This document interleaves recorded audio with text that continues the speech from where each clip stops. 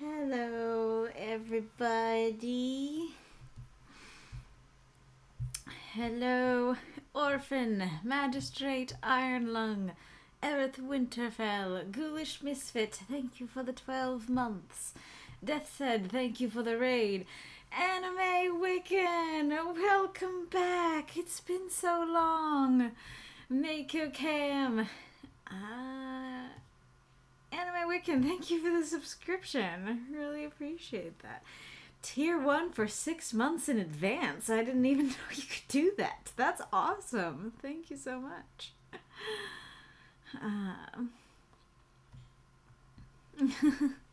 Yes, we have a cat. Yes, indeed.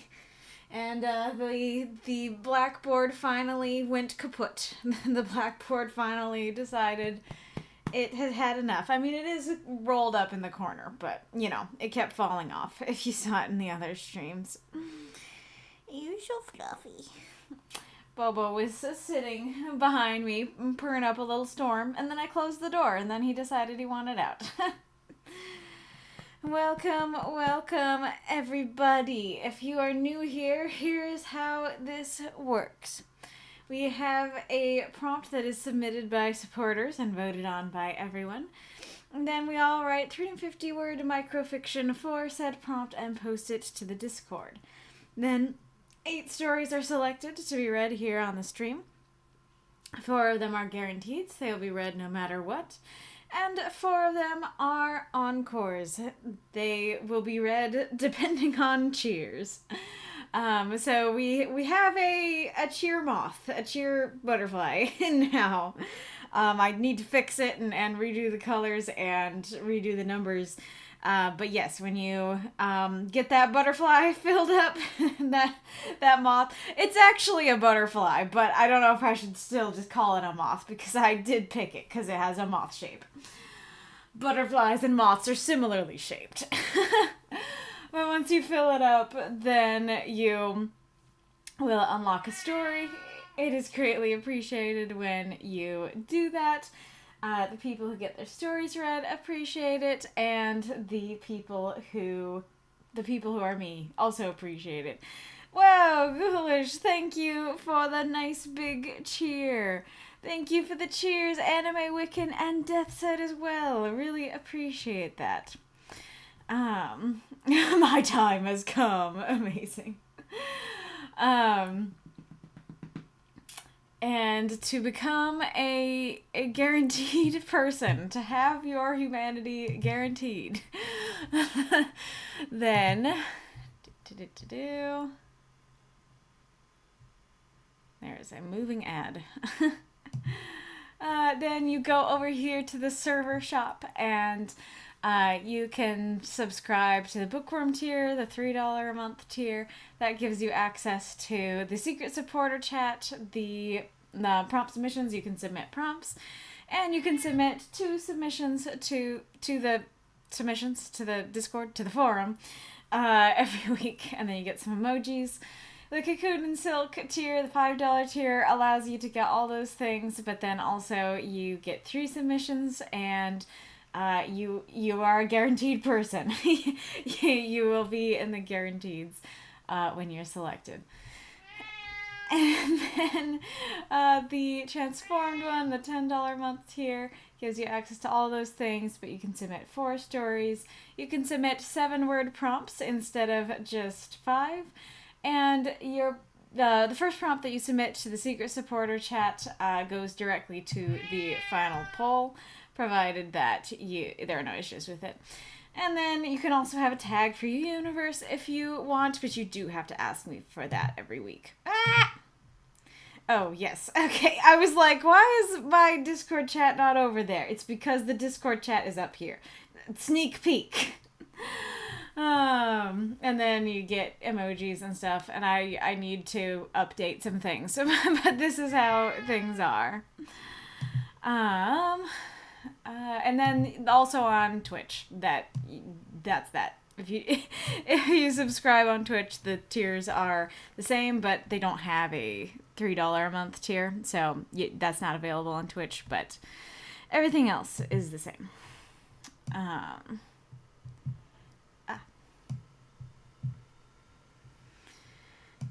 Yeah, first time subs. Yeah, just 500. Kitty can't cheer with bits, so kitty cheers how kitty cheers. Yes, kitty cheers with meows. That's right. So we already have our first encore unlocked, which is awesome. Thank you guys so much. Let's see, is there any other stuff I talk about at the beginning? Well, while I'm waiting for my brain to compute if there's anything else, I need to preface this stream by saying that I had an absolutely horrible night last night. I only got like 4 to 5 hours of sleep, and that might not sound that bad, but at least to me, there's a difference between like staying up late and then only getting so much sleep versus laying in bed for, 4 hours previously with your heart hammering and anxiety in your head and freaking out because you can't sleep. And that is what happened to me. So I am not doing well this morning. I am doing this because canceling the stream and just sitting in my house might be more relaxing, but I also would probably feel bad and feel anxious in my own way. And so I'm hoping that doing this will cheer me up and give me some laughs and give me some energy. And if it does not, if I am just doing very poorly or I'm bursting into tears or something like that, then I'll probably say, okay, actually we need to take a rain check. We'll do this a different time. But I am hoping that this will cheer me right up and I will feel better. But yes, Diego says, that sounds terrible to me as someone who needs 8+ to be functional. Very fair, very fair. Yes, be extra funny. Give me the laughs. Talk about jellyfish in a bag in the chat. That's what we're looking for today. Totally mental health comes first. And thank you, Orcs. Appreciate that. I can relate, says Mako. Well, I'm sorry to hear that. I'm glad I'm not alone, but sorry that you have to go through this too. Oh boy, that's terrible, Massa. I'm sorry to hear that. Get your favorite snack like ramen. Well, I can't be reading the story as if I've got ramen in my mouth.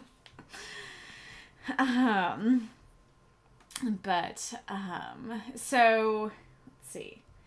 So, regarding my other channels, I have posted my first edited Pride and Prejudice video this week, so very happy and excited about that. If you've not watched that, then please go do so. If you just go to the announcements, it will be right there, so you can go check that out. It is an edited piece of a stream that I did for Pride and Prejudice a while ago. It is just the first chapter, and I plan to make more of those. I do not know how, I don't know right now what the schedule is exactly going to be. And then I shall be posting the teaser trailer to my reaction channel. Should hopefully be scheduled either for tomorrow morning or Monday morning. And I kind of like scheduling it, so it's probably going to be the same. It's like scheduling it for 7 a.m. or something like that. And that will be a bunch of out-of-context reactions to Arcane Season 1. So I rewatched Arcane Season 1 before watching Season 2 for the first time. I'm really glad I did that because I would have forgotten a lot if I hadn't. So this is just going to be a trailer for Season 1 and a bunch of my jokes taken out of context and put together. The council, or at least some of the council, has watched it, and they can hopefully attest to how funny it is. Everybody I've shown it to has really enjoyed it, so super excited to share that with everybody. Love that was still censored. What was censored? How much context and negative infinity? Yep. Thank you for the cheer, Anime Wiccan. Not true! Robin readings, hard eyes, hard eyes, hard eyes. Amazing. Also, no nudes on stream. Incredible.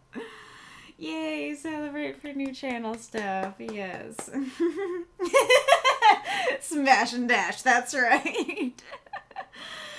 I have a very helpful Discord server. I got instant help from Foggy about formatting. Oh, I'm really glad to hear that. Thank you, Foggy. Thank you, Discord. That's great to hear. Alrighty, room. I cannot read the story if I've got ramen in my mouth. Well, not with that attitude, you can't. You sure you guys want me to be like... Imagine a clear night sky. I don't think that's gonna work. Axolotl. I love that you guys are creating even less context, throwing quotes from the video in there. I love that. Oh boy. As my high school friend would say, hump him and dump him. That's so much worse. To quote another reaction, 0 out of 10 don't like. I just like the funny little bit with the man in the mask. Yes. That one's especially funny because that is the context. That is literally what's on screen. You will see it when that episode gets posted. But yes, they're very, very excited. You guys are excited about it. But without further ado, let me share the list for today. The prompt, clicked on something I didn't want to. The prompt for today is Past Prompt Palooza, which means that you all got to go pick a prompt from the past. Any prompt that you wanted, be it one you've done before or one that you haven't done before, and post for it. And yeah, so everybody got to pick their prompts. So our list for today is Palmothemus, Makokam, Aerith Winterfell, Luna, and Deathshead. Then for our Encores, we have Drago, who is unlocked. And then we have Decoy and Spectre. I did not say your full name. You're not just Decoy, you're a real Decoy. And there's something special about Dragos. I'm not sure if I should talk about it now or when we get there. I feel like I should wait until I've gotten my energy back to explain it, so I think I might do that. But yeah, you can see it in the tags and stuff, but there were some issues with the some of the general stories this week, so that's why we instead have 5 supporters and 3 generals. Yeah, Mako, I'm still a fan of Wham Bam. Thank you, ma'am. Ghoulish. That's so gross. Mako, how's that worse than Hump 'em and Dump 'em? I agree. But it's a gross concept in general. But Wham Bam, thank you, ma'am, is at least silly and funny to say. But Hump 'em and Dump 'em, like, I don't know, just the word hump and dump already are, like, unpleasant sounds. And then to put them with that situation, don't like. Oh, gotcha. Ghoulish. Oh, no, it is. The idea that you're saying it to their face rubs me the wrong way. That's fair. That is a good point. Alrighty, Rue. Well, without further ado, let's get started. I don't want to use the mobile app. I want to be here. I want to be on that. I'm afraid I won't get that back. But okay. Alrighty. Oh, we should be asking if Palmothemus is here. Palmothemus, are you here, or do I need to move you to later? Mako, if Palmothemus is not available, are you available, or are you only half here? I think that's enough innuendo for a month of streams. Very fair. Drago says, oh, the stream is on time. Kind of. I might join later as I am with my friend right now. Very fair. Somebody could tell her that she's being read as the first encore.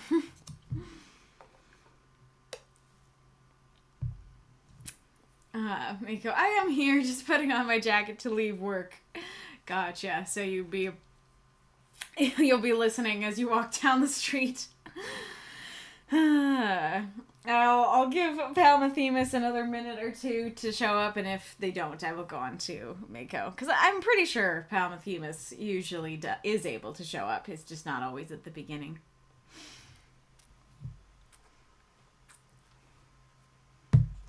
I will check for the other cat while we're waiting.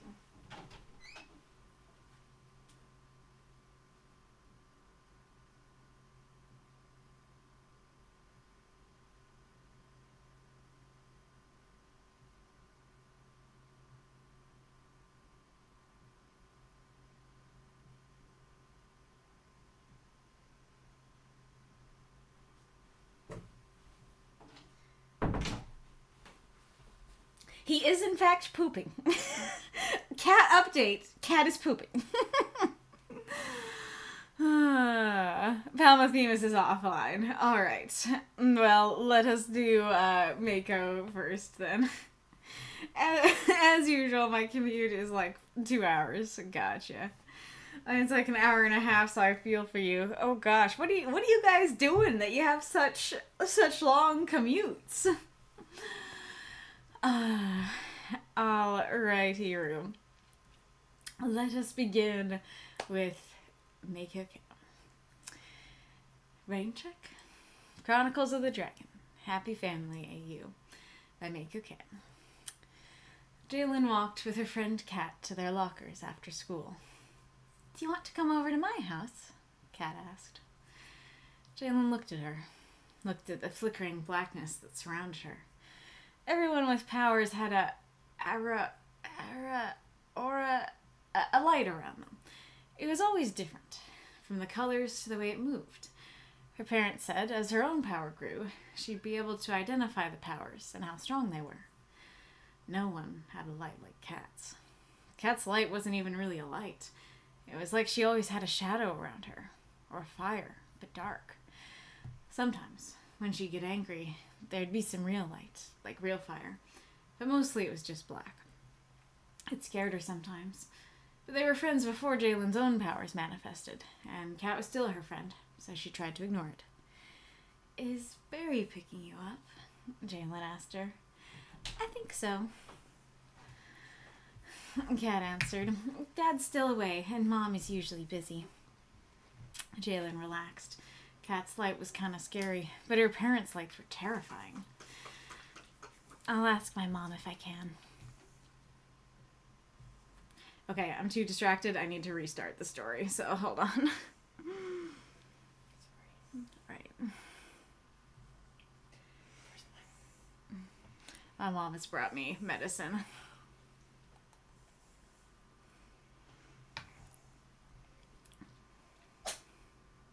Cat.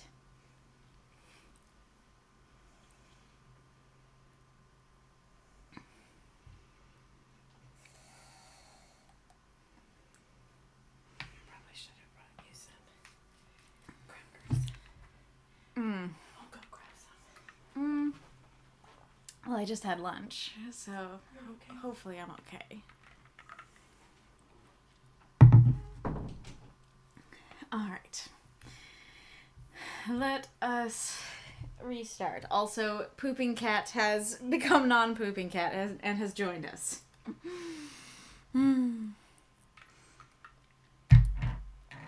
Well, that's a sad statement. Ghoulish has dropped into the chat just to tell us he did not have lunch. Why are you depriving yourself of lunch? Go get yourself some ramen in honor of Anime Wiccan. Alright, let's try this again. Rain check. Chronicles of the Dragon. Happy Family AU by Makokam. Jalen walked with her friend Kat to their lockers after school. Do you want to come over to my house? Kat asked. Jalen looked at her, looked at the flickering blackness that surrounded her. Everyone with powers had a light around them. It was always different, from the colors to the way it moved. Her parents said, as her own power grew, she'd be able to identify the powers and how strong they were. No one had a light like Kat's. Kat's light wasn't even really a light. It was like she always had a shadow around her, or a fire, but dark. Sometimes, when she'd get angry, there'd be some real light, like real fire, but mostly it was just black. It scared her sometimes, but they were friends before Jalen's own powers manifested, and Cat was still her friend, so she tried to ignore it. Is Barry picking you up? Jalen asked her. I think so, Cat answered. Dad's still away, and Mom is usually busy. Jalen relaxed. Cat's light was kind of scary, but her parents' lights were terrifying. I'll ask my mom if I can. Cat clapped. Mom got me a new game, and it's so much fun. You can be... Jalen stopped hearing what her friend was saying. Over Cat's shoulder, among the crowd of parents, stood a woman, hair so white it almost glowed, and a man with dark hair. Each was surrounded by a light that, instead of lighting the place up, made things darker. Black, swirling with darkest red and otherworldly blue. Mom! Dad! Cat ran over, and the white-haired woman bent down, arms wide. She scooped Cat up and rubbed noses. The man stepped closer, ruffling her hair, and she reached out for him. He hugged her before she pointed at Jalen. Cat and her parents walked over. Jalen stepped back. Cat's mother spoke, smiling. Cat said she'd like you to come over. Mom said I can't.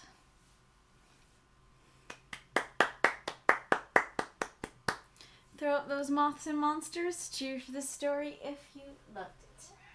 Hello. Hello, Kitty.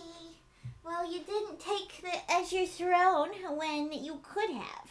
So now your sister took it. Sorry if I abruptly was turning around in the middle of the story. He was making a noise that kind of sounded like he might be throwing up, and I was like, I need to do something about this if he is, but he wasn't. He was just coughing a little. Thank you for the cheer, Magistrate Ironlung. I hope you feel better, Kaylee, from whatever ails you. Also, lol, a non-pooping cat joining us. I definitely hope it is no longer doing so when it joins us. Yeah, no more pooping. Oh no, I slept through lunch and I'm out of ramen. This is terrible. You need to learn to eat in your sleep. I feel like that would be a bad skill to teach yourself. Alright, kitty.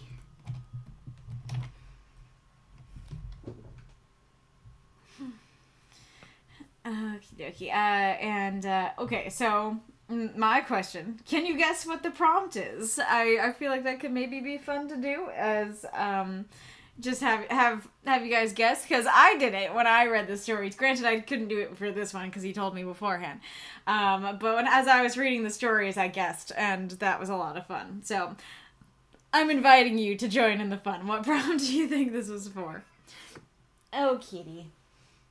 Really? Really? You want out? You're so incredibly silly.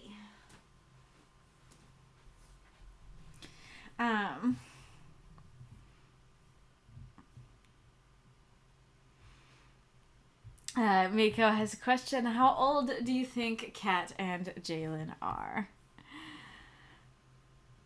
I don't know what this "are you pooping" joke is. I haven't seen this.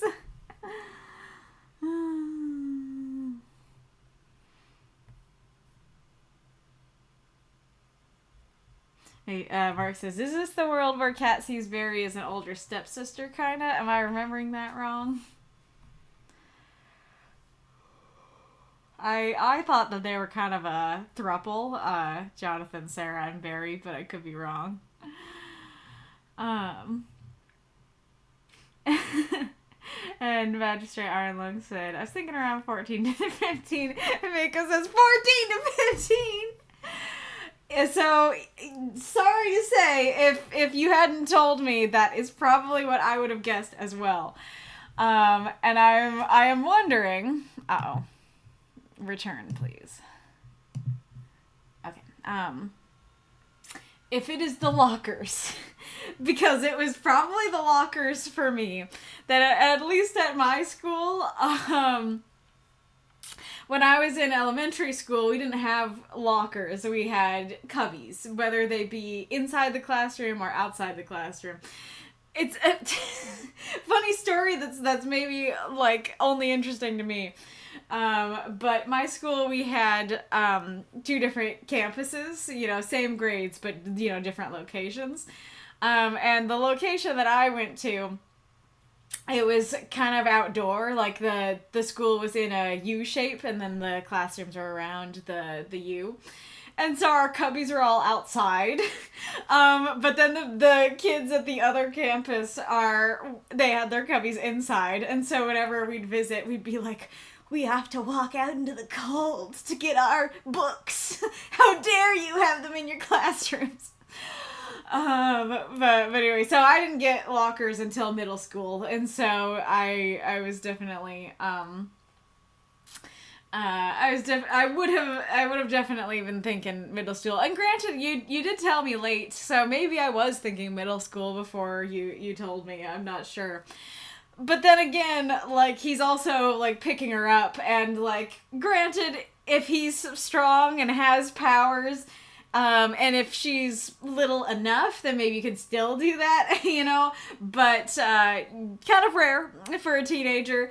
Kind of rare a teenager would ask for it, so that definitely does read more as kids, littler kids, elementary school. But perhaps that's a little bit late, because at the beginning, if we're thinking lockers, middle school, high school, and then getting the more kid imagery at the end, it might not compute. Light at the end of the tunnel. That was not a prompt, but that's a really good one. You should submit that.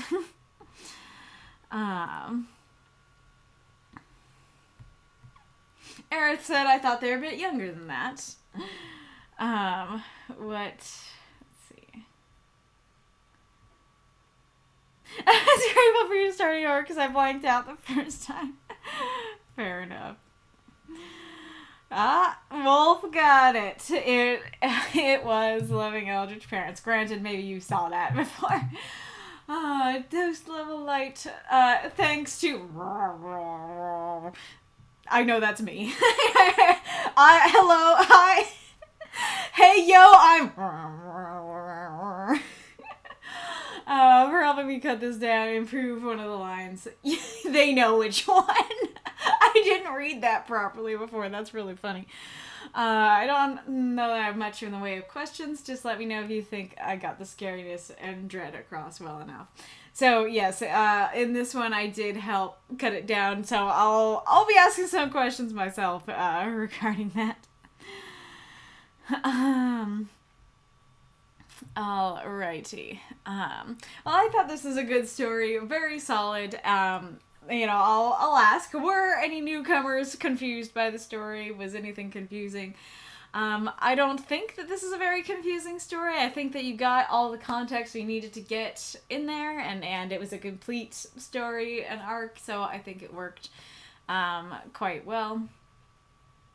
I like how you introduced the auras. I like that she can't pronounce it. Now, granted, that also is another indication that they are littler kids than middle school. But I do quite like that, and that is a good hint. Even if the lockers being in the first line might have overridden it. I do really like that, and I like having the third limited character perspective inside the story. I think that worked very well. I like how you describe the auras, and how they're different. I like how, you know, Cat's light isn't a light, but darkness, and so you see a light around everybody, and then you see a darkness around your best friend, and it's like, I don't know how to feel about this. I'm kind of creeped out. I'm curious if there's anything confusing about light, like a darkness being referred to as a light, especially because, like, you start with the flickering blackness. I'm not sure if anybody might have been confused on your imagery there. I really like the image of a fire but dark. I can totally envision that. I like that a lot. And then I also like the mention of when she was angry, there'd be some real fire in there. I'm curious if that is like real aura fire, literal real fire, or a little bit of both.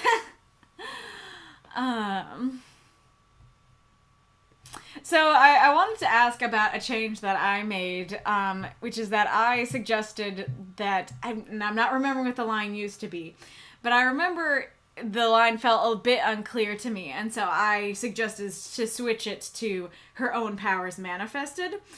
But little kid, and yes, they are little kids. They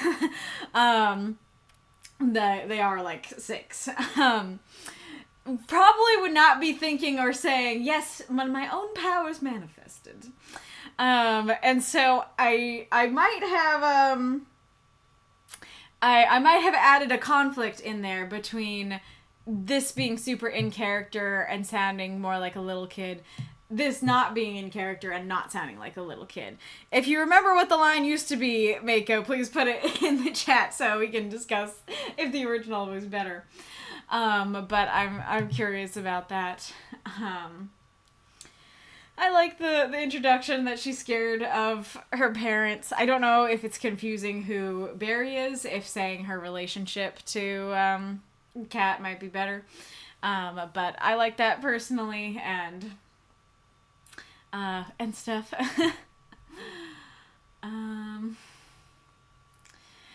I like the descriptions of Jonathan and Sarah, though I do kind of wish that there was more in a couple ways. So this did not bother me at all for like multiple reads, and then one of those things that once I sunk my teeth into it, I was like, over Kat's shoulder among the crowd of parents stood a woman, hair so white it almost glowed, and a man with dark hair. I feel like that description would work better with something more evocative than man with dark hair, because you have like, wow, here's this woman with this otherworldly hair. It's so white it almost glowed. And here's a dude with dark hair. You know, I think that at least giving an adjective to the hair, if not giving a different descriptor than the hair, I think would work better. Because as is, I do think there is like a flatness to the end of that sentence. And I think their descriptions of their auras works, though I do, knowing the characters, kind of wish we got a little bit more description of that. Because I'm kind of assuming that Jonathan's is a lot scarier than Sarah's. Like, their power, like, I don't know what all the auras allow you to see. Because if it's literally just allows you to see, like, where their powers came from, okay, like, I know their sources are similar, so maybe that does make sense. But, like, I mean, am I allowed to say the source of Jonathan's? I'll try not to say the actual source until you give me the okay. But similar sources, but Jonathan's is way more potent and way more dark. And so I feel like it's slightly odd to me that it's like, yes, they're dark, one's blue, one's red. You know, I feel like, you know, having Jonathan's, like, I don't know exactly what it would be, but maybe there are, like, flickers in the light that it looks like there are, like, demons or dragons in the flickering red, or, you know, or the dark part is a lot darker, or you could describe the red as, like, looking like this, like a blood stain around him or something like that. I think that could work very well. And then you can say it, sure, kind of revealed it last week after all. Okay, I wasn't sure if you actually said it in the backups. But yeah, so like Sarah is spelled S-E-R-A, like seraphim, because her powers come from, I think it's her grandparents, that one's an angel and one's a demon, and so she has angel demon powers. And then Jonathan's powers are from the actual devil. And so, like, yes, it's very similar sources, but one is gonna be a lot worse and a lot more potent, and it has, like, no angel in there, as far as I know, to dilute the evil, to dilute the darkness. So it was a little bit strange to me that they're just described as dark, one blue, one red, because it feels like one of those is gonna be a lot worse than the other. And I think would be very cool to hear, what this little kid sees when she can actually see some semblance of the source of his power. I think that that it's good as is, but I think that could have just ramped it up more. And then I do really like the loving part of the loving eldritch parents. The rubbing noses and ruffling hair is especially cute. Love that a lot. And it's especially great to see because this is an AU. This doesn't happen in canon. And so it is great to see them allowed to actually be loving eldritch parents rather than I was gonna say like absent eldritch parents, but can they be absent when they didn't intend to be? Parents that didn't know that she lived. But yeah, so that's very nice to be able to see, and so it makes the prompt shine even more if you do know the universe. And then I really like the ending of Mom Said I Can't, that we, as the readers, know she did not even ask her mom. This is not a text she received. She just is like, nope, bad juju. I am not going over to your house with this, with this crap, the cat girl is great. I will sit down and play games with her all day. Not this. Now I'm curious if she did go over to Kat's house before her powers manifested and it was all fine, and now she's like, now I'm not about that, But I think that works very well, and yeah, it works very well as this arc. Like, it starts with Kat going, hey, you want to come over? And then in the middle, she asks if it's Barry and says, I'll ask my mom, and then it ends with, Mom Said I Can't, even though she didn't actually ask. Like, it flows very well. The conflict is there. I think it really works. So, hell not to the nah. Yeah, exactly. Alright, let's see what folks have been saying. I was gonna... No, wait. No, I already asked that. Never mind. Okay.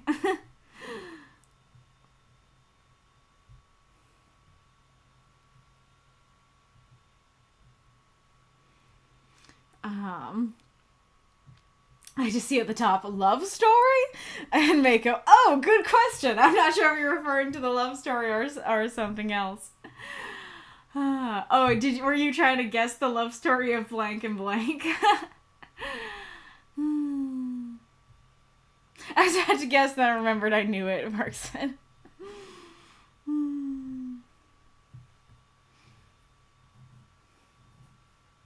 Who picks up their 14-year-old? So that's the picking up thing, yeah. Yeah, Mark said, bro, they all have super strength. They could totally lift her as an adult like it's nothing. Very true. Mako, I mean, true, but why? But why? Aerith, as an elementary student, I remember cubby holes for stuff as a small child. Yay, middle school for lockers. And Sarah crouched to hug her. That's very true. Why is there a stray dog wearing a birthday hat outside my house? Little misfortune flashbacks. Do not throw a ball at the puppy. Or let it go. Don't do anything to the puppy. Just enjoy it from a distance. Documenter. I am 4'7". I'm a full-grown adult. Despite being over 120 pounds, anyone can lift me up. Fair enough. Marks. Ooh, cubby holes would have been good. Yeah, I think if you said, they went to their cubbies after school, I think that, at least for me, I would have immediately been like, for sure, elementary school. Not just try Iron Lung. I'm used to the idea of power showing up in puberty. That's a really good point as well. Okay, so the clues we get is lockers at the beginning. She can't pronounce the word aura, and then let's see. And then her powers manifesting is also quite early. Yeah, so So that's fair, that you're already kind of in locker middle school mentality, potentially, and then as you keep going, it's like, oh yeah, puberty's when powers manifest. Mm-hmm. Or same with powers showing up at puberty. Damn X-Men. Those damn X-Men. Thank you for the cheer, Ghoulish. Mako. Okay, powers with puberty is fair. Mako, but was I really the only person whose elementary school had lockers? Yes, please answer in the chat. Did you have lockers at elementary school? Yara said, I assume the power to see auras was an early manifestation of her powers. Gotcha. Mark's like, not gonna lie, I don't remember much about elementary school, except I was there, and my middle school was like, oh, this is much harder. Oh, fair enough. You blocked it all out. Anime Wicked. I was a tad confused, but I was also doing something and didn't catch the entirety of the story. Fair.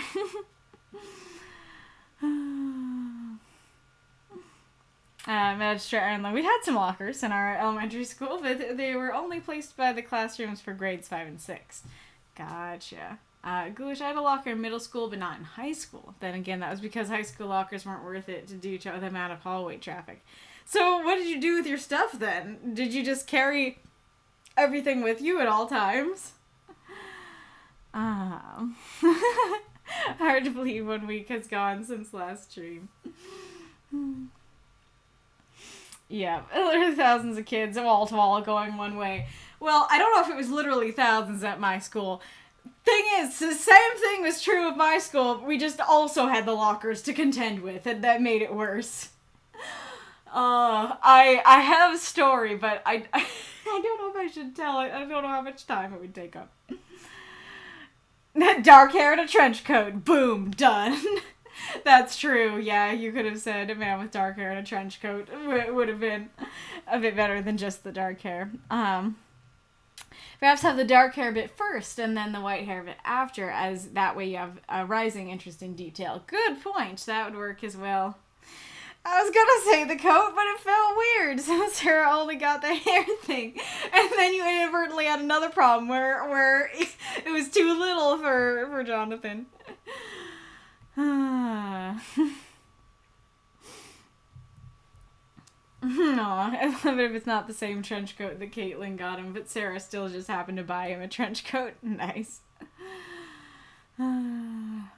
Those are all really good ideas about the like fire, you mean?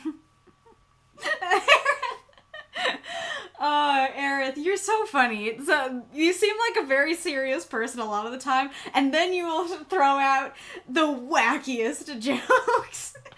Aerith just imagines demons breakdancing in the background, invisible to mere normals. Oh my goodness, you just got demons breakdancing and twerking inside of Jonathan's aura. That's kind of horrifying. Documancer says, I kind of like the contrast between the ethereal hair and the dark hair. Maybe add an earthy, grounded, underworldly murkiness to the hair. Yeah, that would work as well. Oh, is it not big enough? I'm sorry.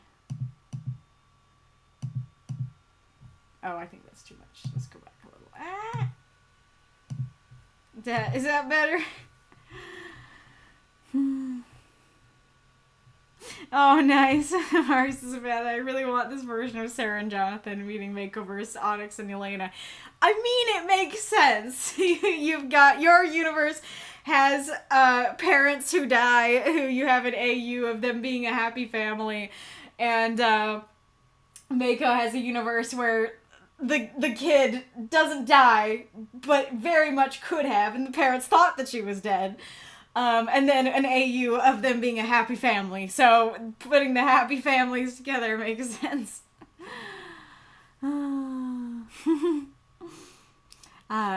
Tide Monk, welcome. Thank you for joining us.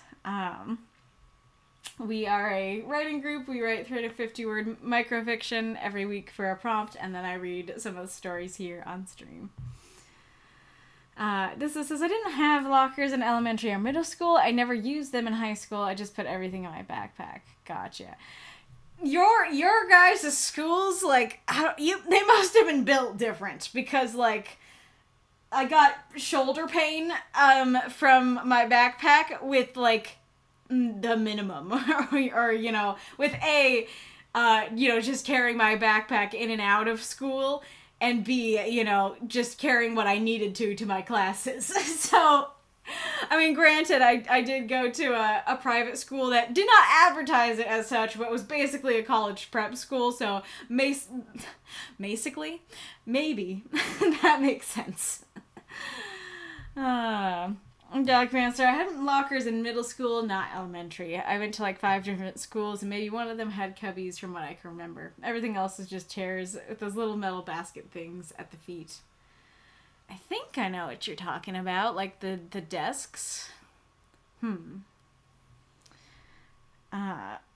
no. Orphan, I carried the equivalent of a military rucksack to school, so no, I did not have lockers. Hello, Palmothemus. You can join us for your story next. Ghoulish carried everything at all times. Documancer, at high school we only had lockers for gym, otherwise we pretty much had to take everything. I got made fun of a lot because I'd have the biggest bag with all the books I'd need. Did nobody else do that? Was nobody else carrying around all the books?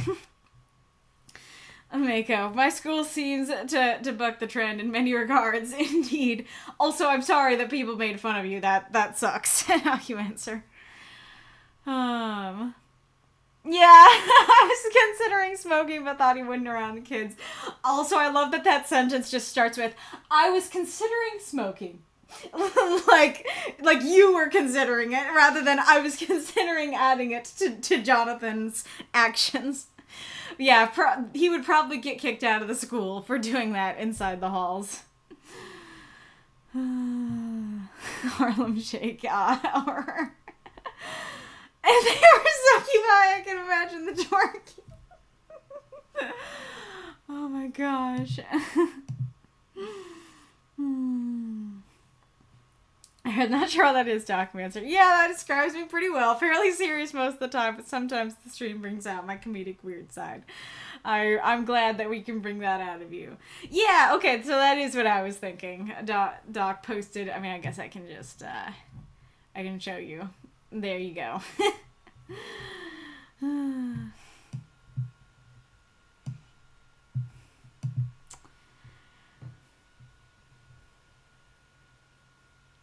Yeah, probably.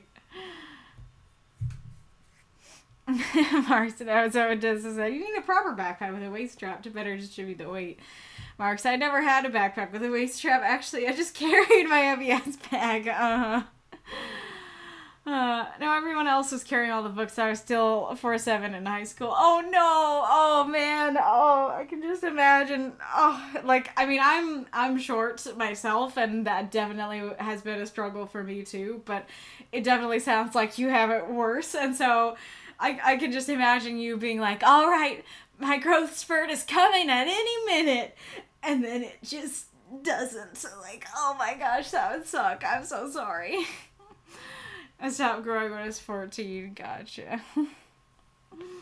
My father's an outdoorsman and had proper gear always. Well, that's nice. That's a benefit to that. Always straps. So that's what the dangling straps were. I never used for. Yeah, it's possible that I had backpacks with those and never used them. All right. Well, thank you so much for submitting, Mako. Let us go on to Palmothemus' story.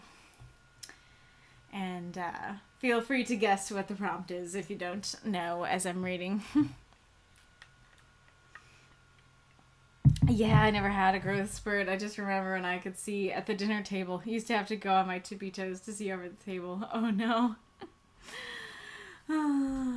Alright. Following the Moon's Light by Palmothemus. 309 words.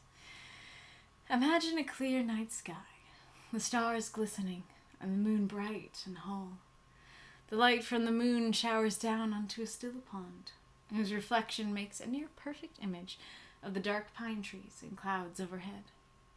Amid this ring of trees, many crickets perch themselves on blades of grass, rubbing their legs against each other to create a small vibration. The air wafts the scent of wet grass, the night flowers' aroma, and a cool chill from the forest winds. Now, picture a great pond lily, entranced by the moonlight's rays, emerging out of the pond's waters. The lily soaks in the light, its petals bloom like clenched hands opening to receive a blessing. As it blooms, it continues growing higher, trying to reach the night sky. Within the lily's petals, wings of an immense blue transparent moth grow. The moth's body refracts the light from the stars and adjusts her wings to ready herself for flight. The wings' undersides show paintings of dark orange stars and crescent moons. The outer wing has a painting of the final quarter of the moon, with the light side of the moon on her right and the dark on her left. The massive moth's abdomen shines like the full moon's intensity. She then leaps from the lily and flaps her wings, flying into the night and leaving behind a blue sparkling dust. The moon's light guides the moth to where she flies, as though calling her home. I see all this unfold, inspired to transform into a moth like her. I want to fly to the moon and see this world from a new perspective. Perhaps I'll see her there, back to her home, watching the earth spin. Perhaps we can make the journey together, you and I, transforming into moths and following the light of the full moon. Throw up those moths and monsters that cheer for this story if you loved it. I'm pretty sure that's what I was used to, a ton of books on my back when I got into TTRPGs. So you carried all your TTRPG books to your sessions and everything. Thank you for the cheer, Magistrate Ironlung. Great story, Palmothemus. I have something to show you. I'm gonna encourage you to spend money. Hold on.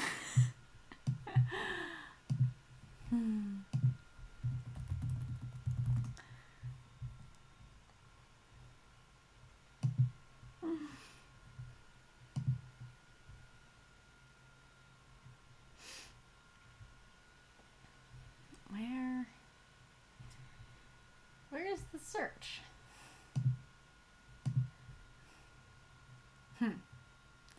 This may be... Oh, here we go. I don't know why I couldn't see that.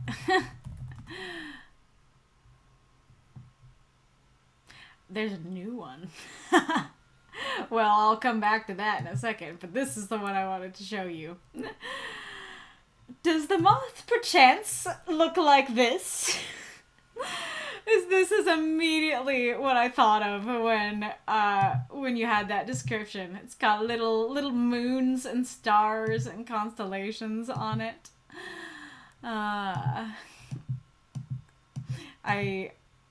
Okay, well there you go. There's a more clear picture. But when I open it up, I've not seen this other one, but look. Oops, no. I'm just showing people. Look, there's a new one. There's this one too now. This one's even more clearly has moons and stuff on it. Yeah, this one got recommended to me, and then this one got recommended to me, and I don't know, man. I might have to buy one or both of them. I love them so much. But there you go. I have a mighty need. Exactly. I've plushed some moths of similar sizes. I have the poodle moth squishable. Nice.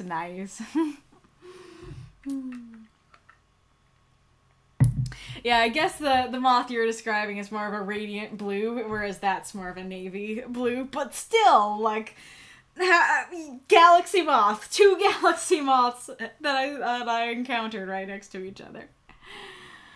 Yeah, the moth as big as a bird is the one that that like a lot of my emojis and mascot stuff is based off of, the Atlas moth. It's gigantic. It's I think I showed pictures of it last stream too, but it looks like a well, let's see,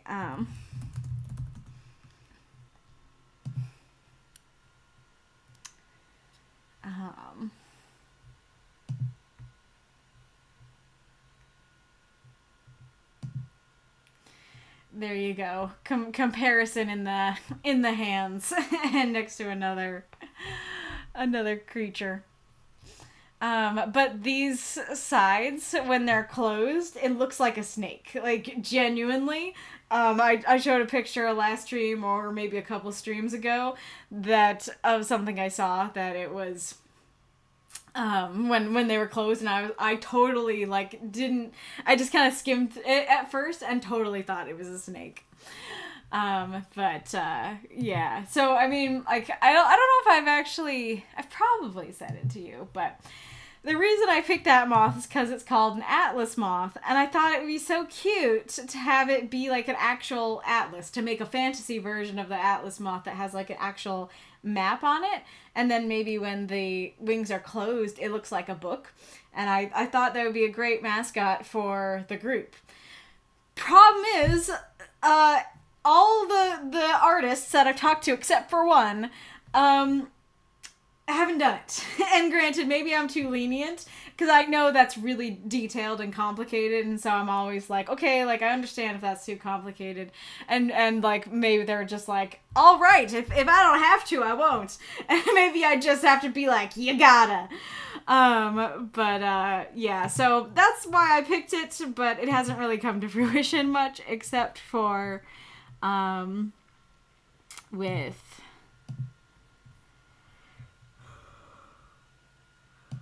this little guy. Oh, there's the ad. All right, let's show off the kitty.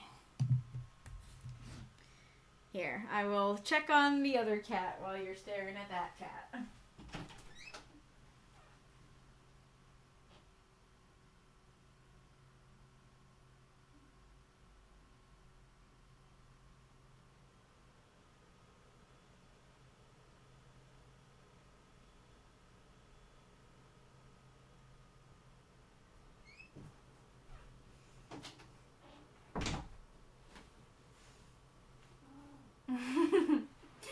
Yes.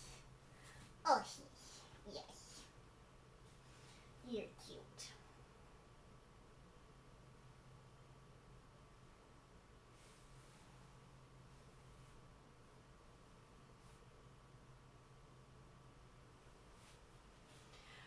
What are other sea shanties I can sing?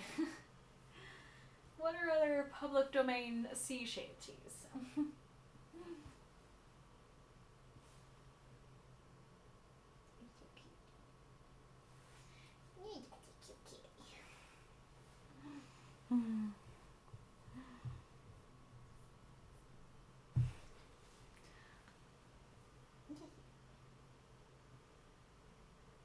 No, licks from the bed.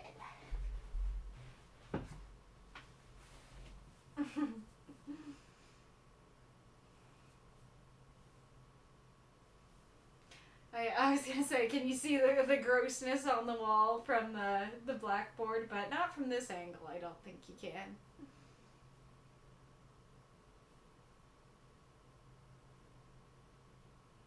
Well, I know the Wellerman is something I could do. I did that last time, so I want to do a new one now. You're cute.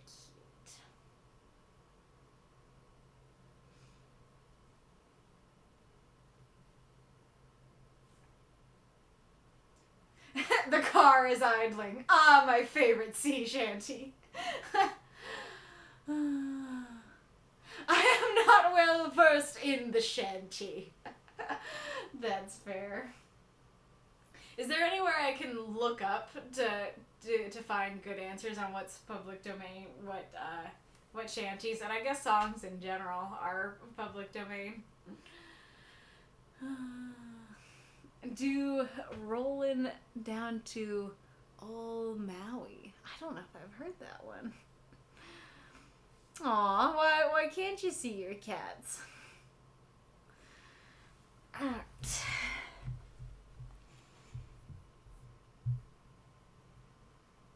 There we go. What do you do with a drunken sailor? That probably work. But all these are asked as questions. Except for hoist the colors. Okay, Luna says, no question mark, hoist the colors. So it sounds like that one would work. I will do my best to remember to practice something at the break then. Alrighty. Well, you know I love the story. It's all about a moth. I think you greatly honored the anniversary. So I didn't see anybody guess, but the prompt was Blooming in Moonlight. I was able to guess this one when I guessed it. It wasn't too hard. Palmothemus says, I chose this prompt because Wolf provided a wheel of prompts. I clicked it and got that as my prompt, so I decided to write for this.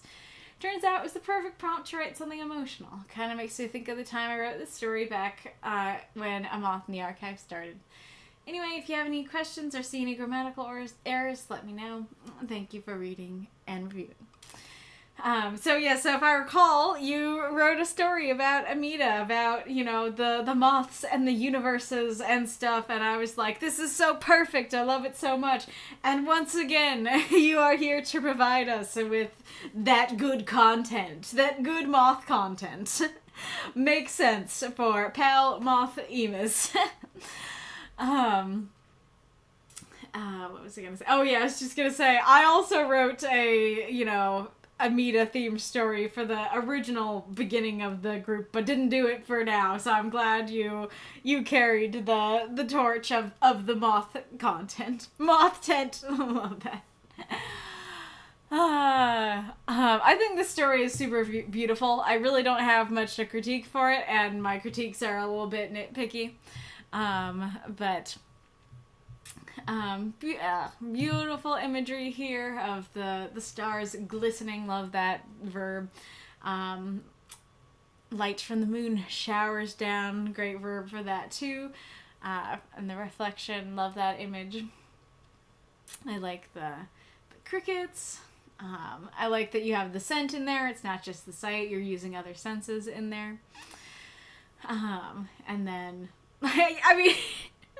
It's too bad I haven't posted, it's too bad I haven't posted the third arcane reaction, because there's one part of that I feel like I need to clip so I can just, play it when I need it as a reaction, where I'm like, I wish I had more to say than, it's good, but it's good!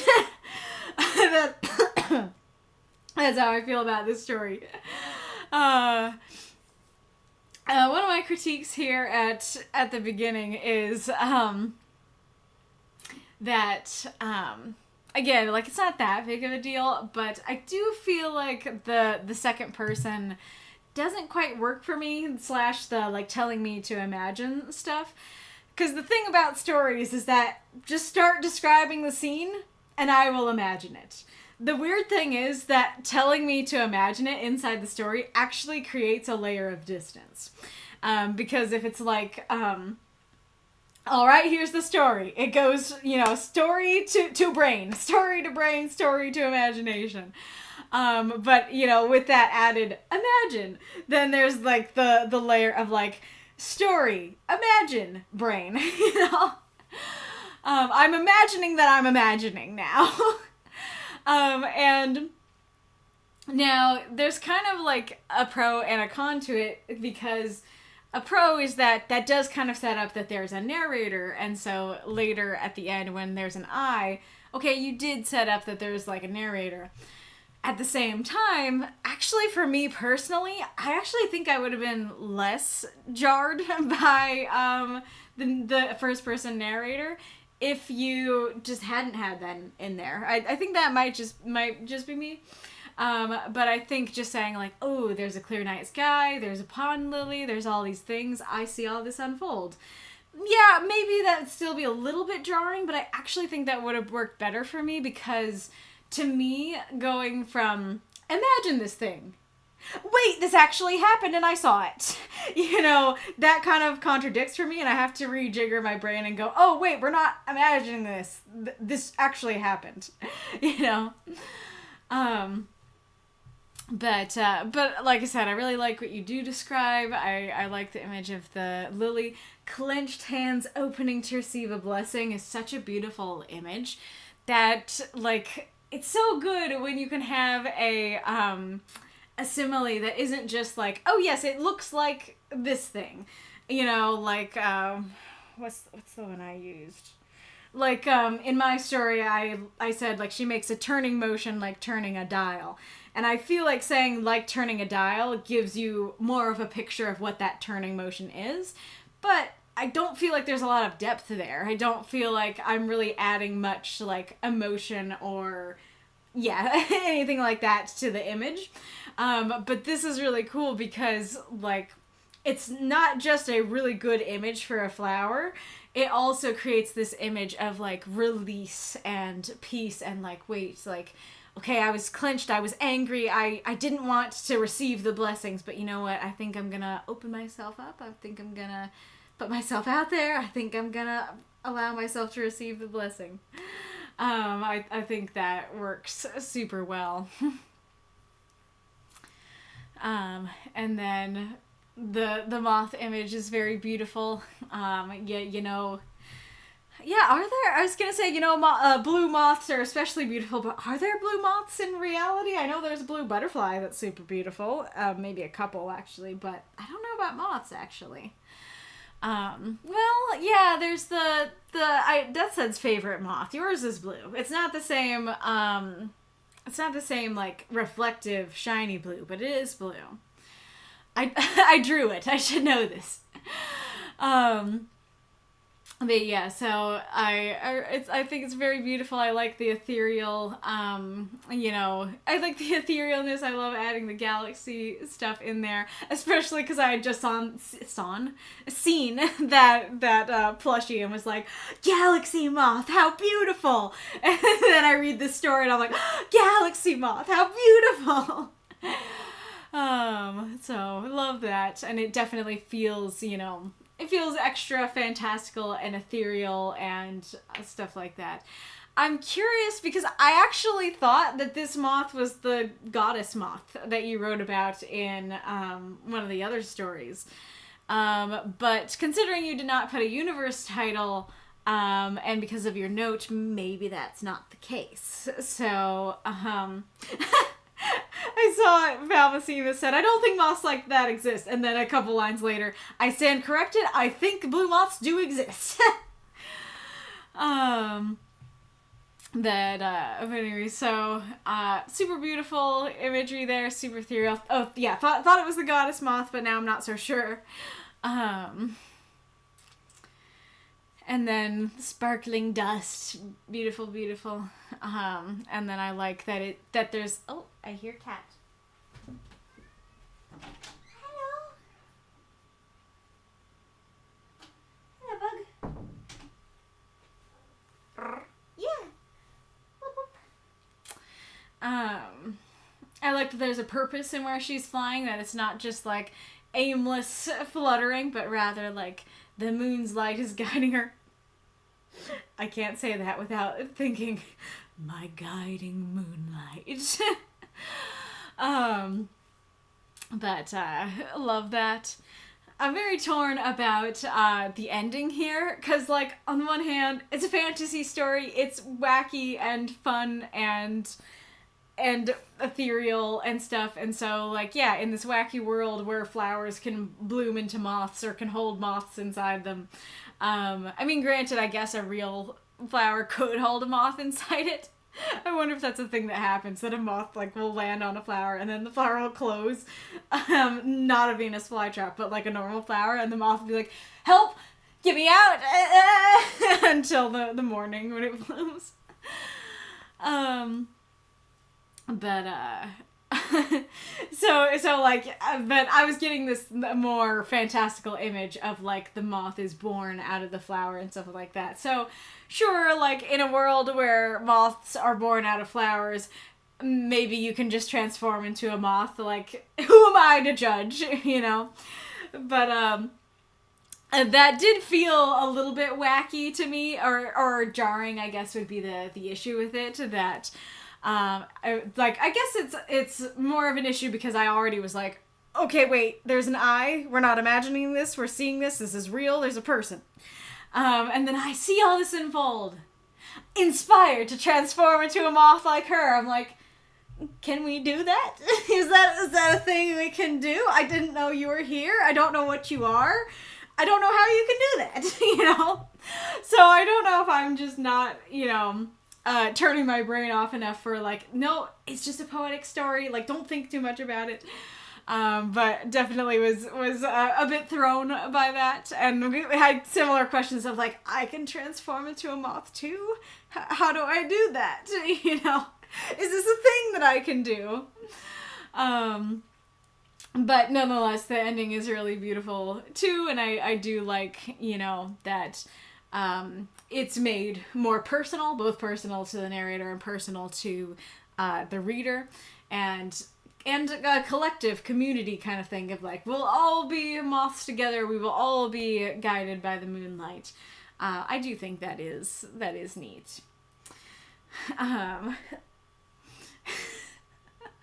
It's actually, hey, yo, I'm gonna transform into a moth. Let's see what folks have been saying.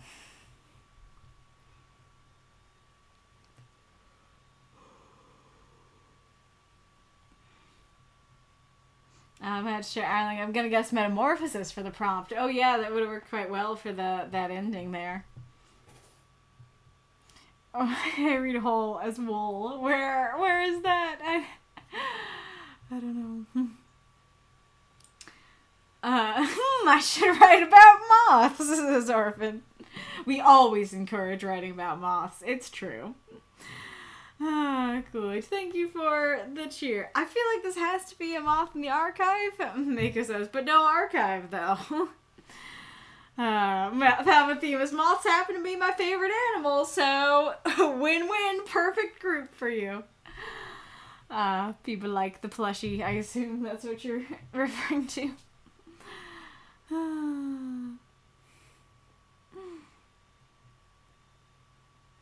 Aerith, I keep thinking about the prompt for this story is In the Pale Moonlight, but that's not a prompt, but is instead a title from Deep Space Nine, the Star Trek episode title.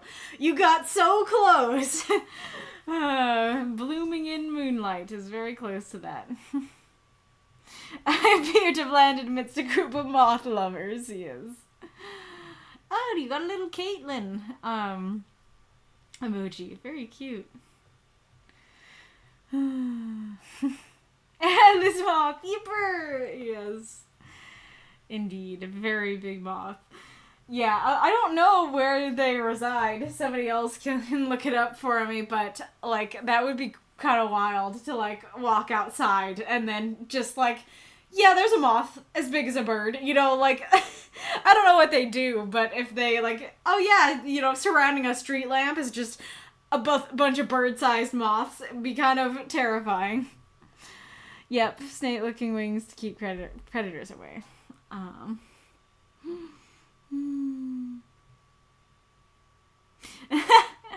don't see how you could get that confusion. Now, Amo Thin the Archive. I get that. Nice.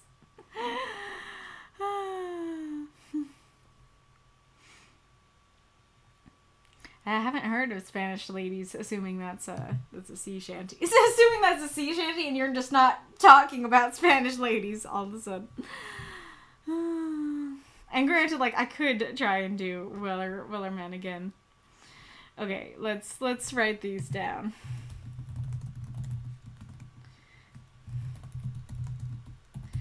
Is Johnny Leave Her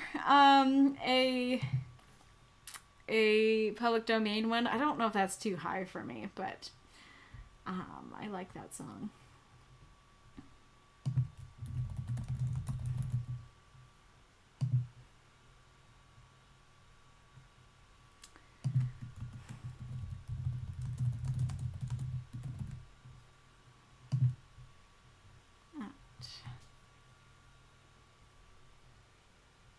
As far as I know, everything before 1925 is public domain in the United States. So everything before then is fair game. Gotcha. Well, I don't know, because, like, I feel like there are sometimes confusing things where, you know, the copyright holders will find some way to hold on to it. Like, I know the Sherlock Holmes, like, society or foundation will really come down on you. will really try hard to keep their copyright. And stuff like that. So I don't know if that happens with songs too. If it's like, well, this sea shanty was from 200 years ago, but I made a new version of it, and now it's copyrighted because of my new version, you know? Doc, your answer has to be back later. The wheel prevails, says Ghoulish. That's fair, it said. Anyway, ironically, I used to be really scared of moths. I love them now, but it's still funny. The story is wonderful as well. Very fair. Very fair.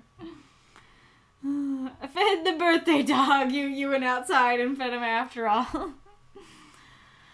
Why are we talking about Animorphs?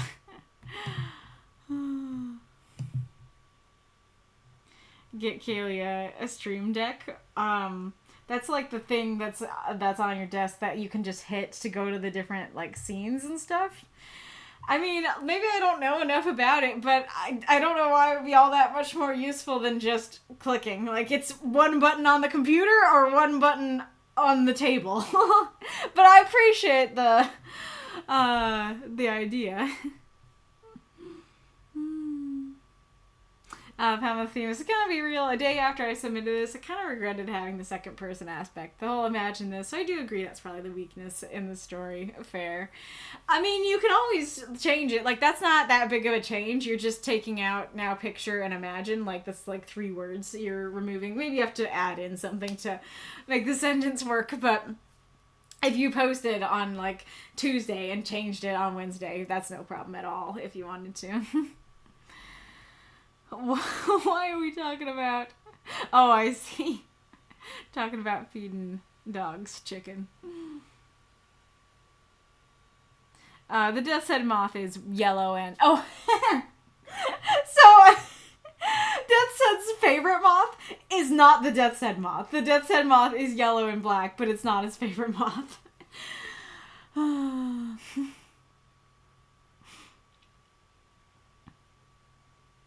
They're green? Are there... Oh, no, you said are there green moths? I don't know. Yeah, blue is a rather extraordinary animal color. Even most blue birds are actually just iridescent. Oh, interesting. Yeah, I think I remember watching a video about that, but I don't remember all the details of it, but it's very interesting. Val says, yeah, this is not related to my universe. It is confusing that they have similar colors, but they are unrelated. Fair enough.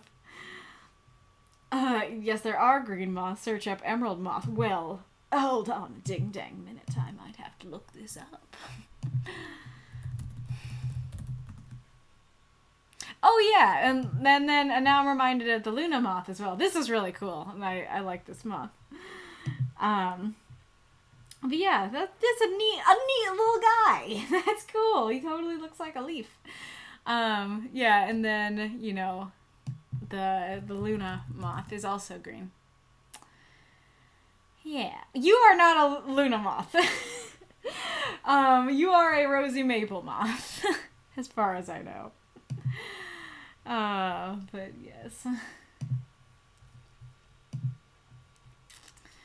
Oh yeah, Mako said Luna moth right after. Val says, I think my inspiration was to write that poetic scene, but maybe the second person thing makes it a little wacky. Fair. I mean, it's really not that much of an issue. Like I said, the story does still work quite well.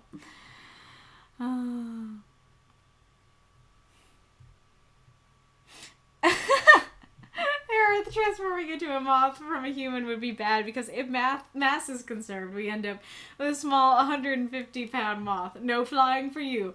I mean, I assume if you're transforming into a moth, you're actually transforming into a moth. Like, I feel like, I mean, granted, you do have, like, Ant-Man and stuff, but other than Ant-Man, I feel like if it's like, you transform into a moth, but you keep your mass, it would be a very strange spell.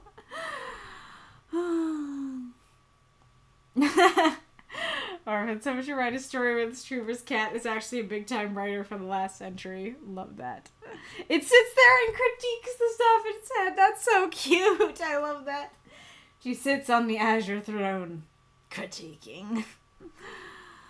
Oh, I see. It could be like Animorphs, how your extra mass is stored in space somewhere.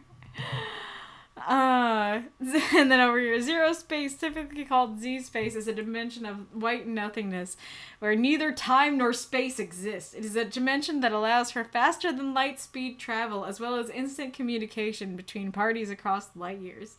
Z space is also the key component to the morphing process, as it houses the morpher's brain and provides a perfect mental link to the morphed body, allowing the morpher to control their morph as if their mind was within the morphed animal's head. Z-space also serves as a reservoir for mass, housing leftover mass when a morpher morphs into something smaller and providing extra mass when they morph into something bigger. That was a wild ride. It's especially wild that it starts with, like, it is called Z-space. It is a place where neither time nor space exist. It allows for faster than light speed travel.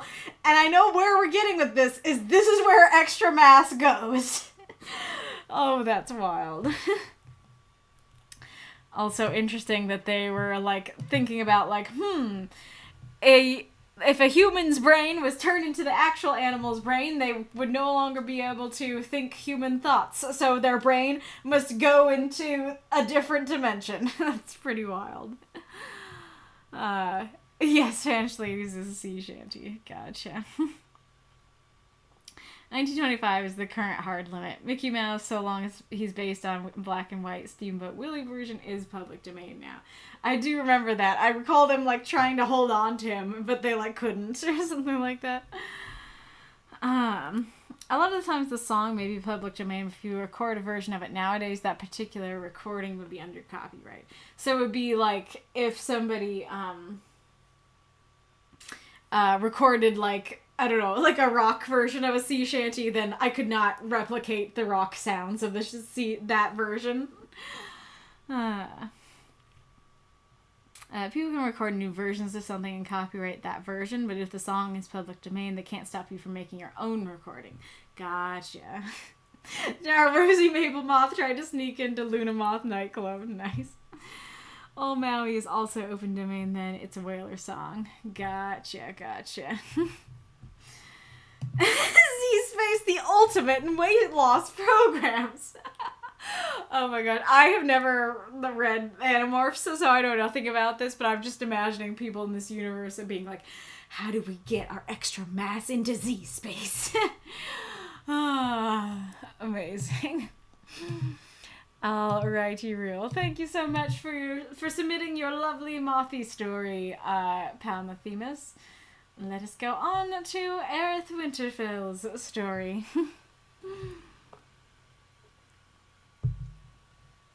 Alright. A fresh start. Shadows of the Stellar Age. By Aerith Winterfell. 324 words. You didn't have to leave everything behind.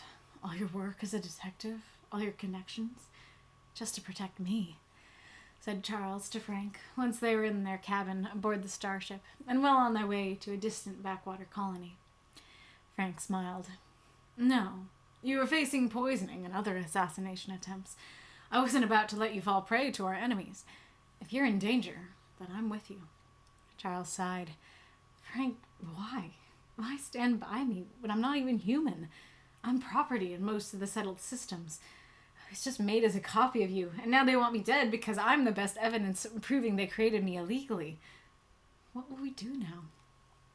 Well, Frank said, it's like I said to you before. How often do you get the chance to make a new you? The cheerful woman in a blue jumpsuit welcomed us as we stepped off the ship onto the landing pad. "Welcome," she said. "We don't often get immigrants to our frontier colony. What are your names?" "I'm Frank, and this is my brother Charles," I stated with as much charm as I could muster. "I'm skilled in technical matters, but really, I'm a people person." She stared at Charles for a few moments with curious concentration.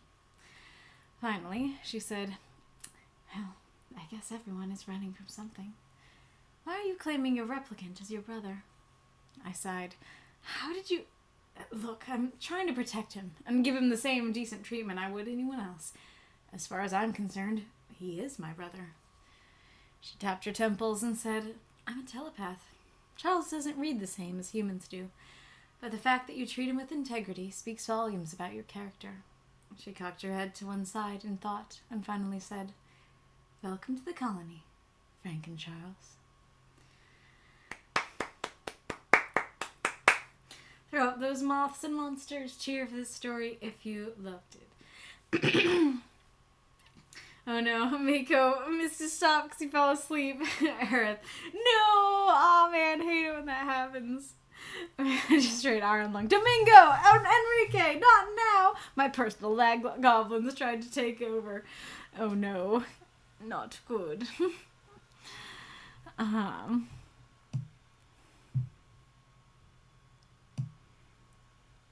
The weirder part is that in the book we figure this out. The Animorphs have morphed into mosquitoes and then their consciousness got slingshot into the Z-space where an alien ship had to save them.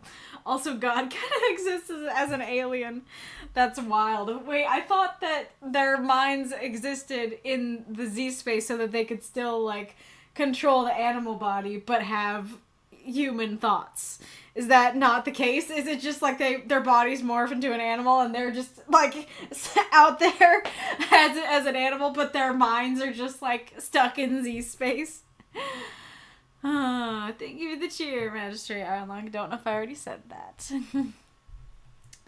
Another installment of the Frank and Charles saga.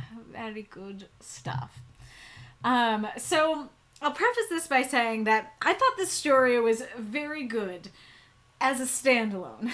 that as a standalone, I think it worked incredibly well. But I have a lot of critiques that are kind of outside the story itself. So we'll figure out how I'm going to talk about that. Feel free to guess what the prompt is. That is definitely something we will be chatting about. Once again, we are reminded what a lovely person Frank is, that he would leave everything behind to protect Charles, that he views Charles so much as a human being that he is willing to give up his own life to save him. That is very, very beautiful. I quite like the phrasing of property in most settled systems. I don't know, there's something I like about the settled systems phrasing. It really puts into perspective, this is a sci-fi world, this is kind of what's going on. And I'm assuming that this is also meant to imply we are not going to a settled system, we are going to a more of a backwater moon sort of thing, or we're just going to a settled system that is one of the few that doesn't see it that way. Also, because you use the word replicant, often these stories make me think of Blade Runner. But this one made me think of Firefly, because I'm totally imagining, like, you know, the train job, or actually they go to a lot of backwater planets, don't they? But, you know, like in the train job when they go to steal stuff from the train, but actually they realize, like, wait a second, that wasn't a good idea. And they're stuck, you know, with all the sick people that are, you know, way out in the boonies of the galaxy sort of thing. And so I can see there being a place out in the boonies of the galaxy who's like, yeah, like, we don't... Law? What's that? We don't care. I mean, I guess it's the Alliance connection that also makes me think of that it's like the Alliance is like... You know, the general government over the settled systems going, replicants aren't people, and then the guys on the outskirts that aren't under the Alliance are like, actually, maybe they are. Maybe we should treat them with respect, you know.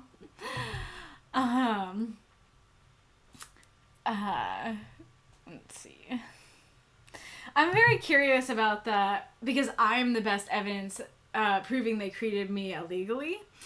I'm curious how that works because just because like you exist as a replicant of another person doesn't necessarily mean you were created illegally. Whoa. Just got a dizzy spell.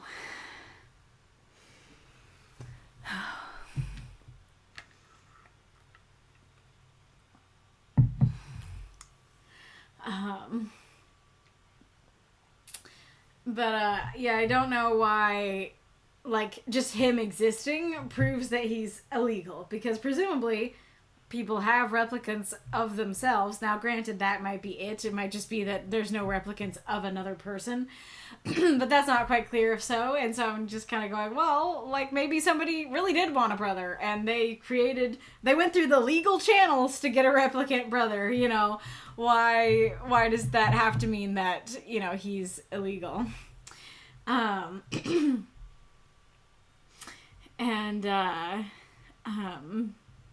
there's also kind of an element of, like, why did they want to kill him if he is the best evidence of their illegal work? Because, like, if they kill him, then, like, people doing the murder investigation will figure out that, like, he is a replicant, and, like, however it is that he is the evidence, that would probably come up once people investigated the body. But if their goal was to capture him and be like, we're going to capture him, we are going to stick him in a tube forever, you know, kind of thing of, like, he will never get out, or we're going to reprogram him, or we're going to take him. At least, I guess maybe you meant that they were going to, like, take him to the lab and then, like, disassemble him to kill him. Well, no.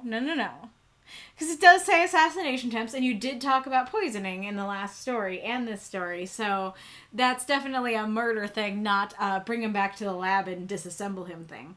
So, yeah, okay, so question still stands of why they didn't either want to capture him or want to kill him at the lab.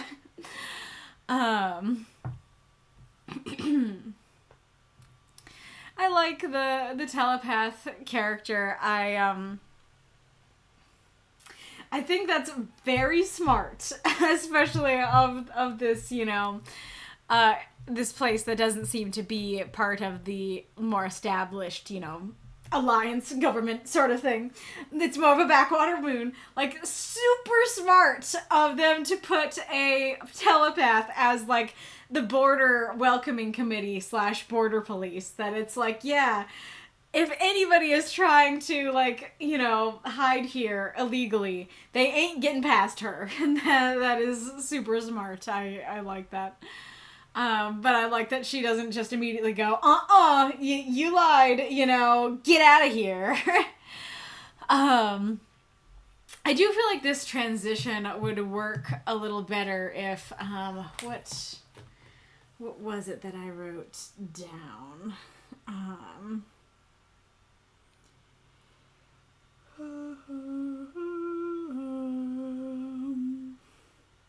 Oh yeah, like they stepped onto the landing pad and a cheerful woman greeted them. I think, you know, would work better there than going, the cheerful woman. It's kind of the issue we've been talking about of, like, the cheerful woman. The cheerful woman? We have not been introduced to a cheerful woman. And what do you mean, the? So, like, even just saying, would work better, but I think starting with them and then introducing her, the transition would flow more smoothly. Also, rather related to that, I don't know why you switched to first person in the middle. There could be reasons to tell a short story in both third and first. It's, they are rare, but they are there. But I would not call this one of them, because the first part of the story is from Frank and Charles' perspective, and the second part of the story is from Frank and Charles' perspective. Like, nothing changes. We're not in a new character's head. There's nothing in particular that's happening that would warrant a perspective change, and so it's rather confusing to suddenly go from Frank and Charles to Charles and I, you know? I do love that Frank calls him his brother. Like, that's such a sweet thing. It's a good cover story, and it's really sweet that he's like, I view you as so much of a person that that I'm willing to claim you as my brother. You know, like, this replicant was created without Frank's consent. Looks just like him. Was created to, you know, take over his life. And Frank is so kind that he's like, oh, this wasn't your fault, buddy. Like, you didn't ask to be made as a replica of me. Like, I accept you. I'm not mad at you. Let's be brothers. You know, it's very, very sweet. I'm not quite sure what I'm skilled in technical matters, but really I'm a people person is supposed to mean. Because those seem to be very different things.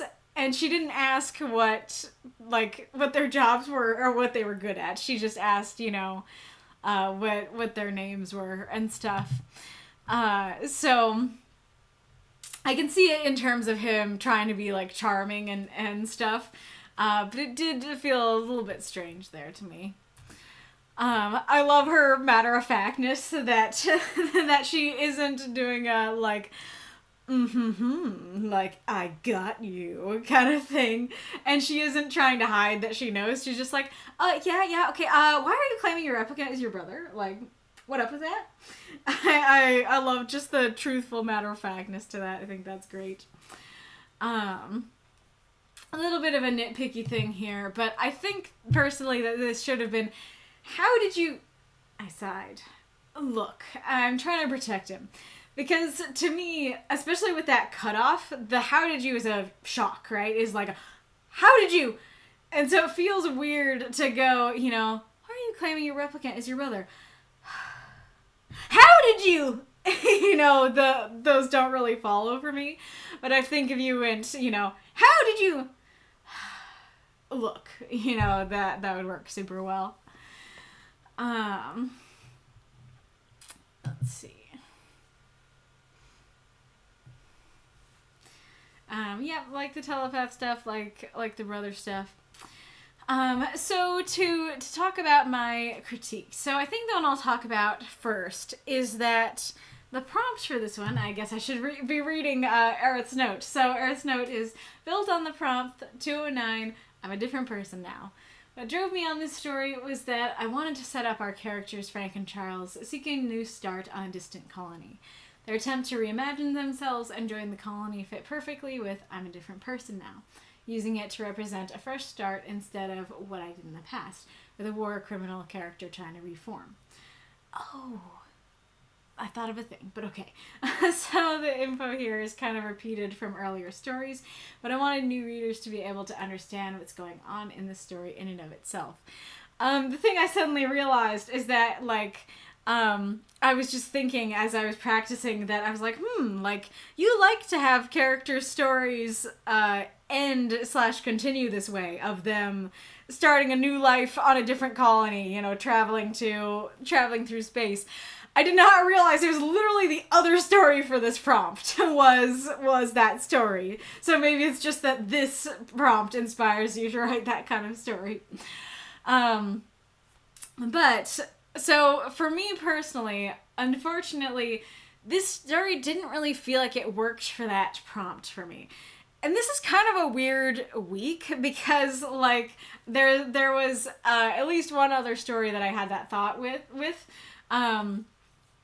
And there's kind of this element of, like, well, like, it's the prompt that you chose and it's the prompt that inspired you to write it. So, like, that's the prompt. It's what inspired the story for you. And so, because usually, you know, each week we all have the same prompt, and so it's easier to go like, like, I don't know that this really fits the prompt, but these ones are like, this is a prompt that you chose, and so clearly this prompt very specifically inspired this story, and so in the one sense there's kind of this element of like, who am I to judge, but also at the same time, well, hang on, let me say hello to this new person. Hello, new person. Hello, Flower Heart.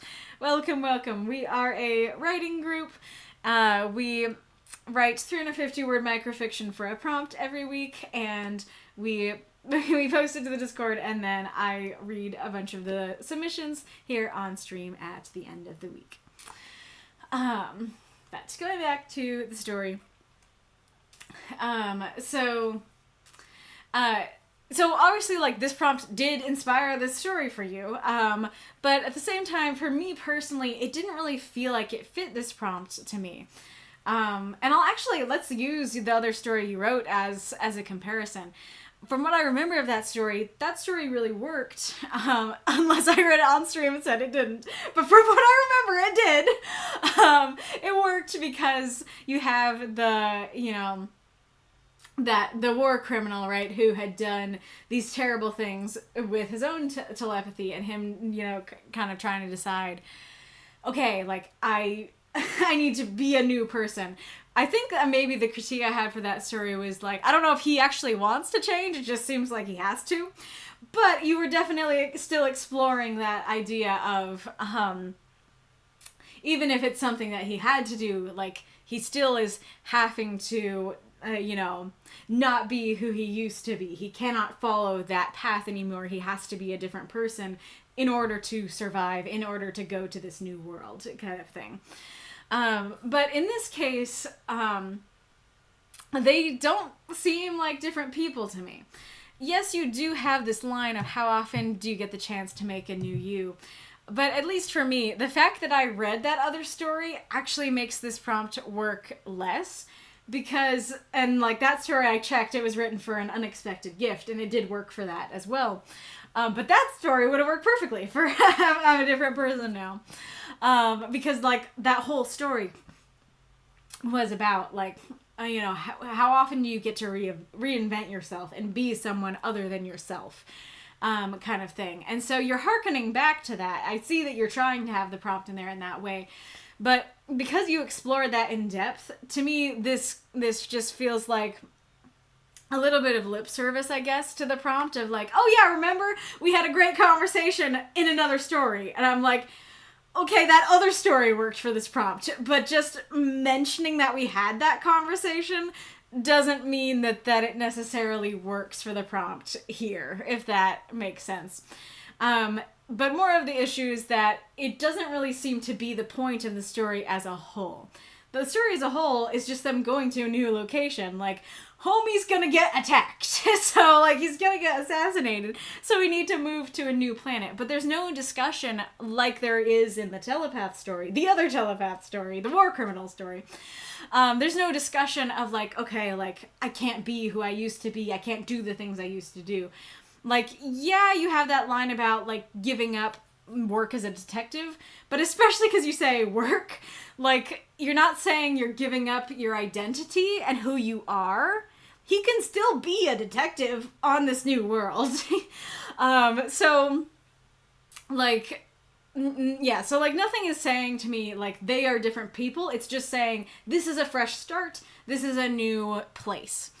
And something that you could have done that would have been very simple, a very simple way to get the prompt across, is you just could have had them use fake names. They could have arrived and given fake names, and she could have called them out on it and been like, yeah, I know your names are Frank and Charles, kind of thing. But even just that would be like, okay, they're trying to don new identities, literally becoming different people by using different names. But especially because they don't even try. They introduce themselves as who they are. They're Frank and Charles. Nothing about that to me is saying they're different people. Now, if you did a time skip and, like, years in the future showed how they changed and grew on this new world, then yes, then that would work as they're different people. If you did more of what you did with that, the war criminal story of, like, okay, I need to be a different person now, or you really honed in on, like, he cannot be a detective anymore. He cannot be the person he was before. That also would work as well. But without any of that and just having that one line of, you're gonna be a new you, isn't really enough to me to say, oh yeah, like, this whole story fits the prompt of I'm a different person now, if that makes sense.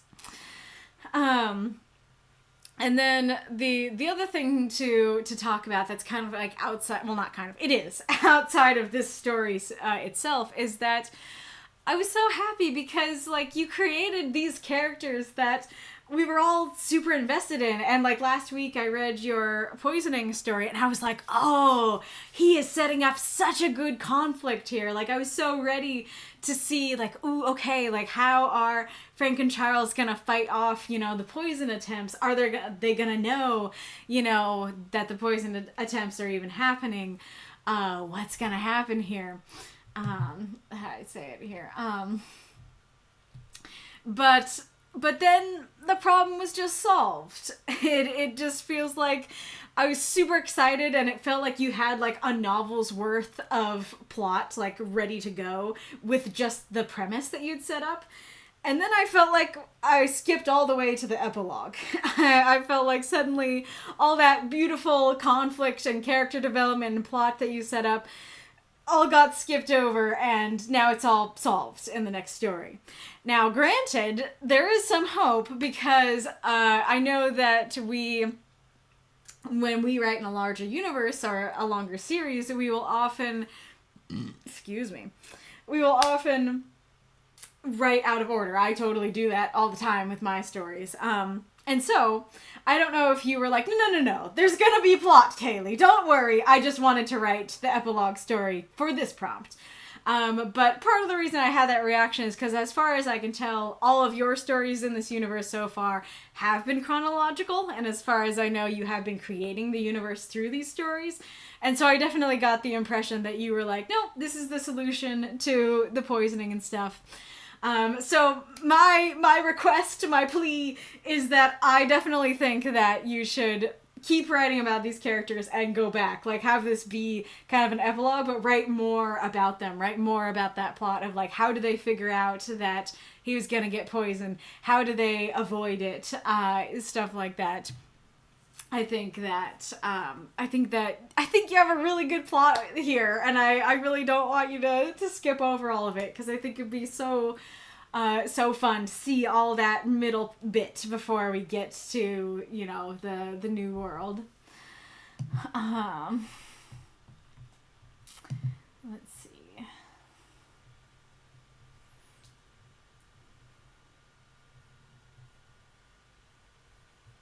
Oh yeah, so like something you could have done to, I got this from a review, a different person's review, that something you could have potentially done to fix the POV shift is you could have had the whole story from the telepath's perspective. Now, granted, as long as you made it all one perspective, be it third or first, it could be either. I'm fine. You know, the story works as is. I don't have a problem with it. But especially because it's very similar to stuff we have, anybody who's been following Frank and Charles' story has read before. Like, that could fix the perspective issue and could add a little bit more intrigue to have, you know, an outsider be seeing them and being like, he don't read right. And then kind of look in Frank's head and be like, oh, I see your story. His brother was almost poisoned, but this is not his brother. His brother's replicant. You know, that could be a very interesting way to do this as well. Something to think about. Let's see what folks have been saying.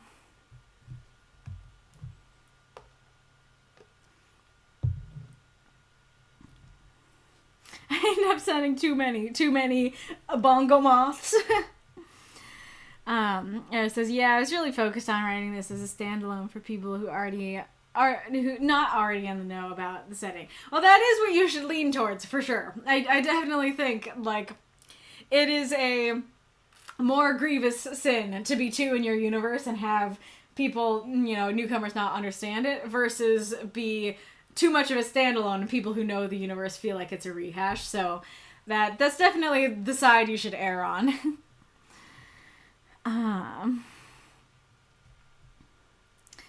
Just sharing, so sailing the stars as a prompt. Yeah, that would be quite fitting. Mako, the whole series is on the galactic frontier, part of it being a space western. I mean, like, you have them going to Ariel and Are all the ones that are named after... Well, I don't know. I was going to say, are all the ones named after, like, Greek gods and figures? Because there's, like, Ariel and Persephone and stuff like that. Are those all the Alliance planets? Or are the ones on the outskirts also named after Greek gods and stuff? But anyway, so, like, they do go to, like, Alliance planets as well. It just depends on the episode. It says, it is that making a copy of an existing person is illegal, as it can be used to replace them, or just icky stuff. Gotcha. Yeah, okay. That makes sense for what he was saying, but I definitely was not connecting that, so I'm not sure if that's something that needs to be clarified or not, but definitely something I would appreciate more clarification on. I guess, I mean, it would add words and might feel a little bit telly, but you could just say, you know, for, like, this sentence. So, I'm proud of your most settled systems. A copy of an existing person isn't supposed to exist. I don't know how to phrase that better, but yeah, a copy of an existing person isn't supposed to exist. I'm the best evidence proving they created me illegally, so they want me dead, you know, or something like that. I think could work. Good question about the murder bit. I'll have to think about that more, but that's why I love feedback. Very fair. Yeah, I noticed I think I partly shifted POV a bit in the second half by accident, seems fair enough. I actually had some good suggestions in other reviews where the whole story could have been told from the point of view of the telepath one, interacting with them in one whole scene instead of split up scenes. Yeah, so that is where I got that as well. Yeah, Frank is just trying to be charming and push that he will be needed around the colony. He was a detective before and thus used to have connections which he left behind, so he tries to frame himself as a people person. A purple person. Not purple person, but people person. So, wait, but couldn't he still be a detective here? Like, yeah, sure, he had connections and that was great, but, like, you don't have to have connections to be a detective. Looking at you, Sherlock, you know, antisocial boy. I mean, he does have, you know, why can't I think of his name? It starts with an L-E, I think. It's not Lagarde. Lestrade? Lestrade. I think it's Lestrade. He does have, like, Lestrade and stuff. But, you know, he don't like people. And he still absolutely gets the job done. So I feel like you can still be a detective without the connections, and or, you know, he can make new connections. Good suggestion about the side positions to frame the sentence better.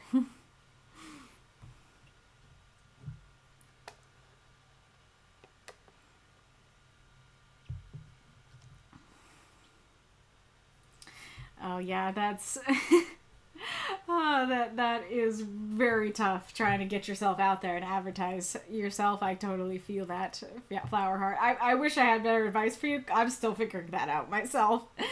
I guess my advice would just be to in as many places as you can, advertise it to people, you know. Go on to you know, Discord, Tumblr, X, Blue Sky, you know, which I'm trying to set up myself, but I just have so much I'm working on. But yeah, so like go where you can, I guess, and like if you have connections, speaking of connections, then definitely use those to try and spread the word out. Tell people to tell people, stuff like that. Yeah, you might get better feedback on your question on the Discord, for sure.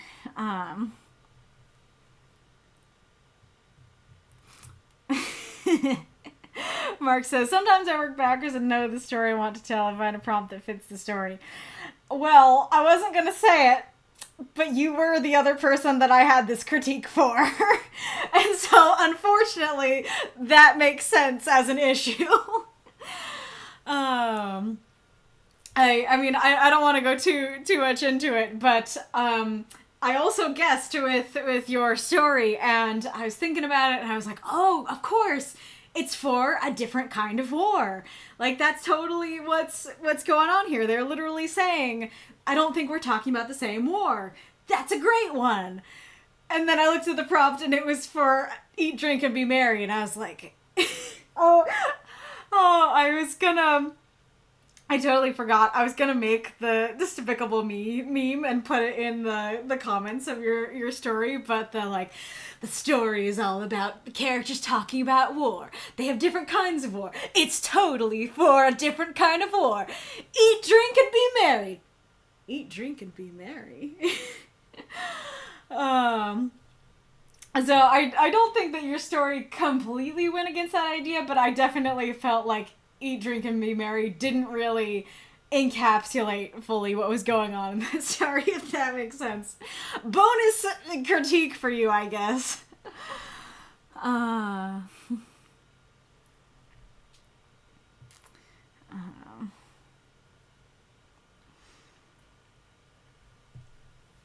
mean, that is part of the problem that, I want to read, but I'm afraid that I would sound annoying. Not everyone likes seeing self-promo. I mean, like, it's funny. I was talking to my therapist about this last therapy session, and she was like, and I was saying that too. I was like, I want to advertise myself, but I don't want to just, like, walk into somebody's Discord to join just to advertise myself and then advertise myself and never say anything. And she's like, well, that's kind of the point. So, like, the point is you need to make those connections. You need to actually talk to people and form a repertoire and stuff like that. I'm like, oh. So I am now feeding her advice back to you, that people don't like it when you just show up to self-promote. That's why you gotta actually make the friends and connections. Make friends and influence people, you know. The ad is coming.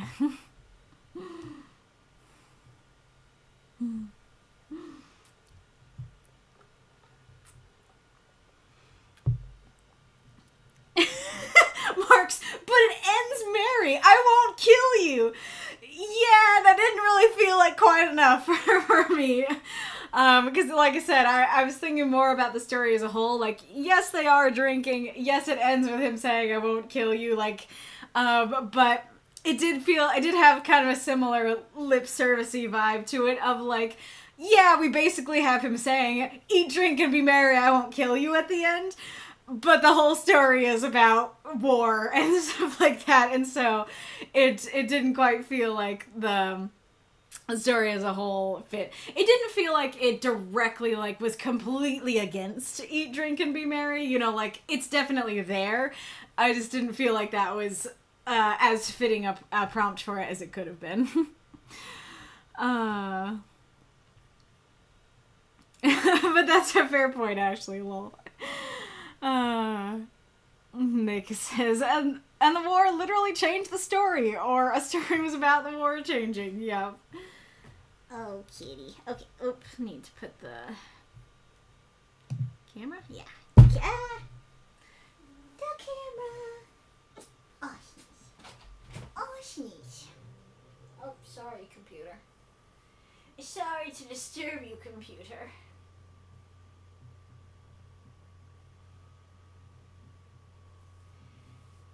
Your baby. So cute. Oh, the red. Stretchable kitty.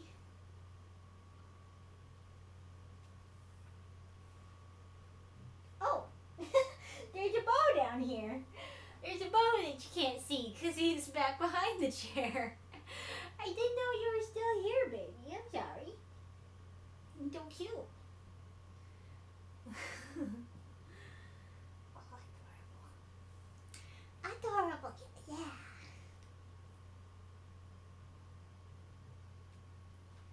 This is your baby. This is your baby. Oh, yeah. Little paw.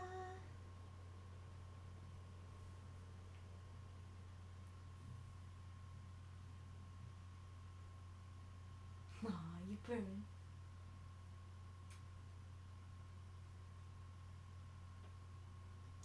There's a burn kitty.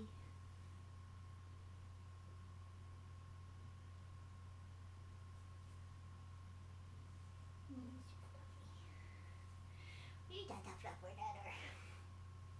Am I the only one with only one voice? I mean, well, granted, we all technically only have one voice.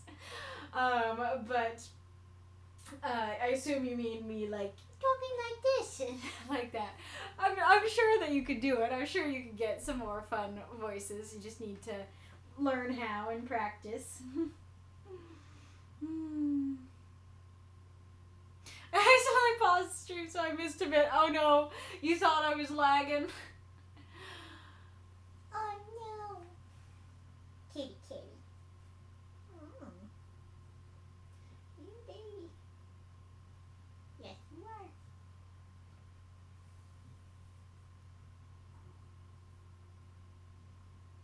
Oh, wait, this is not the one with the chat. Where's the chat? You didn't click on the right one. I have one basic vanilla voice setting.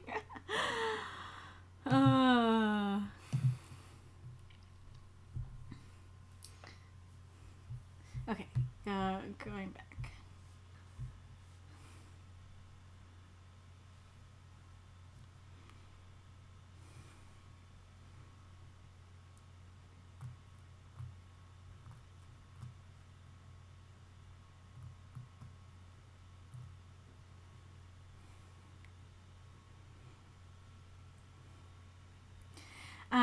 Era says, I think part of my thinking was the attempt by Frank to charmingly change his identity, to build a new identity there, but the telepath sort of just shot that down, so perhaps I approached it the wrong way.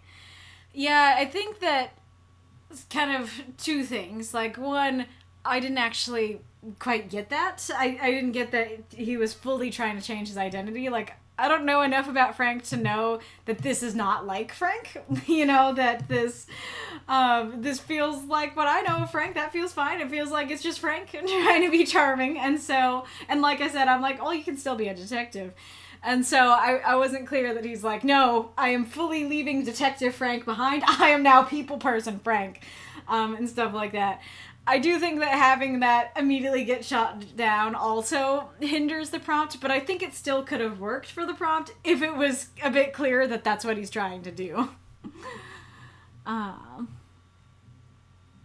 may go back to earlier events before and other stories. Sorry it felt like that. Fair. Yes, exactly. Might as well go back to explore the events in a different order. Yes, I'm glad the possibility exists. And, like, to be clear, like, I'm saying this because I really love these characters, and I think you did a really good job of them. I just want more from them, you know? I think you got something good here.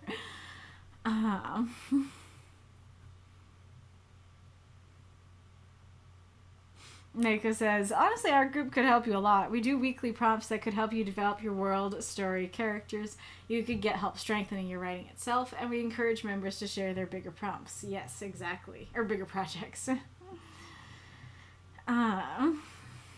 Yes, we've come to the right place since we're writing serials on Discord. Exactly.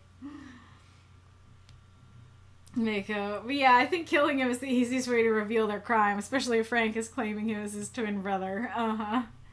Yeah, Lestrade. That's true. Mycroft is the ultimate connection man that you can have on your side. But depending on, like, where in the story it is and what version of Sherlock we're talking about, they kind of hate each other at some points. So, is that a connection? Not always. And all the street urchins. That's true. But, like... So, fair point, he does have connections. But would you go so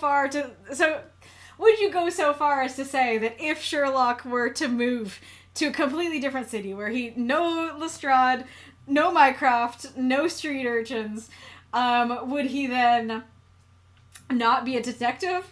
I don't think so. I think he could absolutely still be a detective in a different city. Those connections don't make him a detective. He does, you know? Yeah, plus being a private eye is a great way to build connections, probably. Mm-hmm.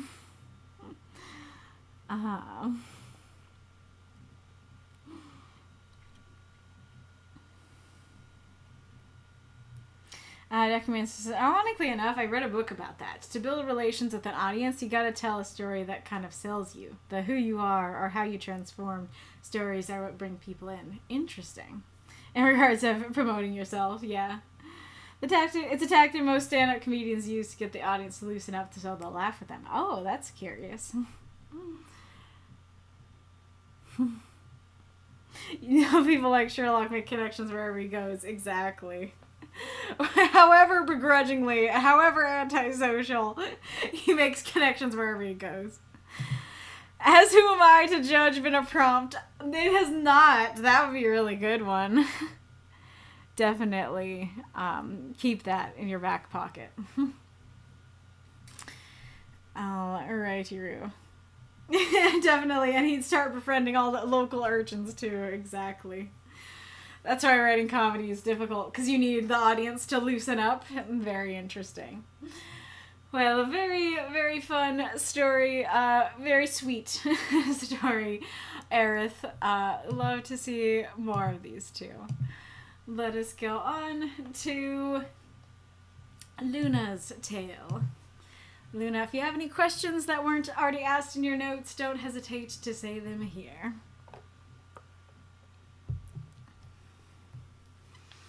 Sanctuary. New Beginnings. Zayn.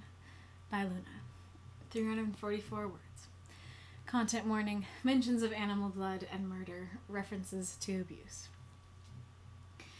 With animal blood still fresh on his lips, the world was a blur around Zayn as he ran all out. He needed to beat his devil, to put so much space between himself and Nikita that she couldn't reach him. I'll always find you. He swallowed his unease, rushing into the church that he'd found sanctuary in so long ago. He saw only one man, tall, red hair, and he was extinguishing candles on the altar. Please, I need to see the priest. The man turned kind, deep green eyes his way. Father Dumond is away, visiting family. But perhaps I can help, Mr. Zayn, he huffed. I'm Abraham. I have religious and crisis training. Zayn eyed Abraham warily before dropping onto a pew, feeling like he weighed a ton. I'm terrified. I have these awful thoughts about murder. He felt his color leach away. He'd been struggling with these thoughts for at least 2 months, and he'd been spiraling ever since. Abraham sat, patient. Do you intend to murder, or do you think you'll be the victim? I'm hoping neither. I just want to get away from her. Zayn wrapped his arms around himself, unable to stop trembling. She's so cruel, demanding I kill for fun, hurting me for her pleasure. I think the only way I can be free of her is to kill her. His laugh was bitter, and he felt nauseous. How ironic. No more ironic than 2 vampires sitting in a church, Abraham chuckled. Zayn reeled back, assessing Abraham. A thin crimson strip ringed his eyes. How would I miss that? He sighed. What do I do? Wherever I go, she's there. She insists I'm hers, but I'm not... He shook his head. She's pushing me. Your desire to kill is stronger than your intention, then. Sometimes. Zayn hung his head, shame engulfing him. Murder is life-altering, and it shouldn't be done without heavy consideration. Zayn balked. You know your heart best. Follow it. Abraham's smile was encouraging. Zayn nodded. In the meantime, may I stay here? It's safer. Of course.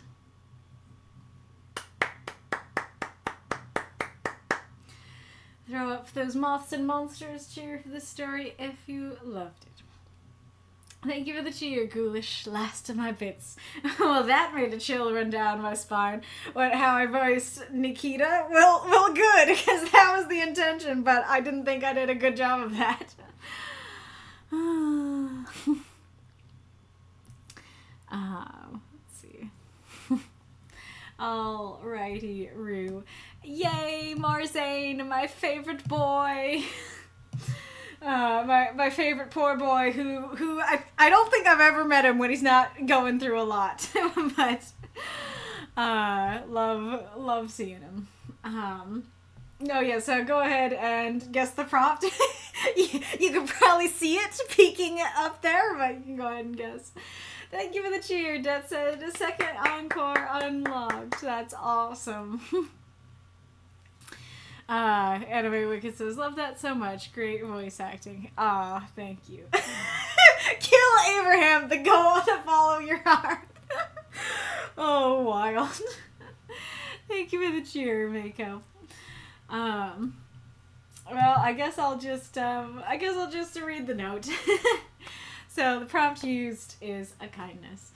Luna says, I don't remember if I've written for this particular prompt before, but I wanted to share this particular piece. There's another story involving Abraham, this exact scenario from his perspective, under the prompt, Monsters Have Feelings Too. And it felt right to write it from both sides.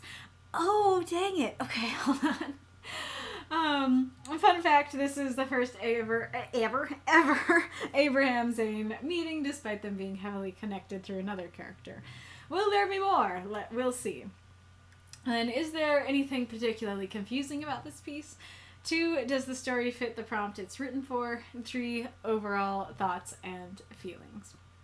Yes, a kindness is a very old prompt, and, like, I can answer right away. I think this works quite well, that, you know, he is letting him stay and giving him advice. Both are very simple little kindnesses that Zayn really needs right now. So I said dang it because I thought I understood the situation as you wrote this piece from Zayn's perspective and Abraham's perspective and decided to post the Zayn one, and I was like, you can post both, I want to read the Abraham one, and I like totally misread it, and I didn't realize, no, you wrote it for another prompt, so I can read it, I just haven't yet. Alrighty, Rue. So I guess to start, I'll have a question for the readers. Did you guys feel like the animal blood was a good addition or ultimately was kind of wasted words? Because I feel like I could see both sides, that the story's not really about that, and so especially starting with that kind of makes you think the story is gonna maybe be a little darker and more violent than it actually is. But on the other hand, I think it works because it's telling you he did not do a heckin' murder. he killed an animal instead. This is how he is quelling his murderous instincts, is by killing animals. So that could be an important detail to include in that way. The world was a blur is a great image there. He needed to beat his devil. I like your use of his there. I accidentally read it as this before.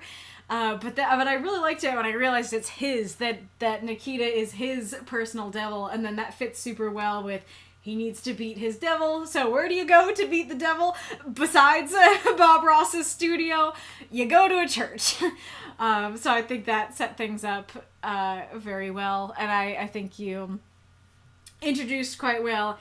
Hey, like, we don't necessarily, if you're a newcomer, you don't necessarily know who Nikita is to him, but you know very clearly he wants to get away from her. And so that's really all you need to know to understand what's going to happen going forward. I think that was a little exposition there. This is very, very creepy. It's an interesting thing because, like, that could be like a sweet romantic thing, but knowing the situation that he's in and how terrified he is, how much he wants to get away from her, instead it's this very scary thing, you know. I like, you know, him going to a church that he went to, presumably as a human before. That's very sweet. I'm super curious why the church does not hurt vampires. I'm curious if it just doesn't in your world, that it's like, sure, it's a little ironic, but it's not gonna actually harm them in your universe. I'm kind of curious if there are no crosses in this church, no cross imagery, because I don't fully remember what all the details are of, like, what religious things hurt vampires, but as far as I know, in some lore, if not just, like, general lore, it's specifically like crucifixes. And so that would mean potentially that a vampire can be in a church just fine as long as there are no crucifixes around. And considering that Abraham seems to like have a job here, I can see that making sense. So that's very interesting. Also, so I definitely recognized Abraham's name, and I don't fully remember my thought process, but I don't think I knew that he was a vampire. But I was kind of like guessing that. I was like, okay, I think he might actually be a vampire, because he's not like reacting to Zayn saying that, Zayn talking about murder. And so I was like, I think he might be. I might just not have remembered that from other stories. But I was not imagining him with red hair. So always funny when you actually get the physical details of these characters, because you get them so rarely. And I did think this is a good way to do a physical detail. Just, simply, who is this person? Okay, it's a dude, tall red hair. Very simple, doesn't take up too many words, and just gives me a pretty clear picture of the dude, I quite like their introduction here of like, I need to see the priest. I'm not doing okay. I need to talk to somebody. And Abraham's like, oh, like he's away, but hey, I have training, so I can help you. Like, I think that works very well, and flows very well. So I do think that my biggest critique of the story is that there's just a couple of bits in the dialogue that don't quite flow as well as they could for me. I think this is kind of a smaller one, but I do think that you're really coming out of the gate and saying it. If like somebody walks into a church and is like, "Father, I think about murder," is like, I could see that happening. Like, it's not totally unrealistic, but I do feel like it would flow a bit better if like Zayn is like sitting down and he's like, "I have these awful thoughts," and Abraham's like, "What kind of thoughts?" And he's like, I don't know that I should say. And he's like, hey, you're in a safe place. It's all right. What do you need to say? It's like, I think about murder. I think that would flow quite well. Now, granted, Zayn's kind of freaking out right now, so that does give extra credence to him just coming out of the gate and being like, I need to talk to somebody. I'm thinking about murder. Yeah, so I know that it is almost certainly the word count that didn't allow you to have that back and forth, and so, yeah, all things considered, it does work, but I do think that it would flow a little bit better to have more of a build-up to the murder. Super curious about feeling his color leech away, because often vampires have no color at all, that they, like in Vampire the Masquerade, like you have to, like, turn on your blush of life to actually look human, otherwise you look, gray or white or, like the color has been drained of you because you are a corpse. So very, very curious that these vampires potentially actually do still have some color in their cheeks.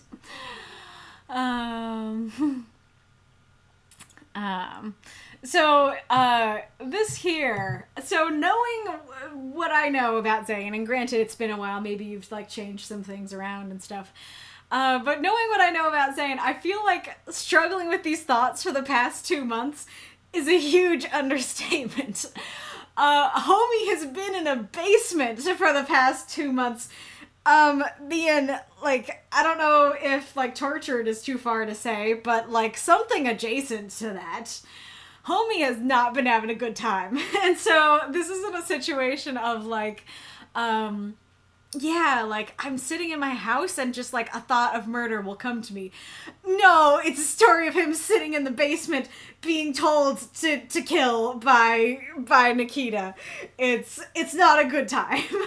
And, like, granted, like, a newcomer isn't gonna know this, and so the sentence, maybe introducing the true horror of what's been going on, maybe that would be confusing and stuff, but I actually do think that if that was the intention here of, like, you do know this is not actually what's going on, and Zayn knows that's not what's going on, but for the newcomers, we can't go into what's actually been going on. I think that's having him say it out loud and having him go, I'm terrified, I have these awful thoughts about murder, he felt his color leach away. Quotation mark. I've been struggling with these thoughts for at least 2 months, and I've been spiraling ever since. I think that would work very well because, like, he doesn't know that Abraham is a vampire. He doesn't know what he can tell Abraham, and so that totally makes sense as a cover story to say out loud that it's like, yeah, I've been having the thoughts for a while. But in narration, it sounds a bit weird because Zayn knows it's a lot worse. Zayn knows that he's not sitting comfortably in his house and an intrusive thought comes to his brain, you know? And so it seems a little bit weird to say that in the narration to me. Very good question from Abraham.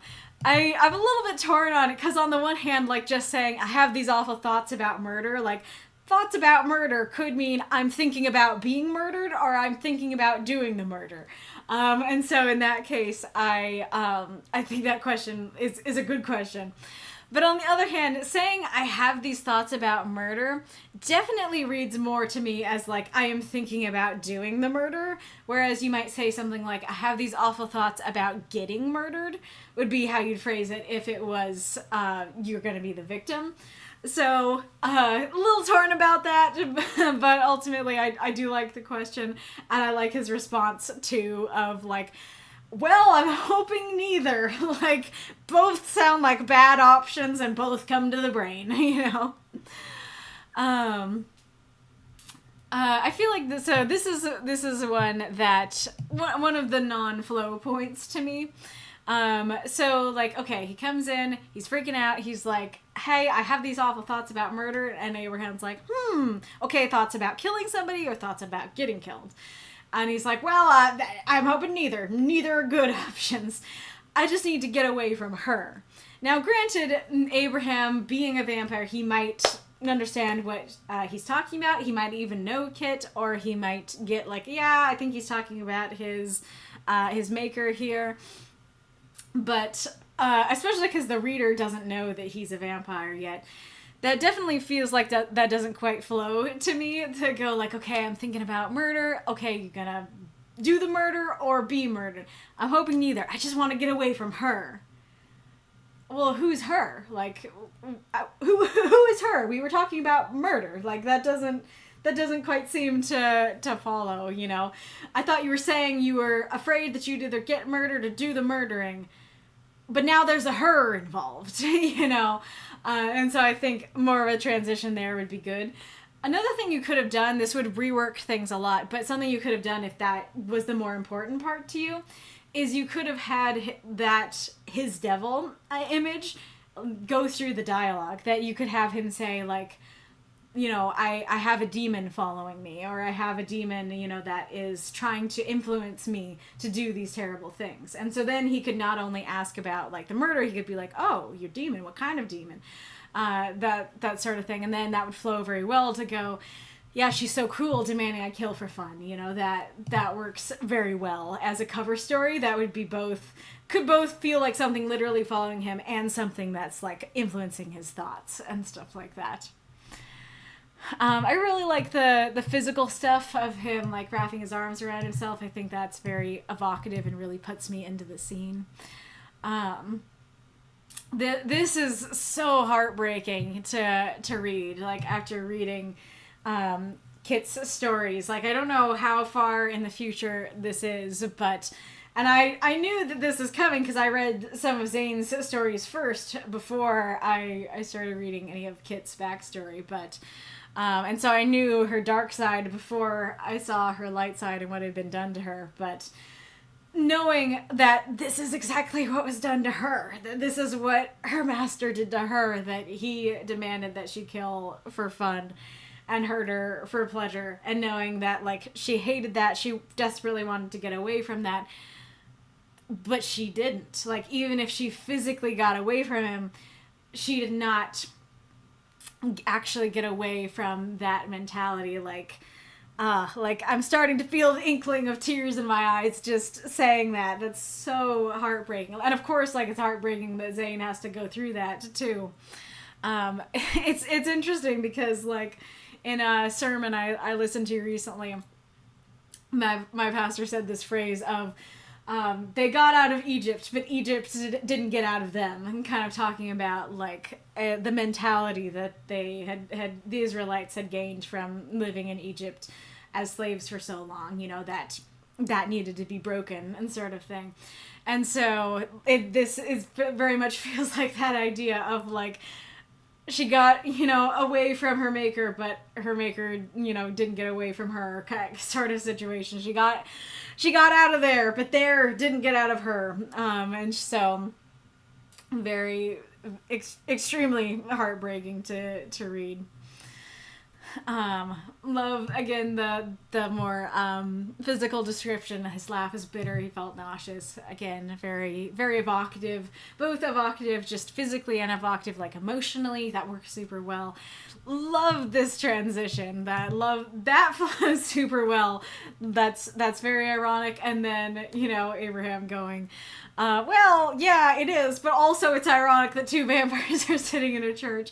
That works super well. I really like that little reveal. I did kind of guess that it was coming, but I still really enjoyed it when it came up. And it adds this new fun layer to the story. So this might be a little bit nitpicky, especially because he is a vampire, and maybe Nikita has been training him to see these kinds of things. I'm not sure. Then yeah, okay, I can kind of understand why he'd be like, I need to check when somebody's a vampire. This is something I need to pay attention to.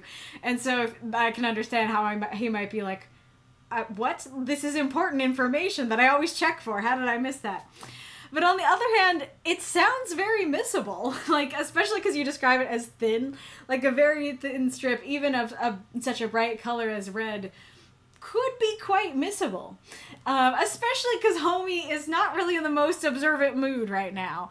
And granted, he might just be being harsh on himself.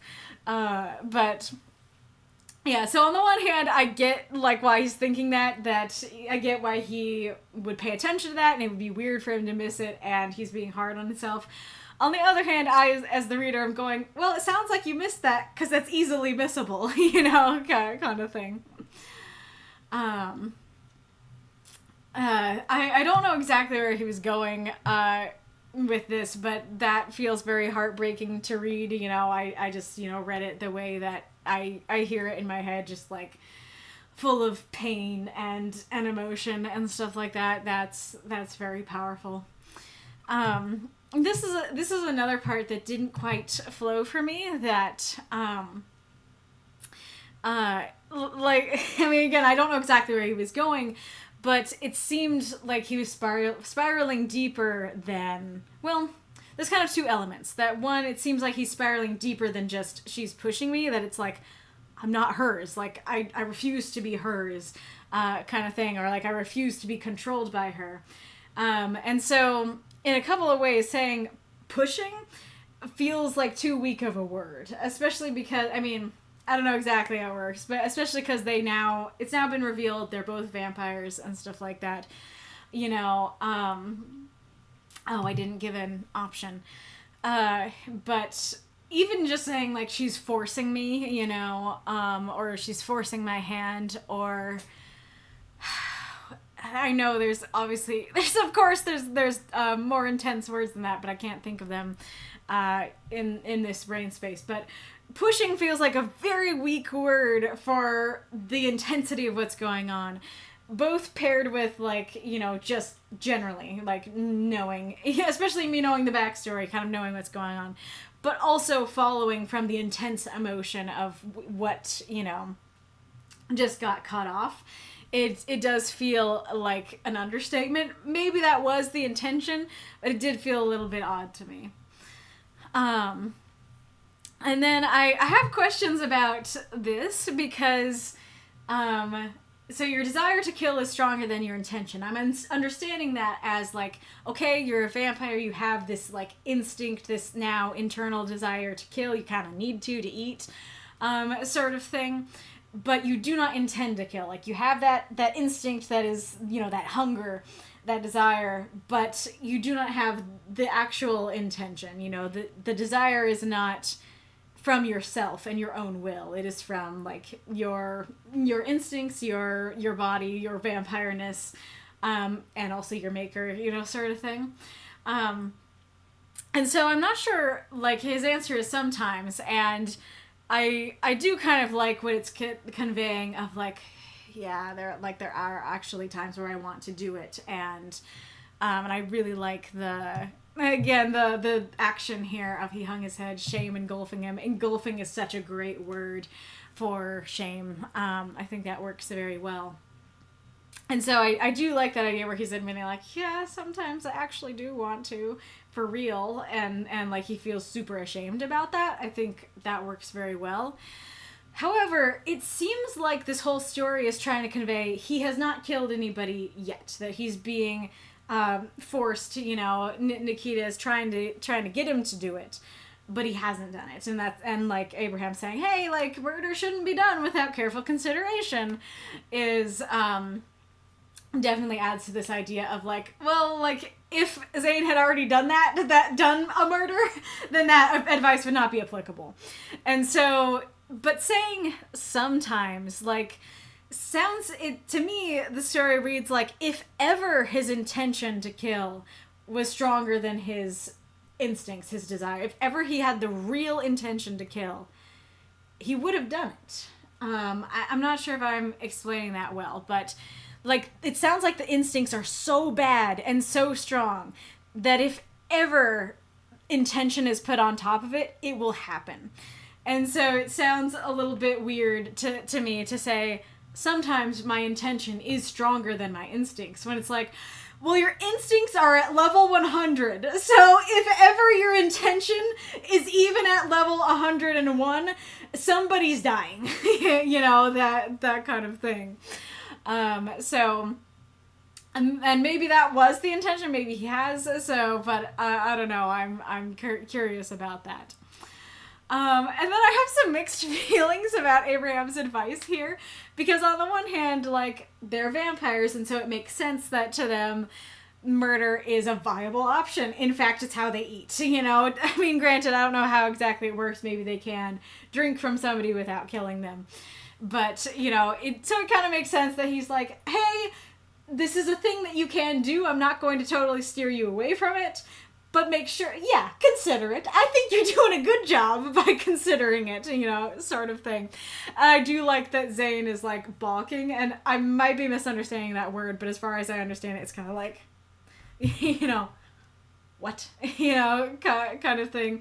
And so I do think that's the proper response to that. I think that works well. But especially adding that, like, you know your heart best, follow it, and then Zayn not balking at that and just kind of being like, okay, good advice, you know, is a little bit strange to me. Even though they are vampires and murder's a viable option, it does feel a little weird for him to go in and be like, I do not want to kill anybody, like, I hate this sucks. And then you have, you know, vampire priest Abraham going, follow your heart. You know, like, oh yeah, it's okay. You can murder if you want to. And again, like, he's not a normal priest. He's not gonna give normal priest advice. He is a vampire, so maybe it works totally fine. It's just kind of this element of, like, I don't think you're being helpful here. Like, I don't think this is good advice. And so it feels a little weird. I think actually the weirdest part of it is Zayn nodding. That if Zayn was like, okay, you know, like, I don't know about that. I think, like, I don't know what exactly to put there. That's only a couple words. But having him, you know, kind of reel from that, I think would work very well. But him being like, you know what? Maybe it is okay to murder. You know, maybe, yeah, I'll follow my heart. And if my heart leads me to murder, so be it. You know, that's something to clip. But him, you know, kind of, yeah, him kind of seeming to go like that, and, like, the whole story, he doesn't want to do it. And then at the end, he's like, yeah, good advice. It's a little bit strange to me, if that makes sense. And, like, I do love that he lets him stay. I do love that it's this more peaceful ending. I do think that is very sweet and fits the prompt extremely well. But I am questioning if it is safer, because especially if this is a place that he went to, you know, assuming that so long ago, well, either way, whether so long ago means as a human or as a vampire, I would guess that, like, Nikita would know that, right? And so she would know that this is a place that he used to frequent. And so it seems a little strange that, or even if, like, he only hid there, like, once, especially if he was hiding from her, wouldn't she know that that's his sanctuary, that that's his hiding place? And, you know, the church didn't hurt them, didn't hurt Zayn or Abraham, and so I don't know why the church itself would hurt Nikita just by being there. And, you know, granted, I guess, come to think of it, maybe the point is that Abraham's there. Maybe the point is that Abraham would protect him. But, you know, Abraham didn't give any guarantees of that.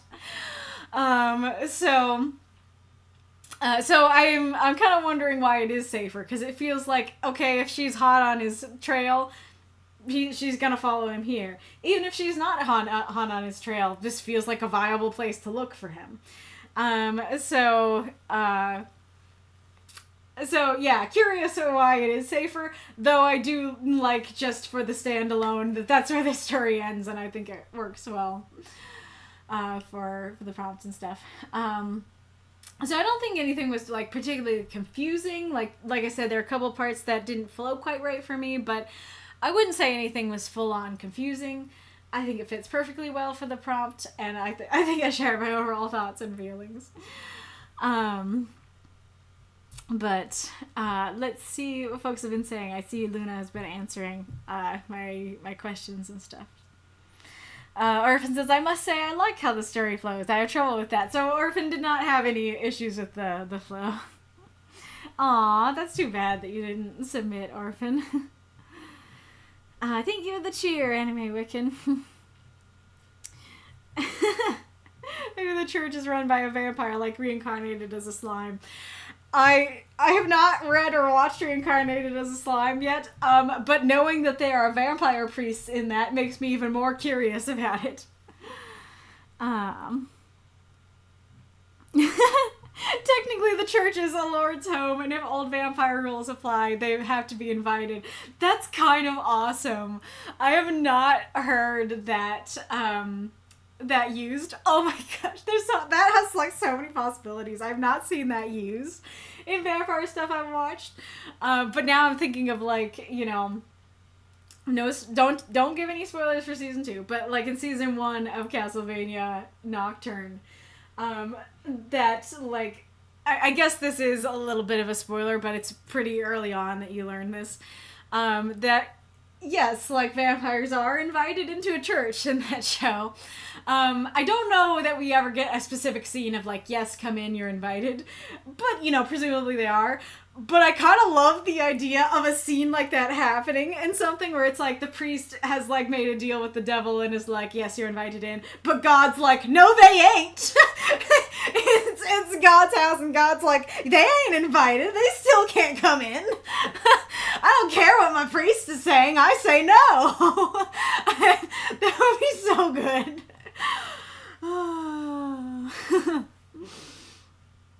Yeah, maybe we said that's true. I like that. Mm-hmm. Luna says, okay, in this particular case, Abraham and Zayn are able to be in the church because they have been previously welcomed by Father Dumont. There are crosses, but it's specifically silver crosses that hurt them. That makes sense. That's totally fair, and that's a good point.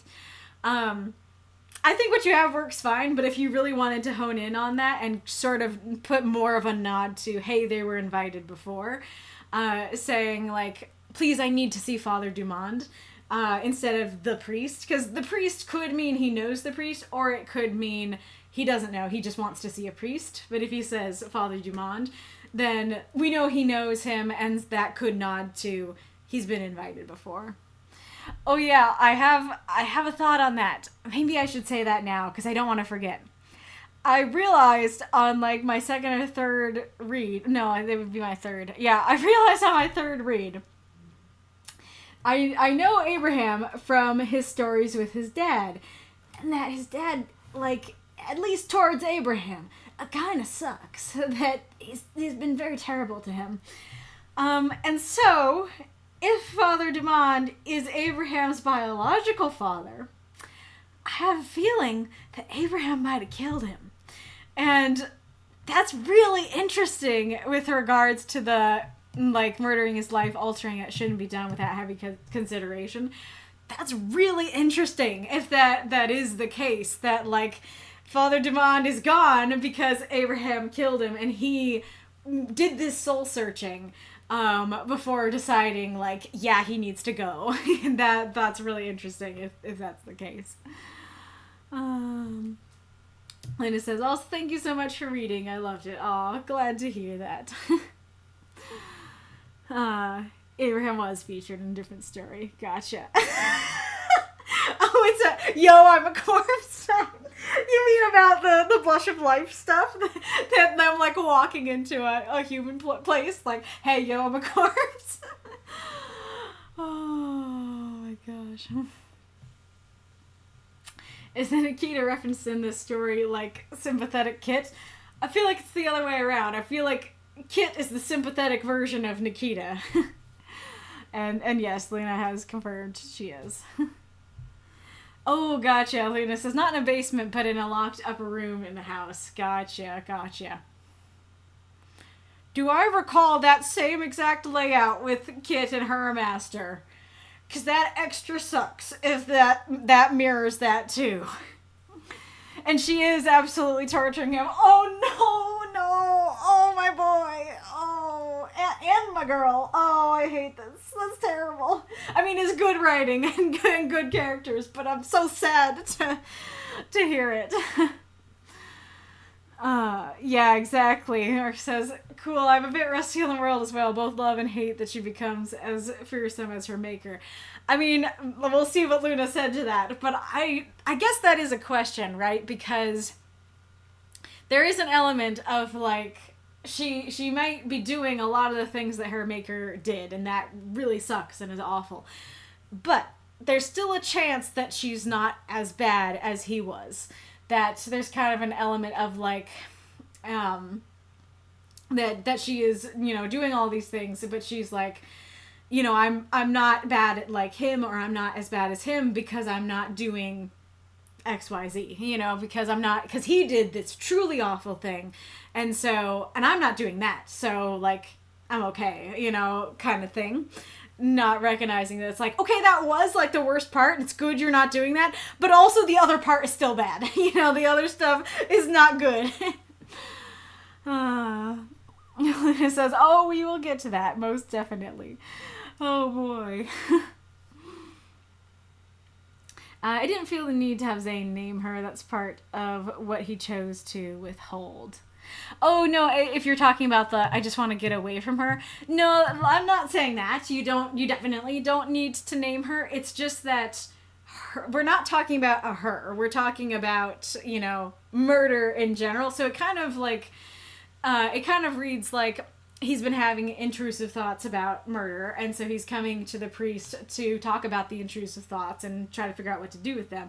And so, like, you know, even though Abraham might know and get it, like, especially if that really were the case, that, like, he really were just a normal priest, then it would be very strange for someone to come to a priest and be like, yes, hi, I am struggling with these intrusive thoughts. Like, oh no, tell me more about these intrusive thoughts.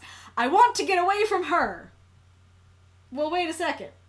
There was no her. Like, we were talking about intrusive thoughts, like, in general, just from your own brain. Okay, who's the her? Because this is a different situation, you know?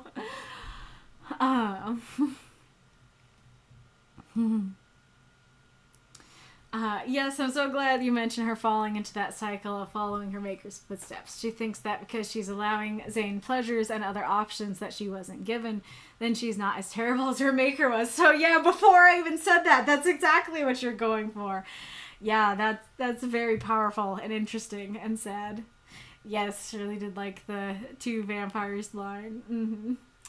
Lena says, yes, Zayn has a tendency to beat himself up, and he is usually quite observant, and there are other signs to indicate one is a vampire. Lack of heartbeat, not blinking in some cases, ridged ears. Gotcha. Yeah, that line, I mean, granted, again, you didn't have many words, but if you added something of, like, you know, he sees, like, the crimson around his eyes, but then also he sees the ridged ears, or he's, like, listens for a second, and he's like, I hear with my vampire ears that he has no heartbeat, you know. If you added at least one more other thing in there, I think I would have been like, okay, how did you miss that? A little bit more. Though granted, like, it does make sense that he's just beating himself up about it. Yeah, exactly, Mark says. I always find it interesting when it's like, I'm not as bad as this excruciatingly horrible thing. And it's like, but sweetie, it's still bad. Exactly. Yeah, so the thing that connects intention and desire is action. Zayn absolutely does not want to take a life, so his moral compass is strong as hell. Well, I guess that's kind of my question, because, like, from the rest of the story, I absolutely got that impression. He does not want to take a life. But then saying your intention to kill is sometimes stronger than your desire, that reads to me as, like, intention means want. Like, intention means he does intend to kill. He does want to kill. And granted, like, desire could mean want to, but what I'm understanding from the context is that it's more of the instinct. I could be wrong about that. But yeah, so it's like, that it definitely seems like he doesn't want to. And so then to say sometimes I do want to kill is like, well, wait, like, that seems to contradict to what the story was setting up, that he very strongly doesn't want to. And again, like, it's okay if homie has the intrusive thoughts, you know. It's okay if sometimes he's like, oh, but, like, I kind of want to, though. You know, especially as, you know, a vampire and everything. Like I said, it's just, and maybe this is just me, it's just that, to me, that going from, like, I don't want to kill, that's horrible, don't wanna, sometimes I wanna, that translate to me as, like, if sometimes you wanna, it sounds like sometimes you're gonna, you know, sounds like sometimes it'll happen. Marks, bro, you probably shouldn't kill anyone. Murder is bad. But if you do murder, think about it. Make sure they deserve it. Then chomp chomp time. I love that. Anyway, maybe in this case the heart is like the stomach, since the heart needs blood. So maybe he's saying, don't starve yourself needlessly. That's interesting. I like that. I like that idea of, like, you know your heart best. Your heart needs some blood, you know, literally. That'd be very interesting. Luna says, also coming into this scenario from both sides, Abraham has killed before without an issue. He sees Zayn struggling with himself, but he also understands the vampiric nature. And Zayn isn't nodding because he agrees, he's nodding to show he understands. Oh, interesting. Okay. I don't know if it's the specific murder I talked about, but that does make sense that he's done it before. That does show more kindness on Abraham's side, knowing he has done it without issue before, and so he could just be vampiric about it, and so he could just be like, yeah, hey, buddy, how do I want to phrase it?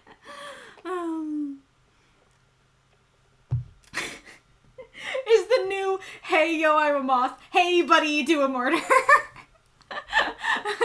Hey, buddy, well, you're a vampire, so you're gonna have to get over that, you know?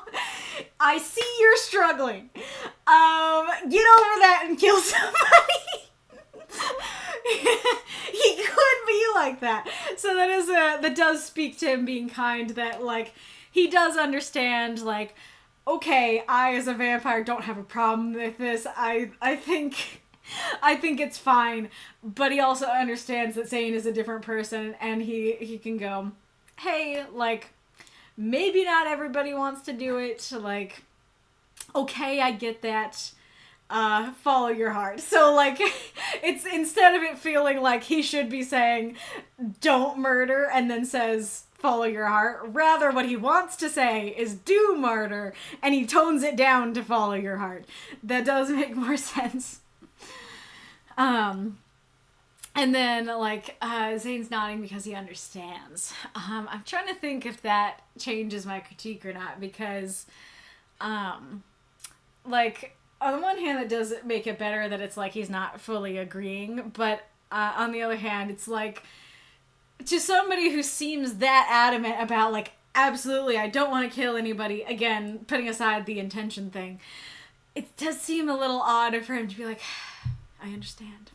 I have to follow my heart regarding the murder. Somebody who has that strong of a moral compass would be like, okay, this is not a heart situation, though. It's like, it's wrong. It's not okay. that kind of thing, where it's like, yeah, like, murder shouldn't be done with heavy consideration, and the heavy consideration should be no. You know, kind of thing. So I guess that's it. Is that, like, I don't really understand why he would understand, because I feel like someone with that strong of a moral compass would be like, no. This ain't about following my heart. This is about following... This does not work for the scene, but now I'm just imagining there's, like, the 10 Commandments behind Abraham, and one of them is do not kill. It's like, this is not about following my heart. It's about following that, you know?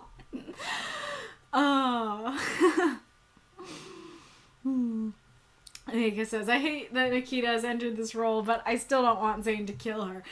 I do agree with that. Yeah, that's a very good point. And Luna does seem to confirm, Zayn drinks from animals, he doesn't kill humans.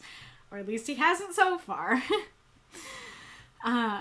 Nikita has to be invited into the church by Father Dumond first. Gotcha. Okay, that makes more sense.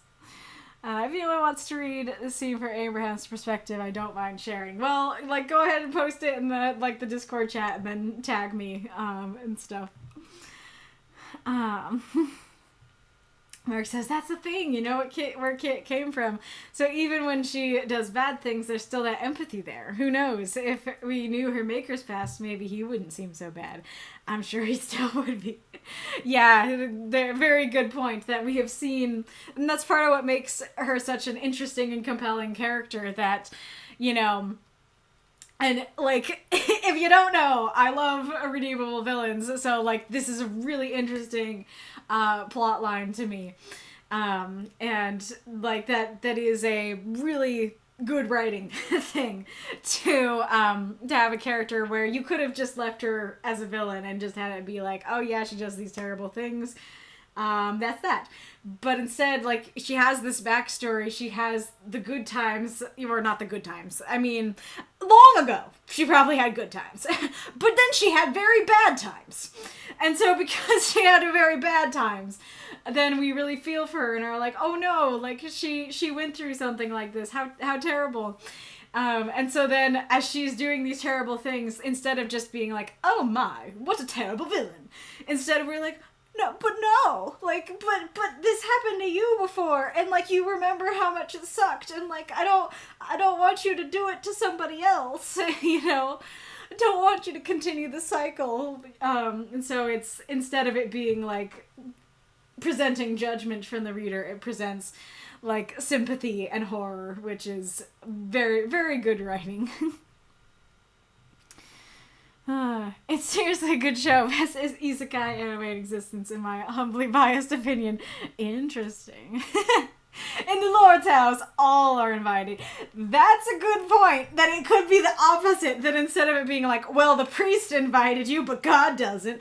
Yeah, it could be the opposite, that the priest says no, but God says yes. God is like, all are invited, even if they're vampires. Everybody's welcome in my house.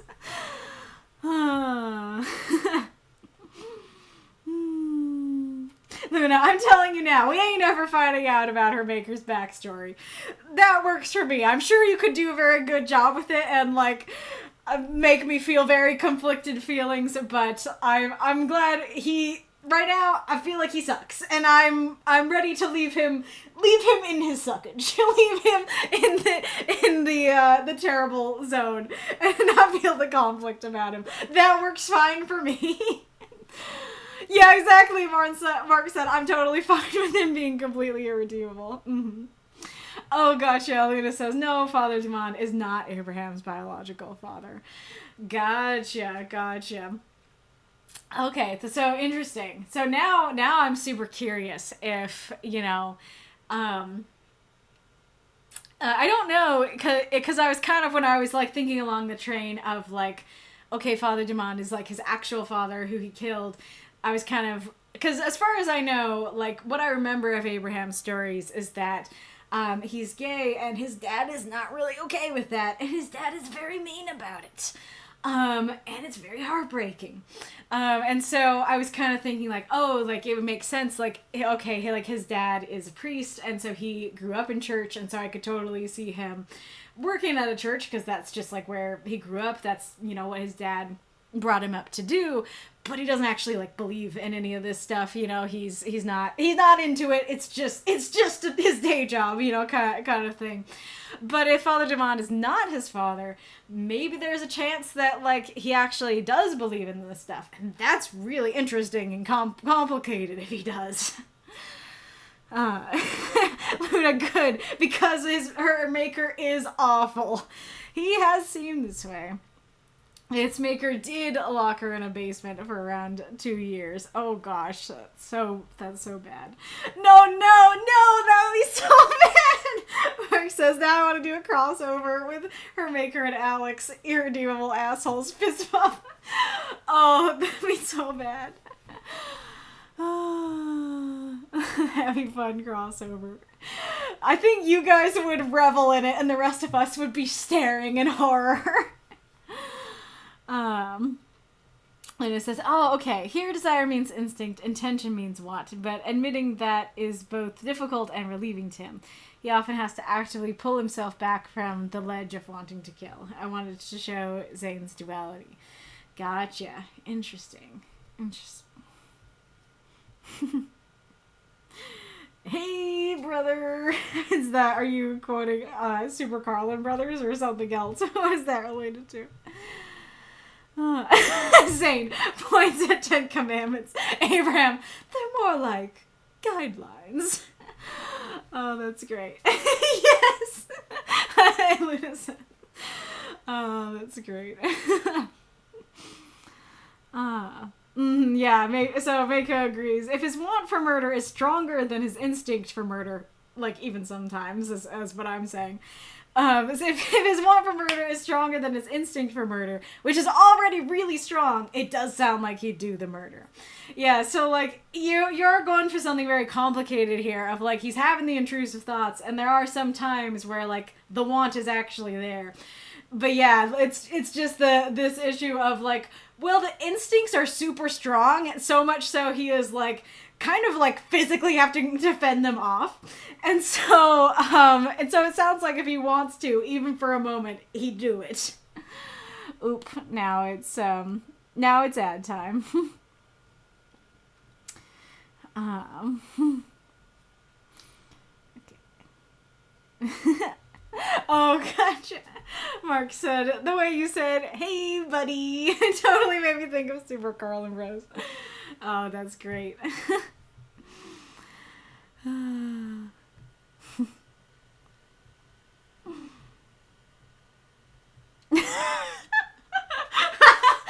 That's great. Oh my goodness. I don't know if I should be talking about this at the break, but I just saw Mako posting a Has-Been Hotel meme of Angel. It's okay to ask for help. Vaggie, you're not a burden. Alistair, a murder is okay. Charlie, your feelings matter. That's totally the vibes, but just all from the same person. It's okay to ask for help. You're not a burden. Murder is okay. Your feelings matter. Oh, that's great. Oh, that's great. This one, yes. There is Kitty. Oh, Kitty gets up. Oh, sneeze. Oh, sneeze goes to Kitty. Oh, sneeze goes to Kitty.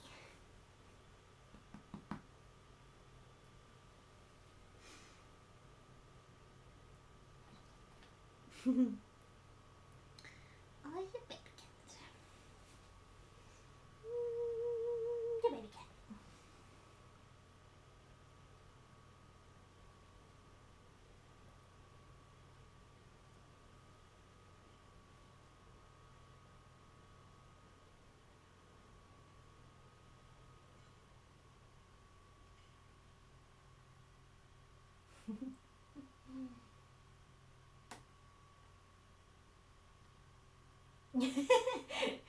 Itchy kitty.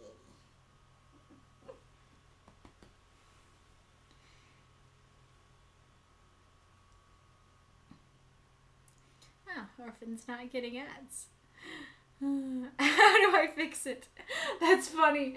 I would think most people who don't get ads would be like, oh, good. But that's sweet of you to be like, no, wait, I want to help you. Give me the ads. I do not know. I don't know if like there's like an ad blocker or something that would cause you not to get ads. I don't know how that works. Oh yeah, if you're subbed, then that's a feature for sure.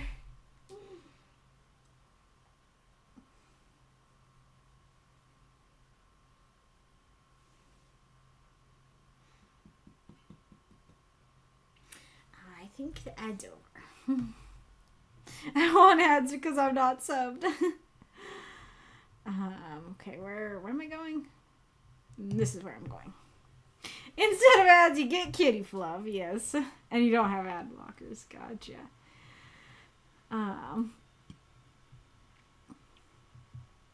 Lena said, I had the hardest time writing villains a long time ago, so with Kit and her maker, I knew I wanted one to be irredeemable. Gotcha. Well, I think you do a very good job of both the irredeemable and the redeemable villains here. Yeah, one to be an irredeemable villain and one irredeemable, yeah. Thank you for the cheer, Makokam. It's all I've had all I can do for this week. Money is tight at the moment. That's very fair. I really appreciate it.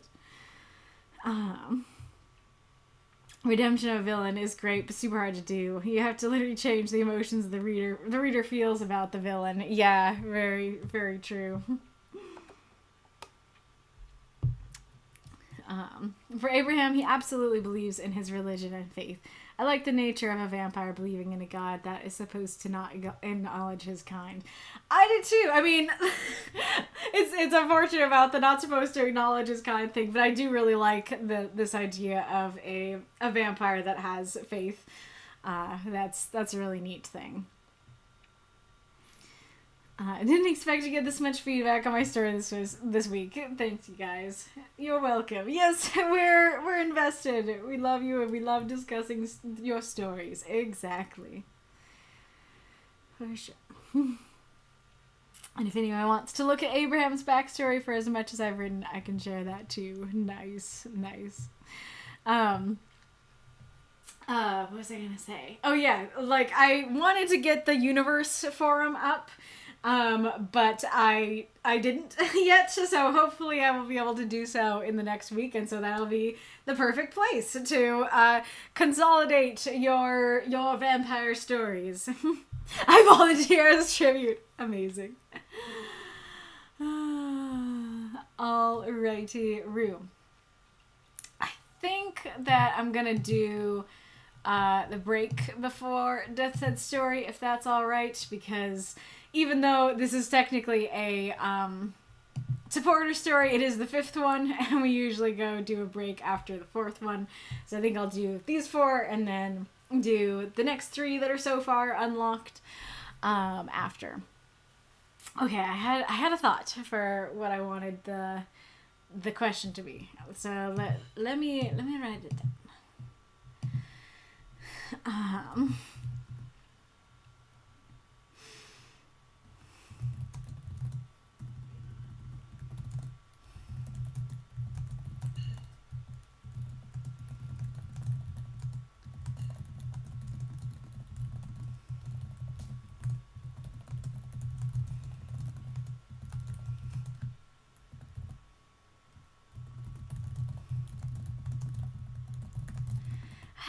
I don't know if this is a good question or not.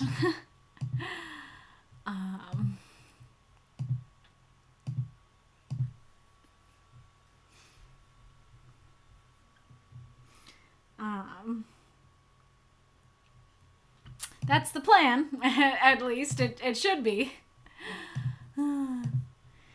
Okay, so you could tell me if this is not a good question. But how often do you regret what you chose to write for a particular prompt? How often do you want to redo the prompt with a different idea? I was just trying to figure out a question related to this prompt, and this prompt is like either do one you missed or do a redo.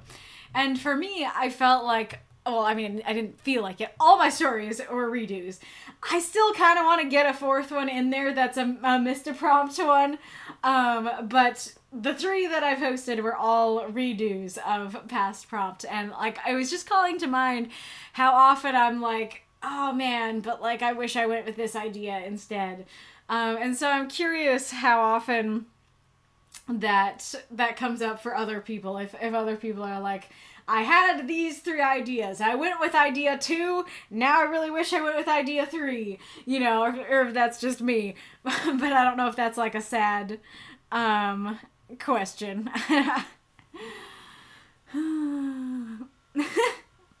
Never. If I mess something up, I just don't want to touch it again, but I will after a few weeks.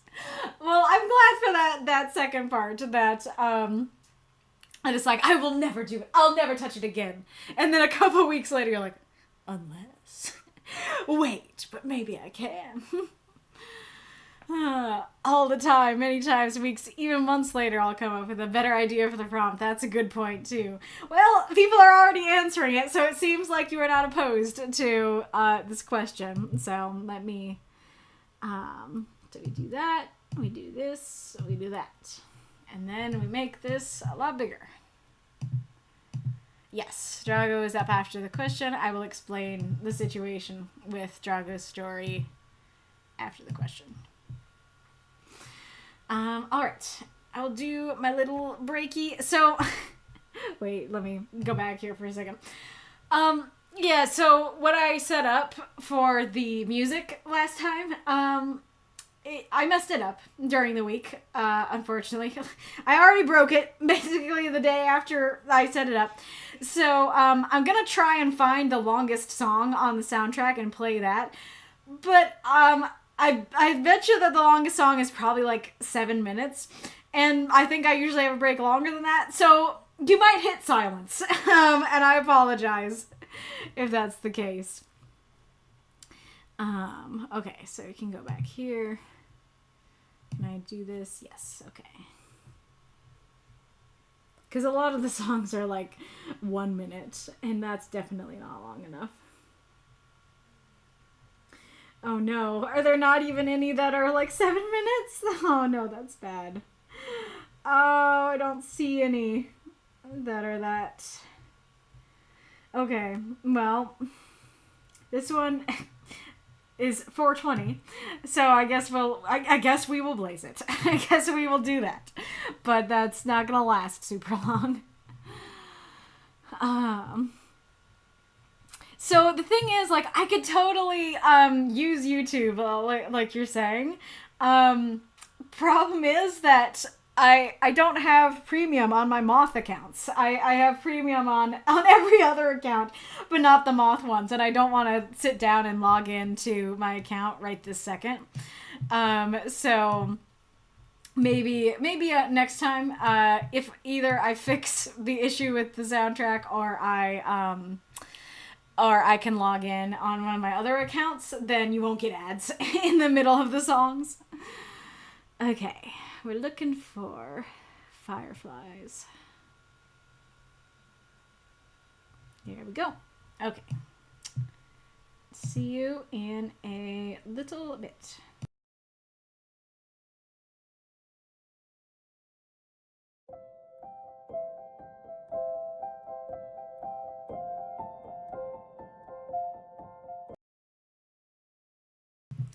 Hello, I have returned. Whoa, my mouth decided to suddenly taste bad. I just see Deathshead. I've absorbed some stuff from osmosis, but this is the only Aspen Hotel thing I've seen.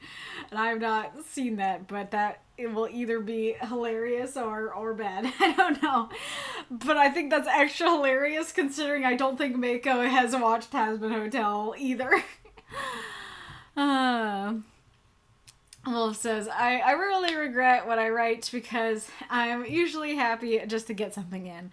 I usually don't want to go back to a prompt unless I have a really strong desire to write an idea. Other than that, it's just keep moving forward. To take what you learned and apply it to the next thing. Just realized I should be sitting down. That's very fair. That you're like, I'm happy I wrote something. I'm not disappointed because I wrote. And so it doesn't have to be somebody else. Kitty bitties. Amasa says, about at a rough guess, I find that a third of the time I feel disappointed with the stories I've written for the prompt. And then I just wrote something to have something written that week. Interesting. So you have the opposite where you're like, when you just write something for the week, you're disappointed with it. But I rarely write more than one story a week, and most of the time I'm relatively good with the actual story idea and often only had the one. What does come up sometimes is that I'll start doing something new and then look at old prompts and go, hey, I could totally come up with an Ibrahim story for that prompt. That totally predated any of my Idiot Lich stories, for example, but that's less regret and more, oh yeah, I could use old prompts to expand on new characters. Gotcha. Interesting. That's very fair. And that is a good point.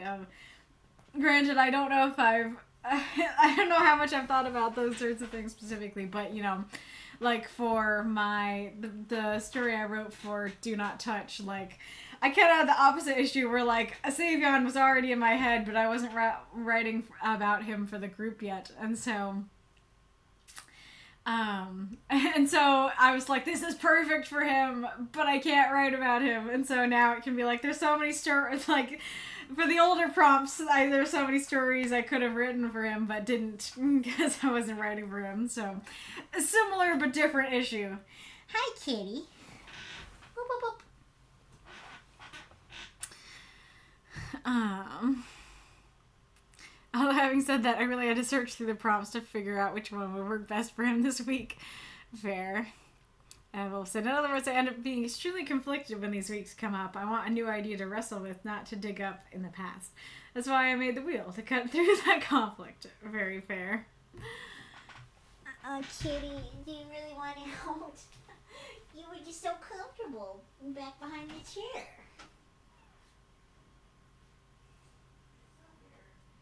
You're the babies. You're the babies.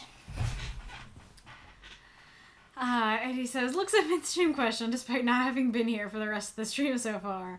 Well, I don't think I've ever felt the desire to redo a story. Don't like retreading ground, save for maybe one story where I don't think the idea that was in my mind quite came through. But as far as regretting what I chose to write for a prompt, maybe regret is a bit too strong of a word for it, but I have had a few moments where I did not like what came out at all.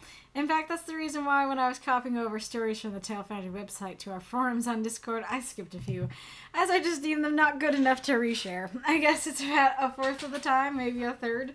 Mostly I just get frustrated that I'm often too mentally drained to even think of the prompt and end up not writing anything despite wanting to. Aw, that's too bad. Yeah, that's fair. Like, I guess regret could be a strong word even for me. It depends on the story and everything, but it's often like, yeah, okay, like what I had wasn't bad, but like I think this other thing is so much better, or like this thing is no longer accurate kind of thing. So I don't know, there are a couple of times where like my idea really did not get across. And also, by the way, you can still feel free to do that. If there's any of you who are like, there are stories from the Tale Foundry days, or just the Tale Foundry days that you'd like to copy over into the old forums, go ahead and do that. That's why the old forums exist, is so that you have a place to put the old stories. And if you want to copy over other people's stories, just, totally feel free to do that as well, but just make sure that you're clear that somebody else wrote it. I quickly inhaled some ramen while it was your break. Ghoulish. Oh no, ramen lungs. This is the ramen stream, apparently.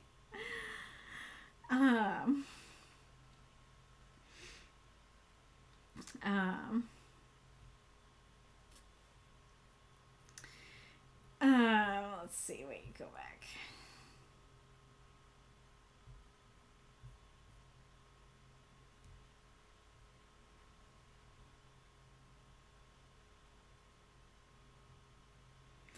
hydrate now, so the vampire rubbing garlic on his forehead. Oh yeah, I thought of another joke during the break. Now let's see if I can remember it. Oh yeah, it's like Abraham going to Zayn, like Zayn being like, but you're not supposed to murder. Murder's not okay. And then Abraham going, who told you that? And then Zayn just slowly points at the 10 Commandments behind him. And then Abraham just like shifts over to try and cover it. Hellenic, not very often. I'm generally pretty happy with the ideas I write and post. Jealous. Yes, Deathshead is up after the question. Also me. I think the most recent submission was a disaster. Oh, that's so funny. So your issue is that like immediately after posting it, you're like, oh no, that was a disaster. But then a month later, you're like, that was pretty good. Oh, Mako says no regrets for what I wrote, only what I didn't write. What do you mean by that? Do you mean like when you have an idea that you didn't write, or do you mean like because you don't miss prompts? So I'm curious what you mean.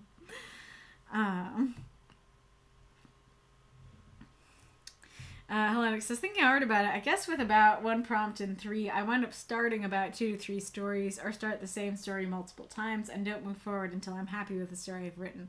That's very fair. I can have I do have a similar process where I try to write multiple ideas, but I post multiple ideas.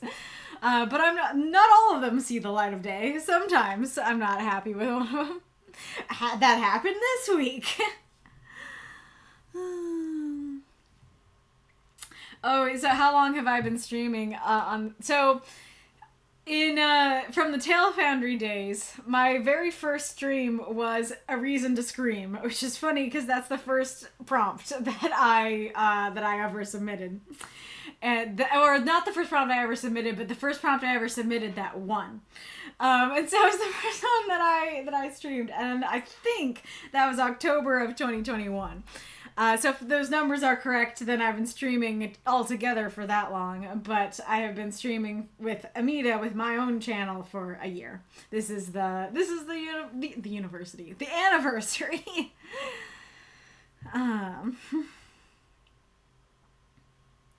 Anyway, when I was doing these prompts regularly during my early writing career, I was really sensitive to criticism, so unfortunately it wasn't any time my story wasn't picked on, or it felt like a lot of people didn't like my stories. Aw. I didn't want that to stop me from enjoying everyone else's stories that they put so much effort into, so I kind of stopped sharing my work through these contests. I'm hoping I'm better with criticism now. I'm really sorry to hear that. I'm not sure if you're talking about like this group specifically or just like writing groups in general, but I'm particularly sorry. I'm sorry in general, but I'm particularly sorry if this group, and especially if I criticized you and, deflated you, discouraged you kind of thing, because that is never my intention. And we do now, like, I haven't, I don't know, it's weird. We did come up with the toasting scale where, like, if you want white toast or light toast, then that would mean, like, you don't want any critique. And then, golden toast would be, I want a little bit of critique, but more praise. And then medium toast, would be, like, equal praise and critique. Dark toast would be more critique than praise. And burnt toast would be, like, all critique. Burn me to ashes would be all critique. I kind of stopped talking about it because I feel like I'm bad at following it, and you guys can tell me, but I felt like even when people were like, go light, like I try to do less, but I don't feel like I properly went light, And so I kind of stopped talking about it, but like that is still something that you can do and talk about. Like if you just want to say in the comments like, hey, like I'm not doing well with criticism at the moment. Could you please, just give me praise? Then don't hesitate to say that. Especially if you, like, say that very directly of, like, please don't critique me, then I think I should hopefully just either not critique you or be like, okay, like, if this story goes to the stream and if I know I'll critique you on the stream, then I will decide not to read that one on the stream. But like you are totally fine to say that. You don't have to feel like you have to just lay down and take it if this is not something that you can take. Like that is fine. What was the other thing I was gonna say?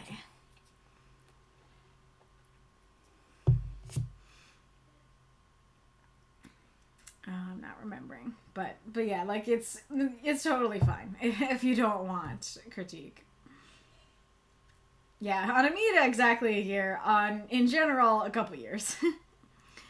Marks, not very often actually. So many stories could work from multiple prompts. So if there's a story I want to write about but didn't get the chance to, I make note of it and bide my time. That's great.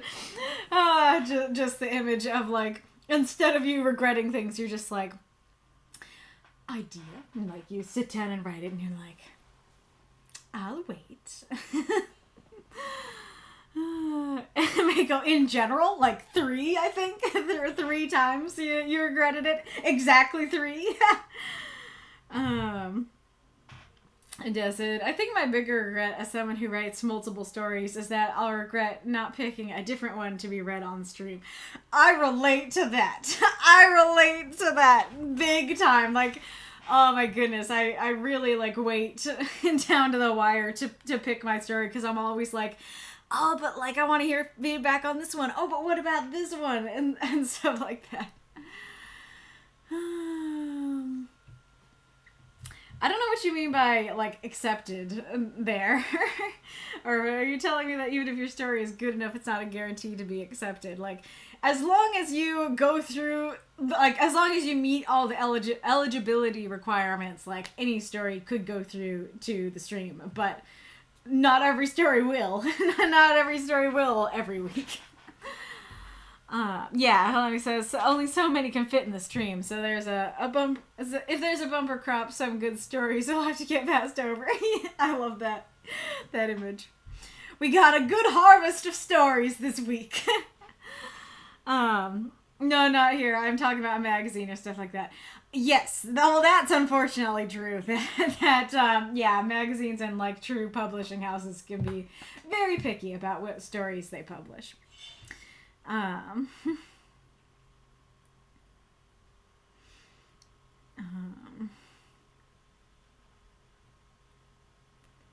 I'm gonna walk around the block. Been sitting too long. Oh no! But your story's about to start. Should I wait? I guess I should wait and do Deathshead after he comes back, huh?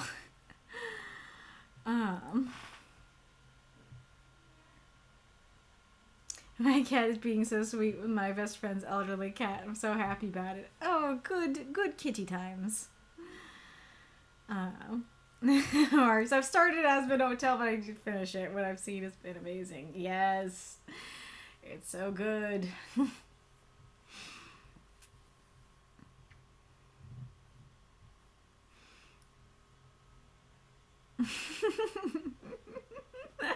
Nice. Orphan, you could safely say Abraham isn't too anal about the commandments behind them.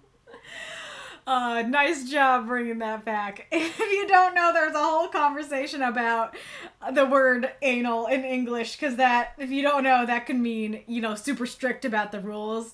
Anal retentive is like another, phrasing for that. And so somebody who has English as a second language in our group was like, excuse me, what? What are you talking about? And we were like, yeah, that's the thing in English. And there's a comedy routine from, I can't remember if he's Finnish or Swedish, but like one of those, comedian who talks about the word ass in English and how it can mean so many different things. It's really adorable and so much fun. So definitely, I'd post that in the chat. Definitely go recommend watching that. But yeah, we were talking about like words and what they mean, and like words that should no longer exist and stuff like that.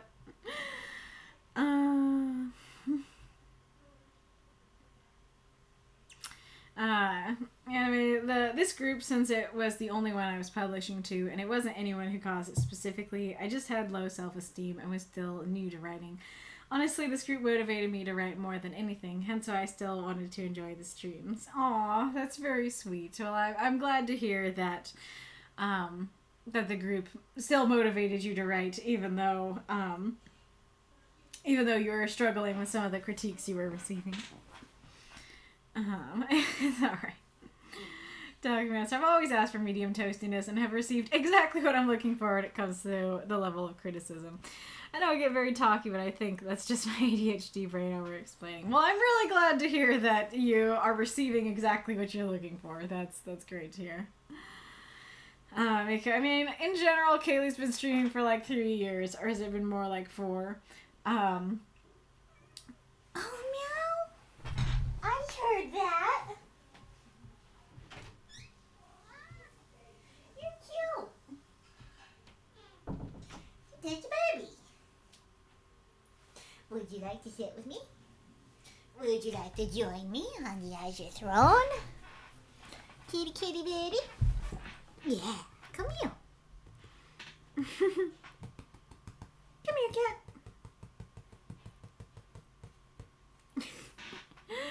Come here, baby.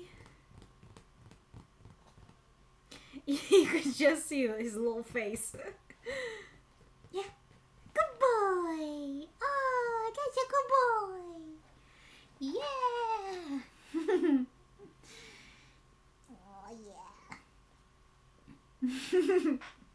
He purring. He's so cute.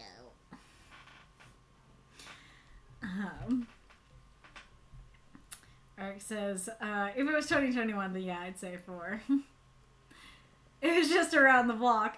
Well, I guess around the block for me would be, like 15, 20 minutes. So that's why I ask. Yeah, Ghoulish says blocks must be small where you are, or you walk really fast.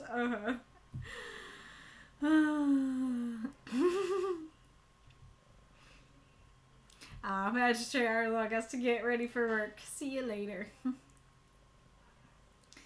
Time mostly got in the... It still does. Time mostly got in the way as things went on. Gotcha. Well, I'm glad to hear it still inspires you. Aw. True, Orphan says, I completed my first story in years after coming across Amita in the Discord. Aw, that's very sweet. Salutations, mother. You're cute. Why must you state the obvious, mother? Oh, you're so cute. Look at that little face. Yeah. Well, that is the vlog. As it says, 15 to 20 minutes is like around the neighborhood. Well, that's, I mean, I don't know. I don't live in a city. But, you know, I live out in the country, and so I was assuming that a block in the city is kind of a neighborhood out in the country, but maybe I'm not thinking about it right.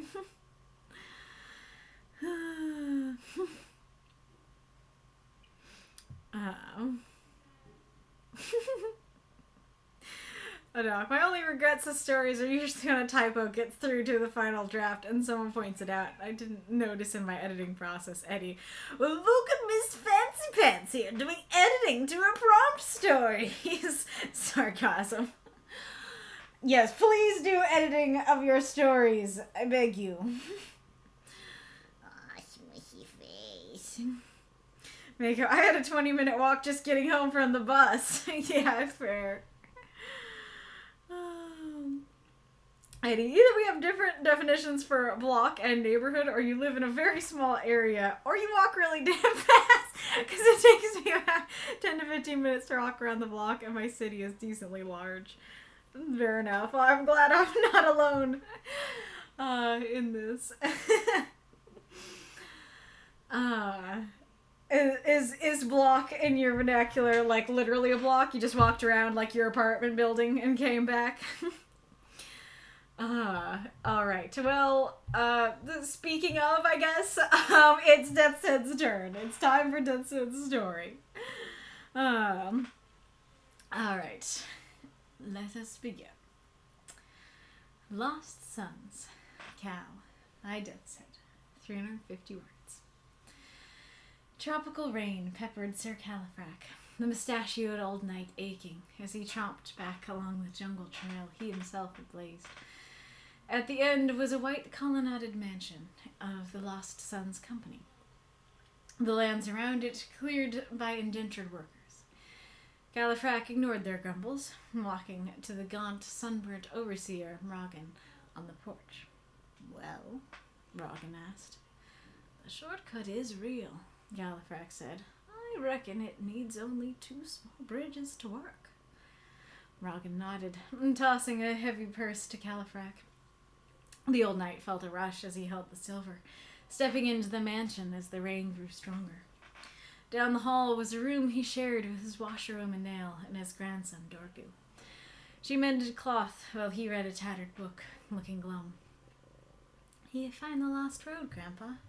"I did indeed." He tossed the purse to Nail. "And were paid well," Nail chuckled, tucking it under her dress. "Did you hold any back to gamble this time?" "No, it's all there. There'll be more when we make the trail walkable." "The workmen will make it walkable," Dorgu muttered. "You might be grateful," Califrac said. "We're saving for your—" "I don't want to go to a stupid university!" "You're a fool!" Califrac roared, his patience snapping at last. "You want to wind up like me? Old, broken, barely scraping by? I want to be a heroic knight, like you were before this place." "I was never a hero." Dorgu threw down his cheap book and rushed out, slamming the door. Califrac grimaced.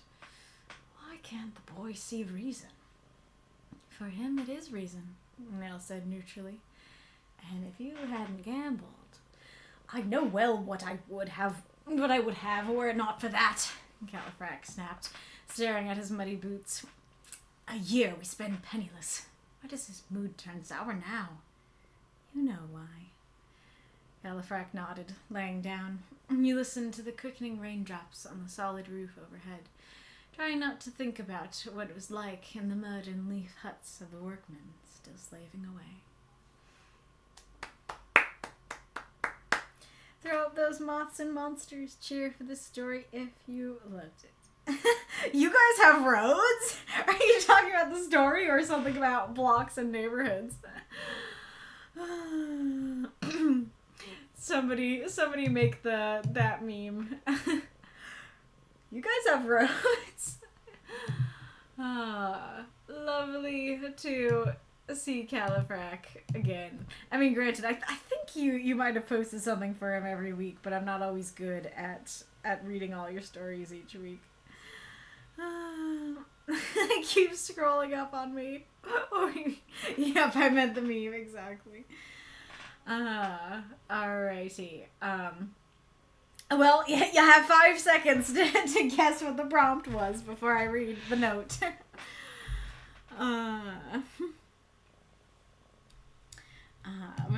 Deathshead said, "Originally started writing this one for 167, can't rain all the time. But I realized once I was finished that it fit better with 92, a reason to scream. I kept the rain though because it seemed like a good motif. The story follows after that story, which is long before Lovo, so no werewolves and Dorgu is younger. I do think it's kind of hilarious that you have to warn us, like, hey, I'm sorry, no werewolves this time. I know you love them, but not this time." Also, I love that, that I was just talking about the reason to scream, and so this is really perfect to come after the break after I was talking about that prompt. Alright. The setting is very good. We talked about before how you're very good at bringing up who the characters are. Like, okay, who's Sir Califrac? He is a mustachioed old knight. That's what you need to know. I think that works very well. I like the tromped is such a great word. I love that. And then I like this image of him, like, he's like kind of tromping through the mud and the rain and the jungle trail, and he himself made the trail. And then he arrives at this big mansion with all these, you know, beautiful colonnades and stuff like that. I think that works very well. And then of course we have the indentured workers, where it's like this beautiful place, but it's like, oh, but the other people are working for it, you know. And sunburnt is such a great adjective there that it's like that. Just that word tells you, hey, he's not working. He's sitting. Well, I guess that the workers would be sunburnt too. So maybe it's not what I thought, but I was kind of getting this image of like he's sitting back, he's sitting back on his, beach chair getting a tan while the indentured workers are doing all the work, kind of thing. But that might not be what you meant it as. I don't know if I pronounced it right, but Mrogan is really fun to say. Meow, yes. Well, Kitty, if I let you out, you're just gonna want back in again. I just know it. Very interesting, this idea of this, like, lost road and the shortcut is real and stuff like that. We might be coming back to that, but it is, like, an interesting idea. I like him feeling a rush. Totally makes sense for his character, that it's like, money. Yes! I'm getting paid! Oh, that's great. The setting also really works, flows well of him going into the mansion, down the hall, and into the room with his compatriots. I especially like the image of her mending a cloth while Drago is reading a tattered book and looking glum. Really sets up the scene, especially with Drago, that, hey, there's already some emotion going on. It already sets up the book being there, that he's, like, getting some form of education through this book, but it's tattered, it's not the best education he could be having. I think that works well. I don't know if you can hear him. He's so loud. He's just a motor. Just a little kitty purr motor. I see Arv and the cat purring and then the PC purring. Yes, my computer, it complains muchly. I don't know why so often it's just like, so much energy. I'm like, I'm barely doing anything. I mean, right now it makes more sense, but other times when I'm barely doing anything on it, it's like, my old bones, but your bones are new. Oh, gotcha. No, my PC burst too. Gotcha.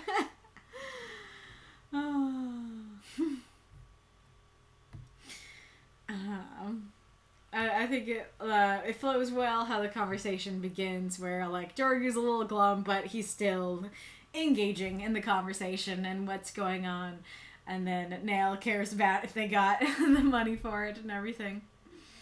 I'm assuming this is referring to that past story where I can't remember the exact numbers, but it was like he got 3 gold coins and he used 1 to gamble, and then, like, he lost and he's like, I kind of want to use the other ones, but I'll hold back. That kind of thing. Yes! Oh, there's the meme. Okay, wait. Oh, my.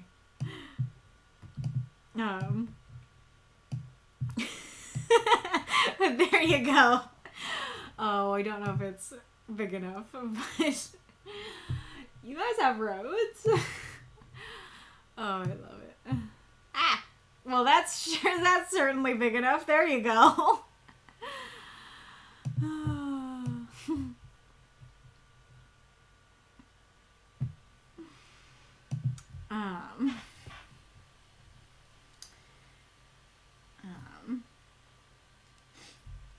Okay, so let's see.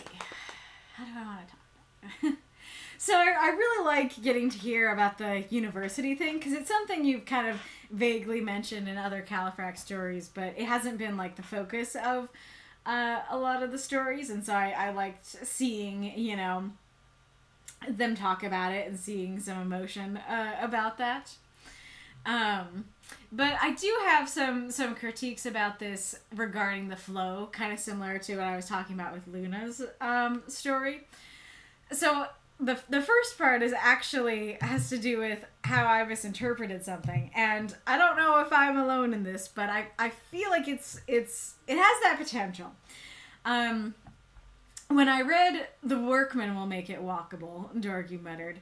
I think that your intention with that line is that he's not happy to be here. Like, he's not happy to be here, and he's not happy to watch these people forced to work, and so he's like, we're not doing the work. Like, they're out there doing the work. Like, we need to be thankful to them. Like, we shouldn't be sitting here in our room counting our coins. We should be helping them, you know, kind of thing.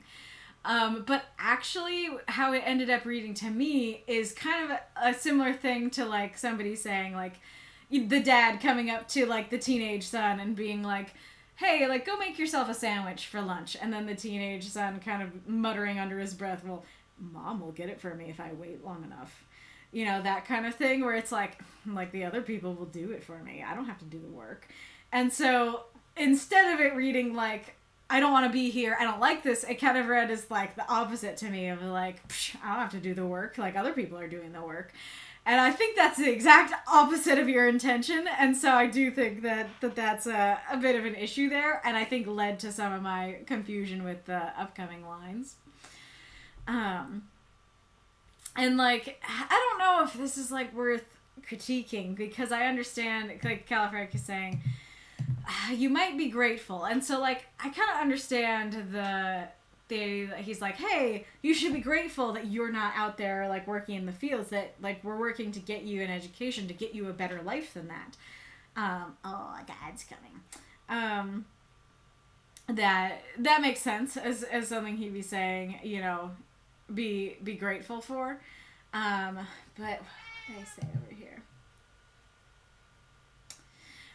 But, you know, it did feel just a bit disconnected to me, and I'm trying to figure out why. I mean, granted, maybe it's in no small part because I was confused about this line, and didn't realize that it was expressing ungratefulness. Rather, it seemed like it was expressing gratefulness, like, I don't know, kind of rude gratefulness. I don't know. What was the other thing I was gonna say? Yeah, I'm not remembering. And I'm distracted by the ad, so we'll let the ad go through.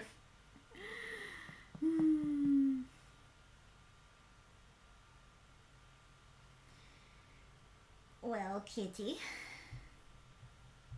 Must you go out, Kitty? I think Kitty wants out.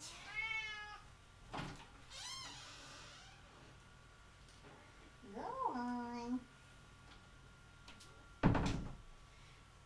Baby. Yeah, no, we're still sharing. We're still sharing the sharing. There's this kitty. Am I? No, I'm not. Okay. It doesn't have legs. What doesn't have legs? Ah!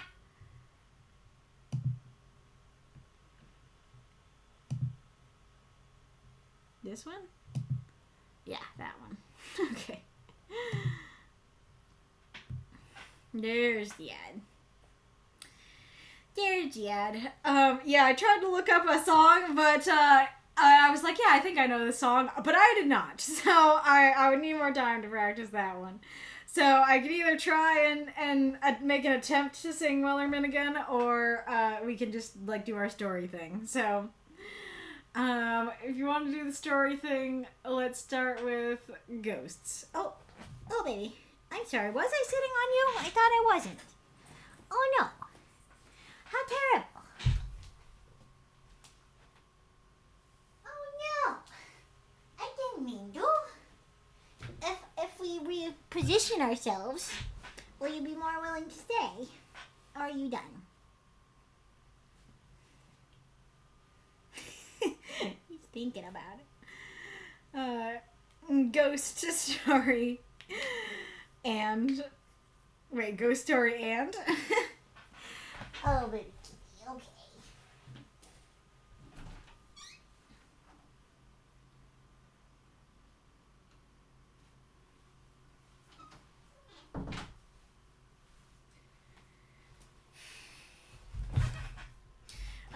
Ghost story and zombie.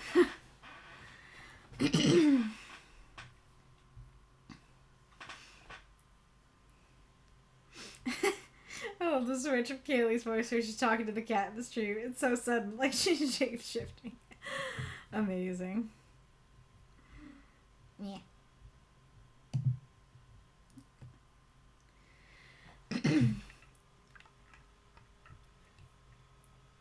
Ghost stories and zombie tales are the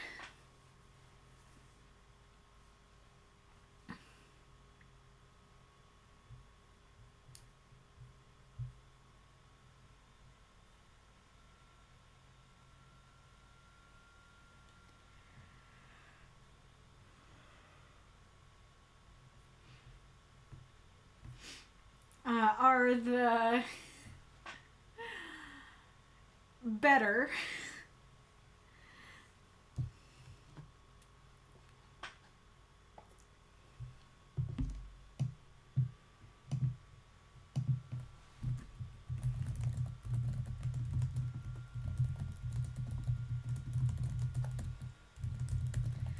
versions of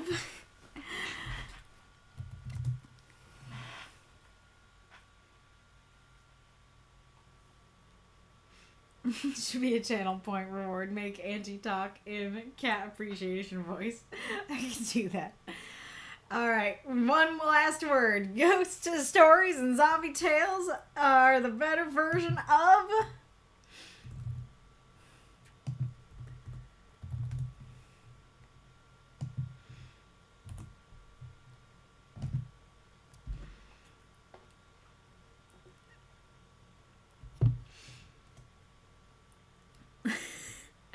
Nobody wants to finish the story.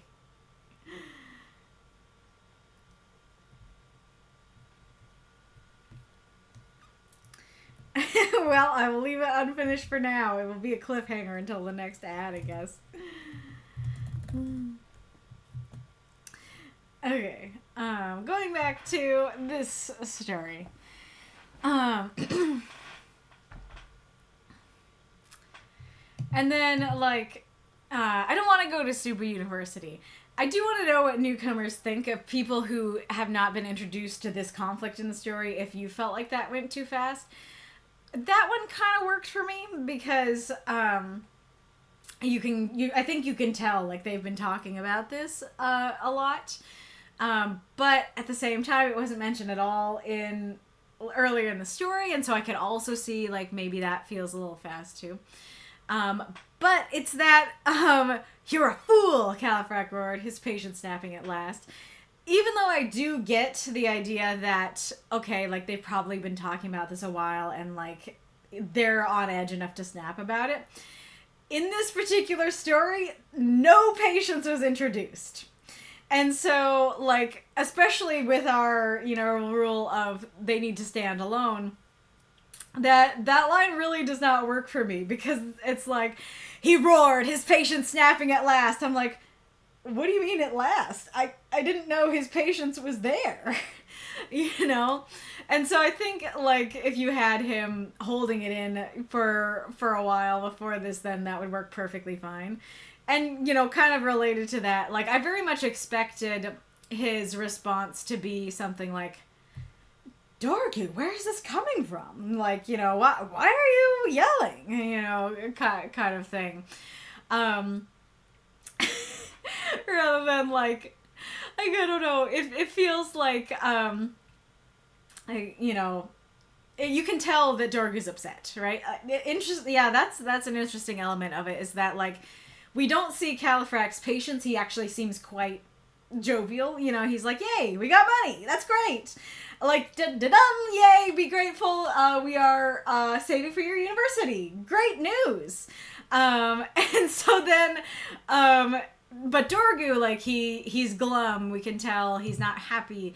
He's muttering, stuff like that. And so then when he says, like, I don't want to go to a stupid university, it follows because there was a build-up there.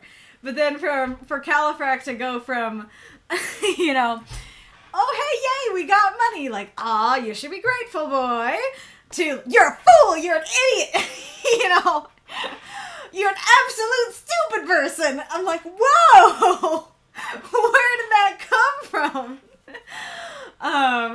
sort of thing. And especially because this is, well, I mean, I guess I'll talk about this in a second.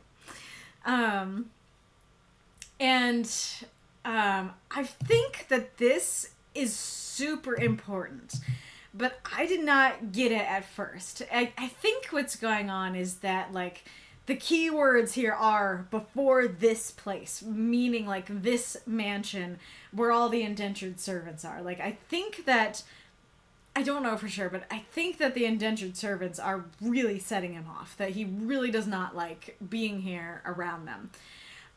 But I don't really know why. I don't know, like, of course that sucks, you know, to see. So as far as I know, what an indentured servant is that they have a debt to pay, but they can't pay it. And so you become an indentured servant by working, and so you work off your debt. And so, like, that sucks. And, like, if they got into debt through, I just made the connection. I just made the connection that Califrac's in debt, and so he could be an indentured servant. Maybe that might be why he's so upset about it. I don't know if this is meant to be that he is. No, I don't think he is, because, like, they're saying, you know, the workmen and stuff as separate from them. But yeah, that could be why he's upset. But so like, what I was gonna say is, like, it sucks, and if they got into debt by, like, you know, the leader of the mansion being, like, duplicitous or something like that, that really sucks. But it's not as bad as slavery. Like, you know, it's there. You're not watching slaves out there, and so, like, unless it's what I just said about the debt thing, which that did take me, you know, like 3 reads to get.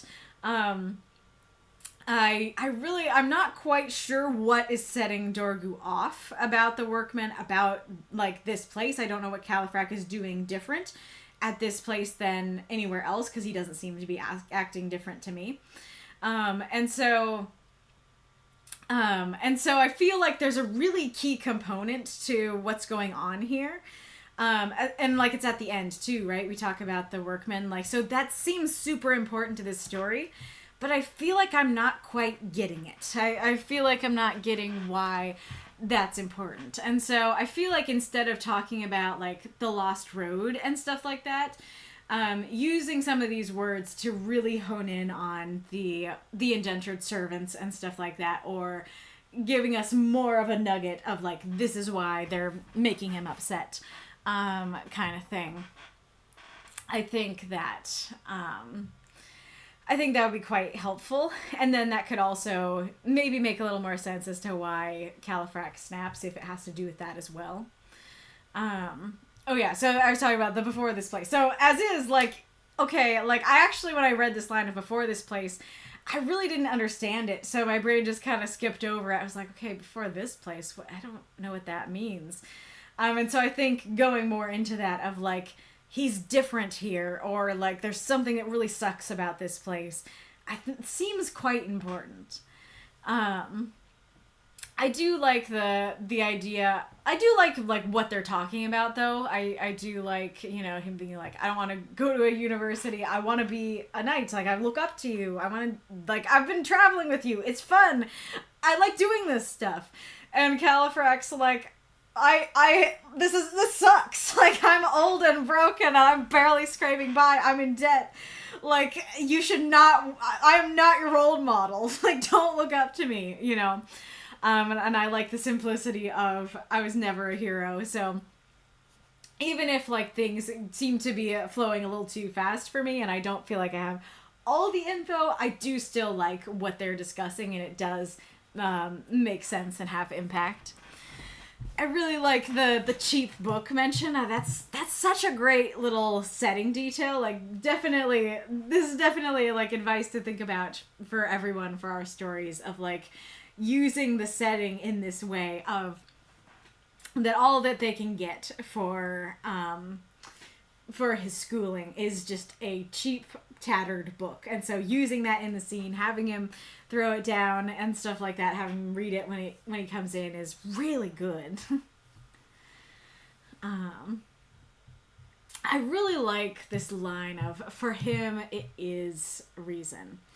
I'm trying to think, like, there's kind of some, like, different aspects of that, because on the one hand, it's like, yeah, like, this is reasonable to him. Like, this is, to him, he's not making an emotional decision. Like, he's watched his grandpa do this, and it seems like a viable option to him. And granted, I don't know all the reasons he doesn't want to go to university, but I could see there being actual logical reasonable reasons for him not to want to go to university. And so I like that Nail isn't going like, oh yeah, like that dumb little idiot can't see reason. You know, she's like, hey, like, for you, he's not being reasonable, but for him, this is reason. Like, you both can, both your sides can be reason, can be logical conclusions to both of you, and you can also draw different conclusions. I think that's really cool and really, like, empathetic from Nail, and I really love that. And, like, it reminds me of, like, I'm gonna butcher it, so, like, I don't want to talk about it too much, but I watch a lot of Psychology in Seattle, so this is from the latest Love is Blind season 8. It's, like, early on. Yep, I hear ya. Yup, I hear a kitty. I knew it. I knew you were back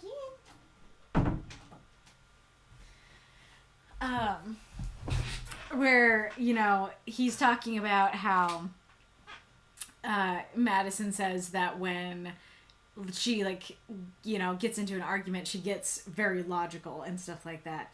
And so Dr. Honda was talking about how what that can often mean, and how that doesn't usually mean what people think it means. And so he was saying that, like, if you are in, like, an argument or something and you intentionally are ignoring your emotions, or you're intentionally trying to cut them off or not express them or something like that, that's not reasonable. Like, that's actually not logical. That the logical thing to do is, you're a human being who is having emotions.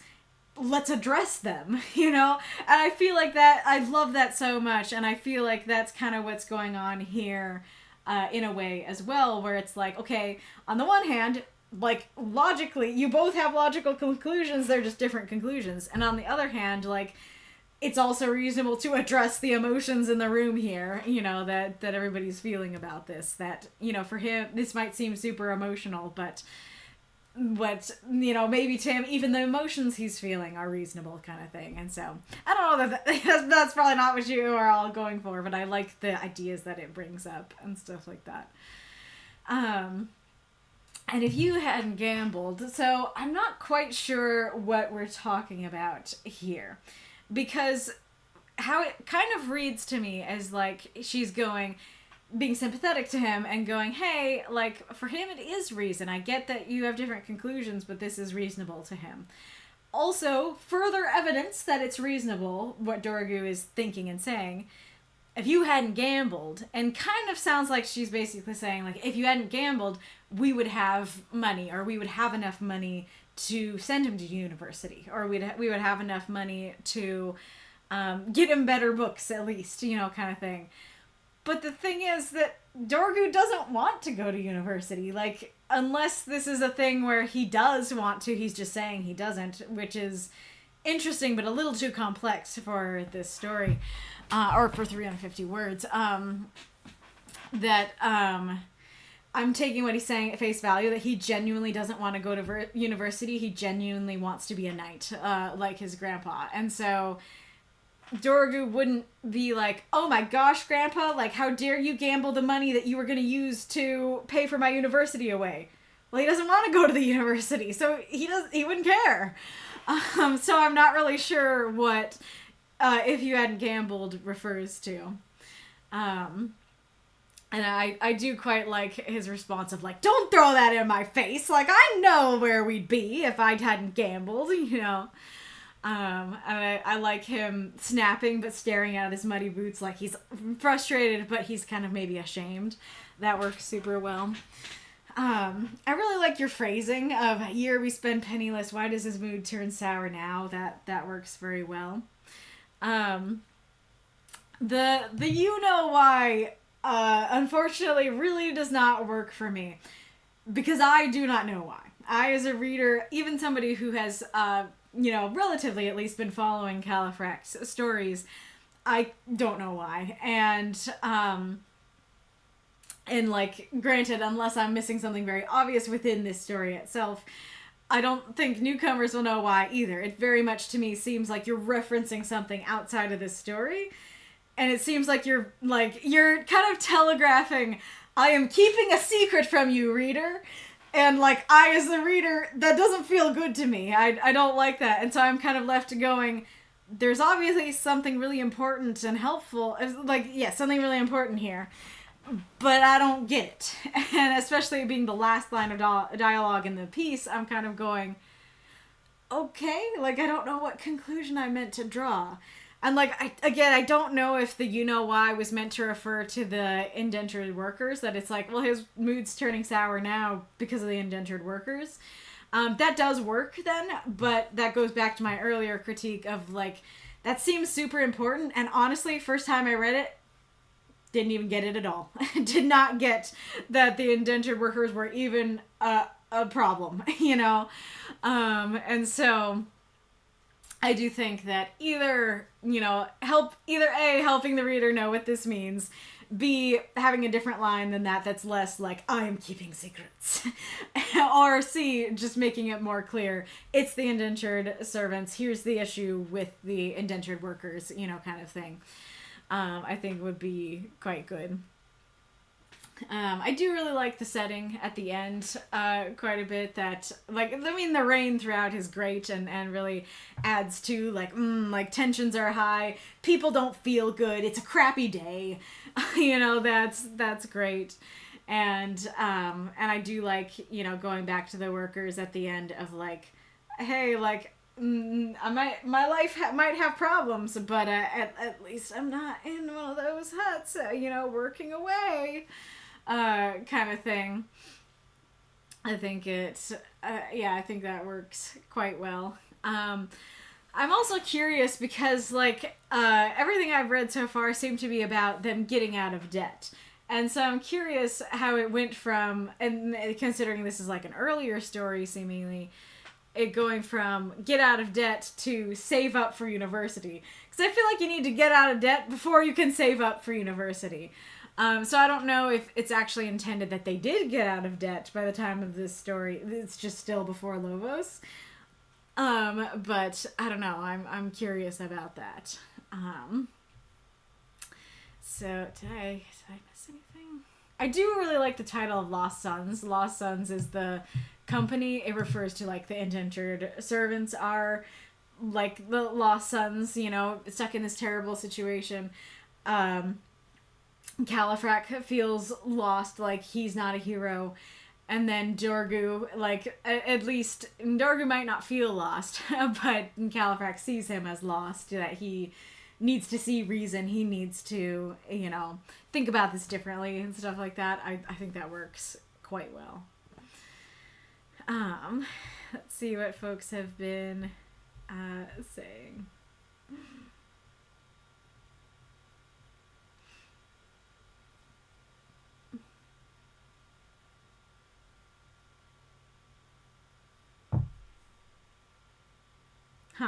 Mako says, I mean, I think of a block as the area contained by the road. Walk to the intersection, turn. Walk to the next intersection, turn. Walk to the next intersection, turn. Back to the start. So just like a square, do you mean? Like, maybe I'm not interpreting that right, but just like literally walk around a square. All right, we're done.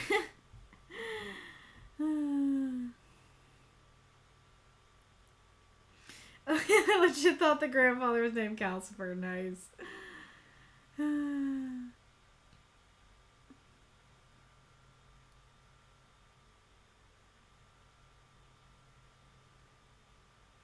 And he says, speaking of being anal about something, here's me as a living example of that alternate definition of anal.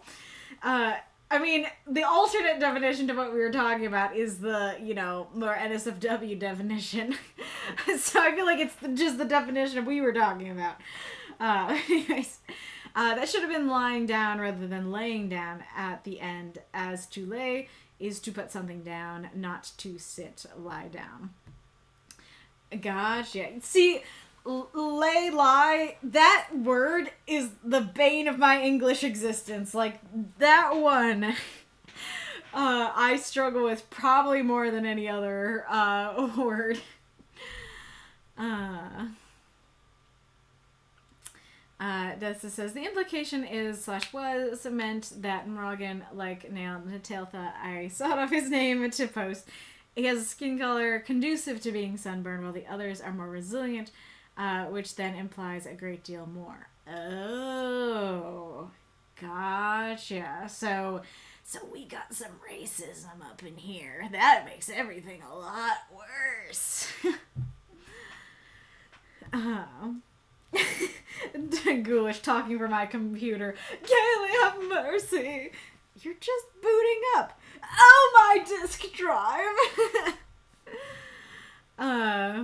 Mika says, implied to me more that he's new there and or careless to get sunburned.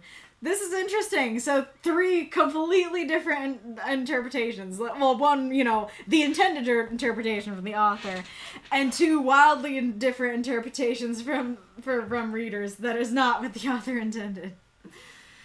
And Califrac is a rad name. It's great.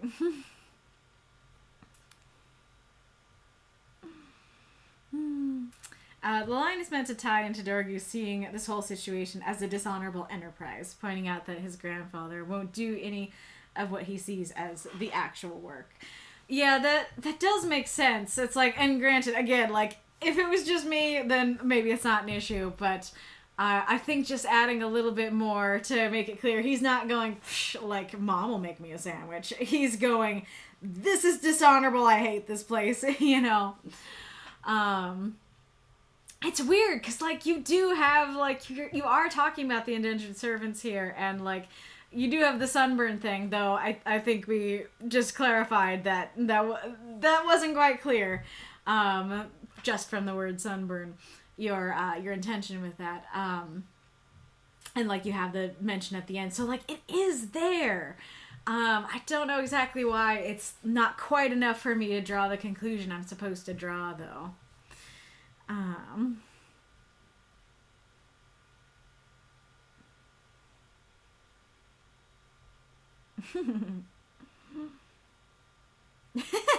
The cat again after a few moments. Dormammu, I've come to bargain. That's great.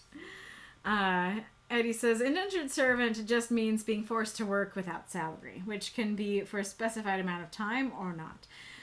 No slaves count as a form of indentured servitude, which is where my mind usually goes first, to be honest.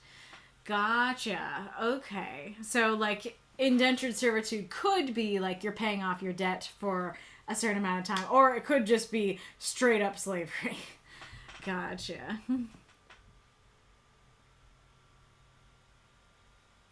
Documenter says, I really love an empathy voice of reason from a character. Well, to him it is reason. Yes, I agree.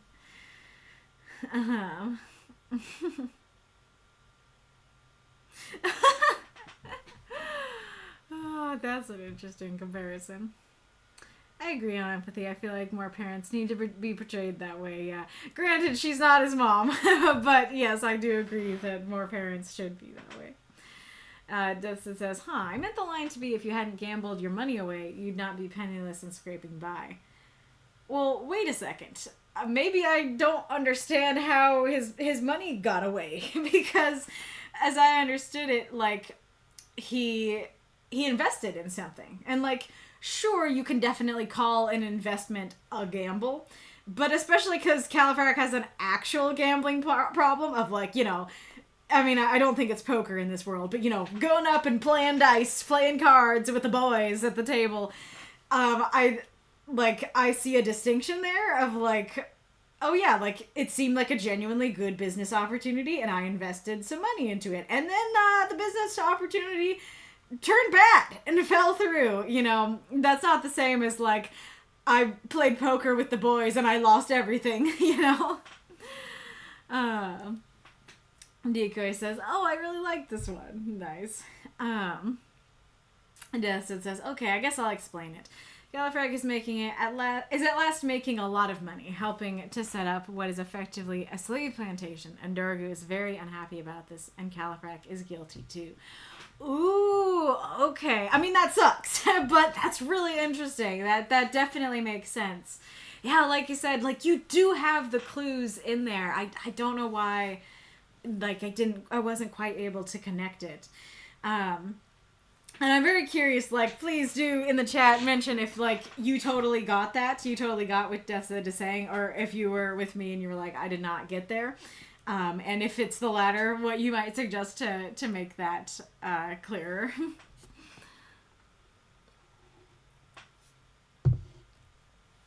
Because, yeah, that makes perfect sense, and that definitely adds a lot of context to the story. I wish I knew better how to recommend that how you could make that clearer other than just to add more. I mean, I guess it goes back to what I was saying about, like, the Lost Road ultimately does not seem important. And so, granted, like, only in the sense that it allows Drago something to mention in that way. But other than that, like, I think really honing in on the indentured servants and talking more about them rather than talking about the Lost Road and getting the money. I mean, granted, getting the money tells you he's making money now. So I don't know. It's difficult. Nico says, I'm very curious about how he ended up in this situation in the first place. Didn't he somehow end up in debt because he invested in something and the ship carrying it sank? That's what I remember. He says, I at least got that Drago was mad about the slaves. Gotcha. No, she's not grandmother either. She's just washerwoman, that's all. Lost all his money on Gwent. I was thinking about Gwent. I totally... that's where my brain went. I'm just like, don't say Gwent. I probably wanted the Lost Road to highlight Califrac's hypocrisy, that he sees himself as blazing his own trail, even though he's actually just finding a road that was already there. That's interesting. Yeah, that is a neat idea. I do like that it's like, wow, like, I'm making my way. I found this amazing Lost Road. You found it by, like, moving a bush to the side, you know? That is a good point. I guess it's one of those things that it's like, that's really good. It just might be a little bit too complex for this particular... For 350 words, I mean. Oh, is that very wicked? It's okay. Totally understandable. A mistake. I probably thought that at first, too. Hot chocolate or not hot chocolate? Well, always hot chocolate. Alrighty, Rue. Very curious tale. I'm very curious to hear how they will get out of this, and if they will, you know, if Califrac will go, you know what, you're right, I shouldn't be supporting this, or, you know, I don't know if you could get, I guess you, in this time, maybe you can't be caught by the law for doing something like this, but I don't know, I'm very curious. And definitely a good story. Alright. Let's go on to Drago's story. I believe that Drago's here, right? I think I saw her in the chat.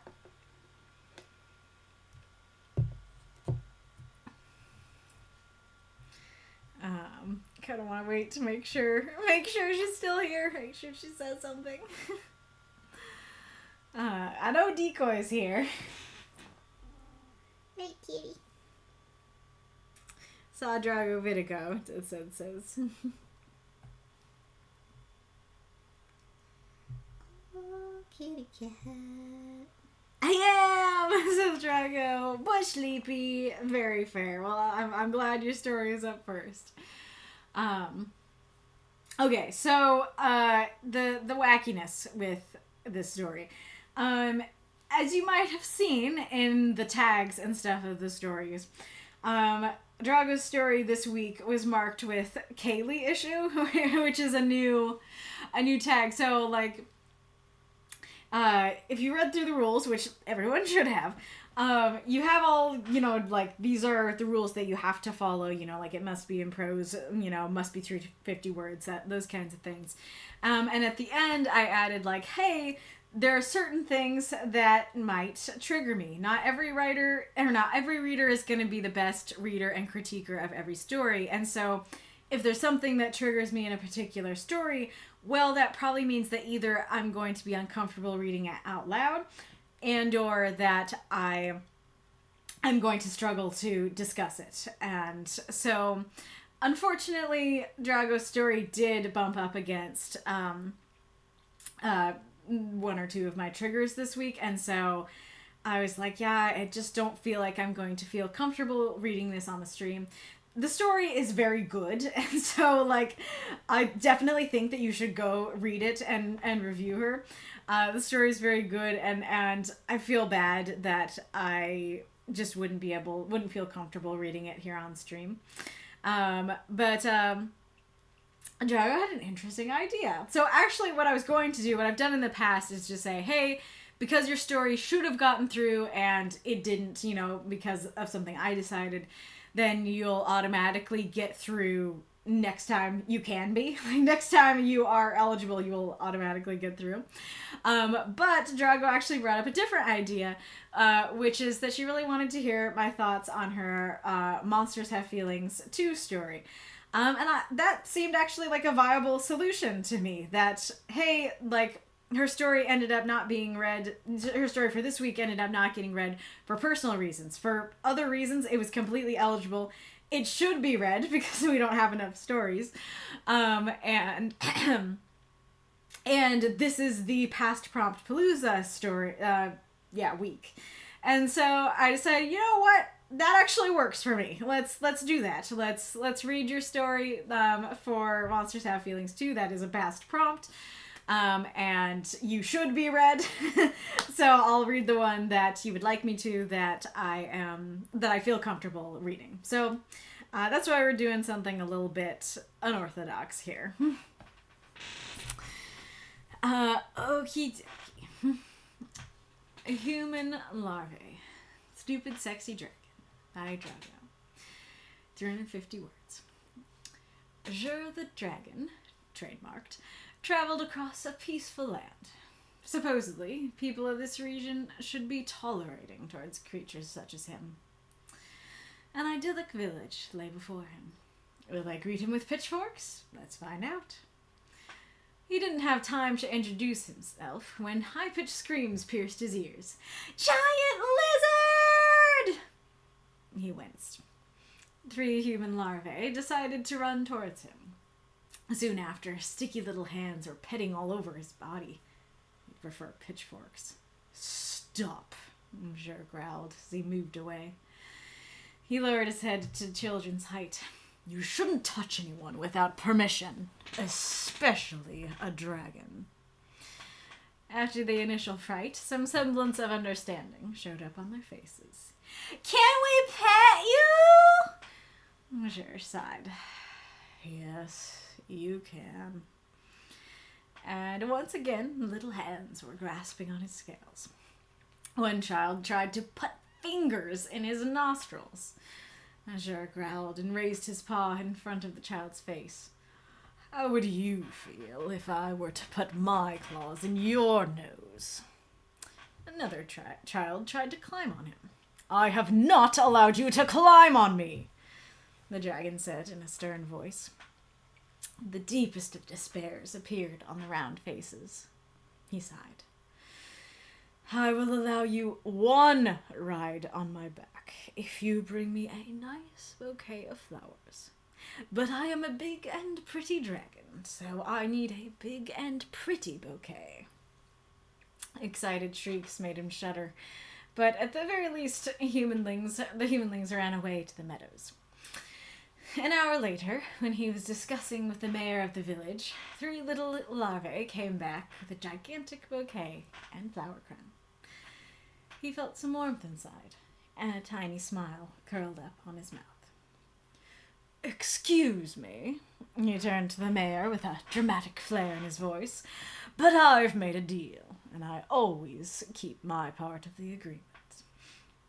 He said with a cocky smile as he moved away to let the hatchlings climb on him.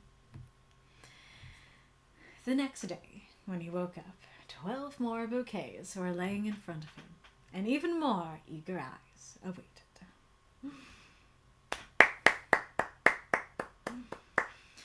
Throw up those moths and monsters a cheer for this story if you loved it.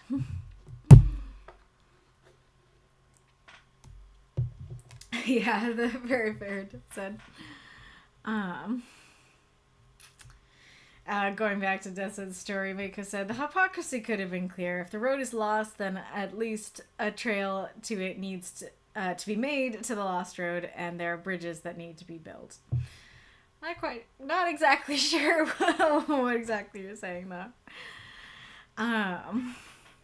What is that? Oh, it's hands. It's like Mickey Mouse hands. Gosh.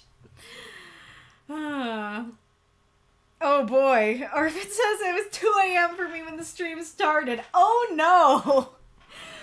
Well, I don't know what to say. I don't know if I should say thank you or go to bed. Appreciate still joining us. Does that mean you're like somewhere in Asia? What would cause that? Because like Drago herself is kind of on the other half of the world. Oh, wild. All right. I don't think you had questions because I think. Yep.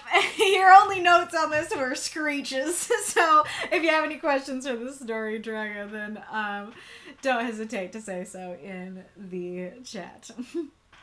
Yes, this is Orphan. I assume you mean about the being somewhere in Asia. Gotcha. Alright. Well, this was cute as heck. I loved it. Yeah, let's just get started. The trademark is really funny. I don't know if it works for people else who haven't read other stories in this universe. And so I'm torn because I feel like it doesn't quite work because you don't do stuff similar to it throughout the story and newcomers wouldn't get it. But also I love it. But also, yes, this is sure the dragon trademarked. Okay, kitty.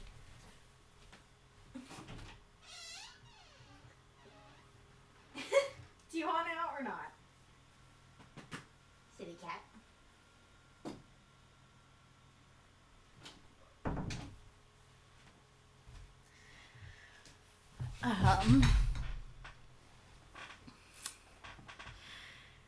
So this is kind of funny because I have less comments on this one because that like shift and stuff was kind of a last minute thing, but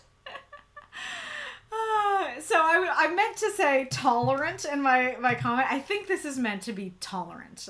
Supposedly people of this region should be tolerant towards creatures such as him. For some reason, supposedly is also sounding wrong to me, but I'm trying to figure out what's wrong with it. I guess maybe just saying like people of this region were supposed to be tolerant towards creatures such as him. I think that would work better. I kind of like the will they greet him with pitchforks? Let's find out. But I have to critique it because it is a different tense and person than the rest of the story, and it's not brought up throughout the rest of the story. If the whole story was told in that way, where it's like, what will Zitcher do? Oh, the little humanlings have arrived. Whatever will he do? I think that could work. But as is, I do think that as cute as the line is, that and how it fits with what he says about like he'd prefer pitchforks and stuff like that, I do think taking it out would overall be a benefit to the story. Oh, I love this so much. It's especially funny that they don't say dragon. that they don't even know what a dragon is. They're like, what is this? That's a lizard, but it's giant. That's awesome. that's so cute. And like totally kid-like for Jur to walk up him, and he's like about to be like, hello, like, you know, hi, I'm Jur. But he can't even get the words out because they're like, giant lizard. It reminds me of what is that line from oh yeah, it's like it's like a line from Polar Express that it's something like elk or no, it's elves. That's what it is. It's not the deer part. It's elves. Giant lizard.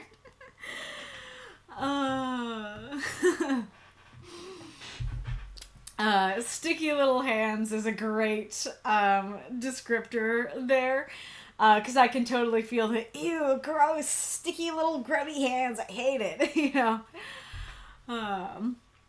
I do like he'd prefer pitchforks, especially after that was introduced earlier. That it's like, oh, it's so gross, like, oh, getting petted. I would prefer getting stabbed to this, you know. I do quite like that. Though I do feel like that line kind of makes him saying, like, yes, you can, not work as well, because I definitely was not thinking he was going to say yes. I understand the more I read it that it's more about, like, consent. That it's like, it's okay if you pet me, but ask for consent first. And so it's like, yeah, okay, as long as you ask for consent, I will let you do this. But saying that, like, he hated it so much that he would prefer that they stabbed him with pitchforks, definitely makes it sound like he is not going to say yes to that. And so, but I keep going back and forth. But also, like, I can see that being hyperbole, like, he's being kind of snarky internally, but not really. You know, he wouldn't really prefer the pitchforks. And so I'm a little torn on that, because I did get, as I kept reading, I did get a little confused. I was like, wait a second, like, why is he saying yes? Like, he hates this. But also, the more I read it, the more I get it, so I don't know.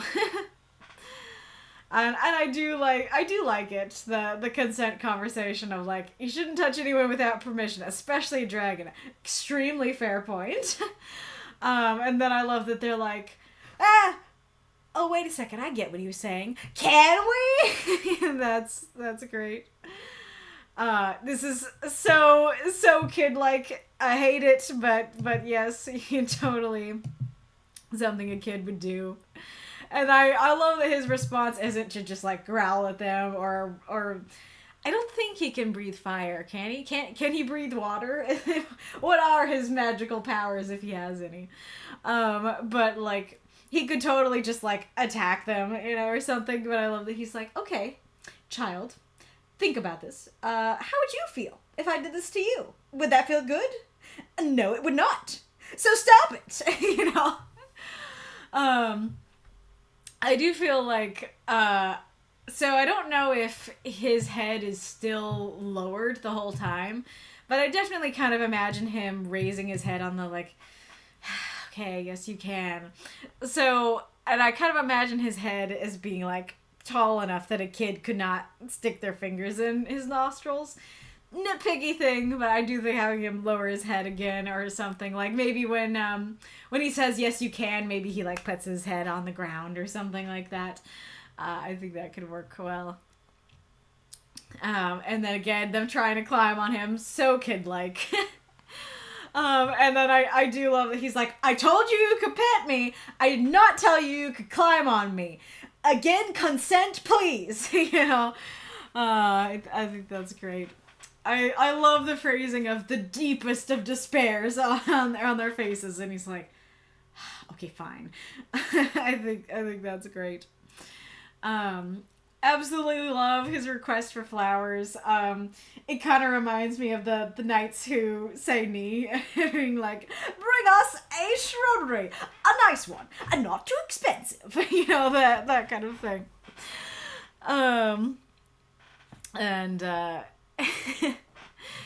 So, but I think that's really cute, and like, don't let me forget to talk about the overall vibes and feelings by the end, but that's so cute that he does that and asks for that, especially because he probably does not care about flowers, but just the fact that he's making them go get something and you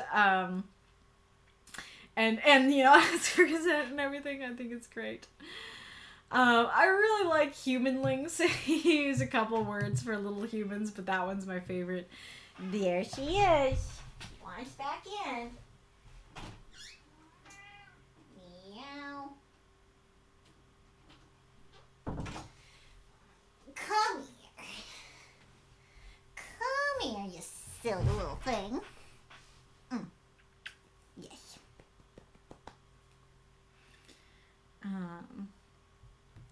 And then, I don't know what he's discussing with the mayor, so I do think, like, adding a couple words to say, like, well, he was discussing with the mayor of the village thing he was discussing, would be good. But I really like, I really like that he's, like, having a very important conversation. And then the kids bring their bouquets, and he's like, well, I made a promise, so, like, I gotta fulfill it. Sorry, bro. You know? Sorry, bud. Our official conversation must wait. It's adorable. I love it so much. And I love the dramatic flair in his voice, that he's really getting into it, you know, kind of thing. And then the ending is so cute. I love that they keep doing it. And there's, like, just a bunch... what's so great about this is I can totally see it, like I'm watching a movie of him just like, you know, blearily blinking open his eyes, and he's just like covered in bouquets, and then there's just like a bunch of kids with, you know, stars in their eyes looking up at him expectantly, and then like episode ends. I love that so much. So, like, overall, I honestly would not have expected this from Jur at all. I totally thought that he would completely stop them and stuff, and so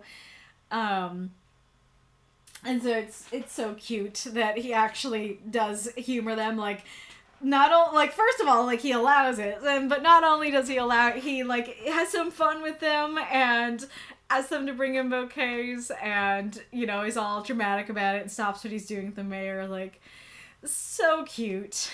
I absolutely love it so much. And it makes Jur, you know, more endearing and stuff that that he does all this. Yeah, it does. It's super cute. Let's see. Let me look at my notes on my phone to see if there's anything else to discuss. Meow.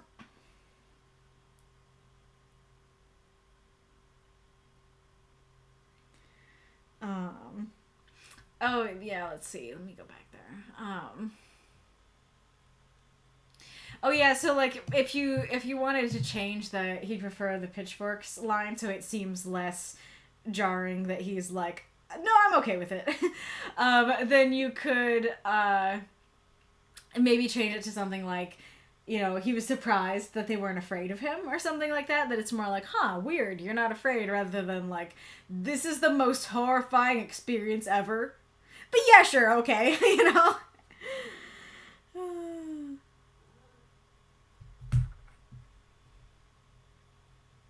I don't know what this note means. I wrote the note, discussing what with the mirror.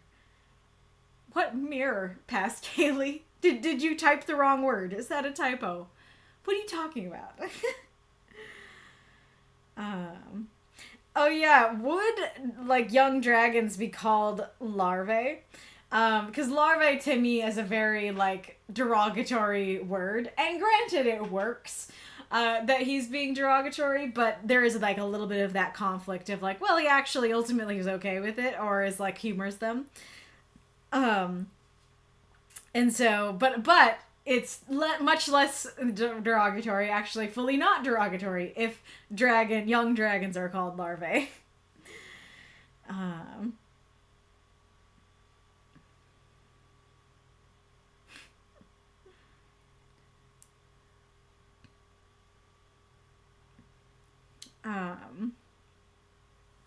I'm a little torn about using the different words for young humans. That on the one hand, I feel like just using one throughout would have been better. I would have voted for humanlings.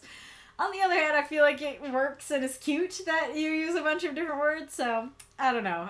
I'm torn. Let's see what folks have been saying. I'm glad that the trademark joke landed for the intended audience. Nice. It's so fluffy. This is where my brain went. Nice. You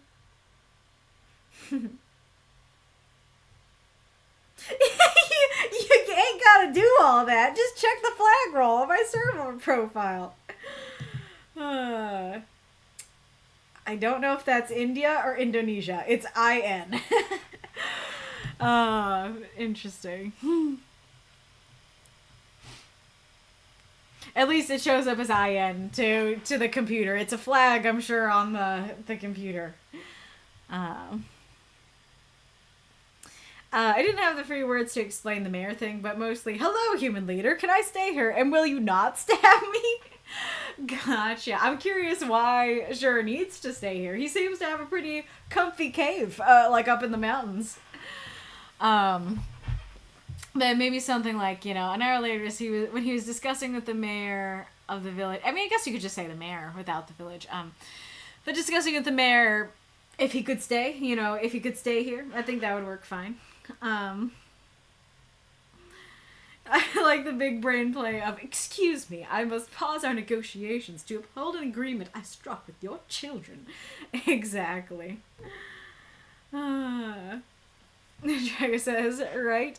What's better playing card than, hello, your children like me, see? I'm cool. That's great. Little dragons are called hatchlings, so he's just very snarky because he has a lot of experience with little kids, mostly dragons. So he's like, oh gosh, I know what this will be. That's extra interesting. I did not even peg him as somebody who spent a lot of time around dragon kids. That makes a lot more sense, or it's like, okay, I know the drill. I've been around dragon kids. This is probably going to be similar. Buckle up, Indonesia is abbreviated as Indo. Also, I have a secret trick that I use to distinguish between the Indonesian and the Polish flag. Oh yeah? Especially curious because we're discussing a lovely Polish lady's story. Alright, let's see about the Twitch chat.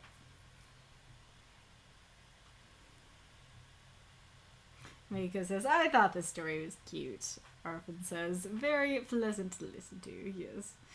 Documancer, it's kind of like, yes, I will tolerate children, but I'm also more used to folks treating me like that. I don't know which I prefer. Kind of like someone who's antisocial, who's given birthday wishes, birthday attention. Gotcha. Interesting.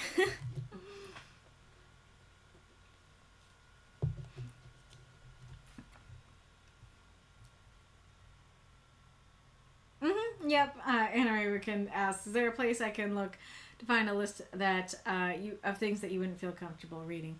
Yeah, it's at the end of the submission rules. Oh yeah, I forgot to bring the conclusion of they don't usually they don't usually come up, so I don't often like tag the stories with the issues anyways. But basically, there's text formatting issues, a tag you can get on your story, and that means that, what are we blinking about? Oh, and Drago said he wanted to stay in a village out of curiosity. New people? Okay, I'm bored. Interesting.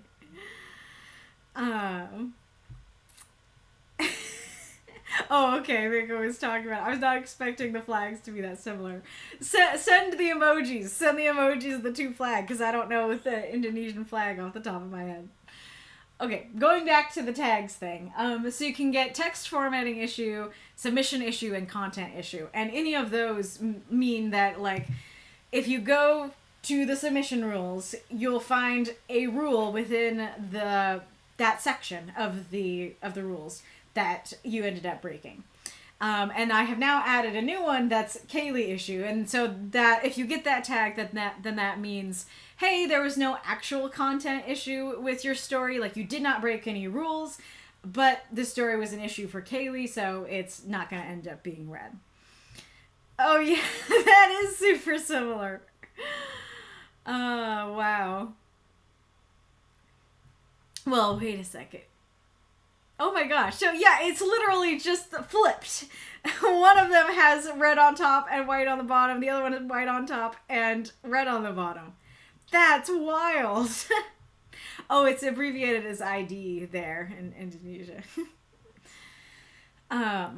And like, you know, the unfortunate thing about these things, like at the bottom of the submission rules, is that like, it is not a situation of anytime you write about any of these things, automatically it will be disqualified. I mean, granted, in a way, that's not unfortunate. That's kind of a good thing that, like, you can still be read, even if you include these things. The unfortunate part of it is that it makes it hard for people to gauge, you know, okay, is this story going to bother Kaylee or is it not, you know?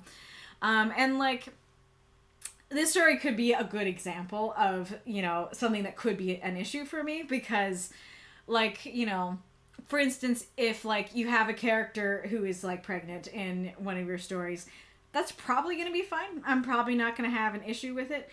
But if the entire story is, like, completely about that and, yeah, it is, like, really honing in on that, depending on the way and again, even that has its, like, further branches and stuff, but, like, if the entire story is about that and is really focused on that, and that's the whole theme, okay, then there's a lot of likelihood that I'm, gonna have an issue with that. But again, even then, it still depends on what aspects of it you're focusing on. But, yeah, so it was, in this case, the nature of the whole story being themed and talking about these sorts of things. That was my issue. But like I said, to reiterate, it's a really good story, and I love the world building in it. I think that she did a great job with it. It's unfortunate, it's just an issue for me. But yeah, I don't know if I'm making sense or saying anything helpful, but I just want to be clear that, like, including one of the things in the submission rules, or at the end of the submission rules that I say I struggle with, it's not an automatic veto. It's not an automatic, like, you're not going to get read. It's just that, no, if you decide to include these things in any of your stories, it might be. It might be an issue. It might cause you to not be read, if that makes sense. And then there's Austria with red, white, red. And Greenland, which is a circle of red and white. And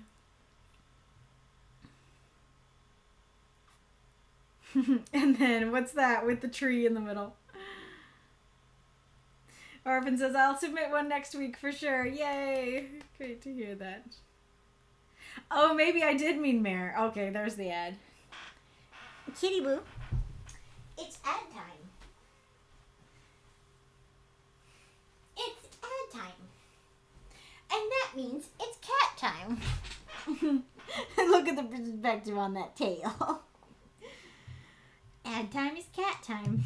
That could be like a, I don't know, a motto, a tagline for the stream. Ad time is cat time.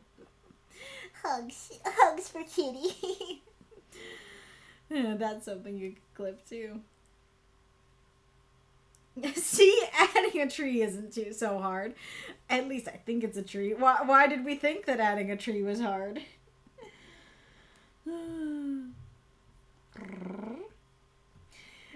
Cat ad glad time. That's great. No, that's Lebanon. Gotcha. Oh, the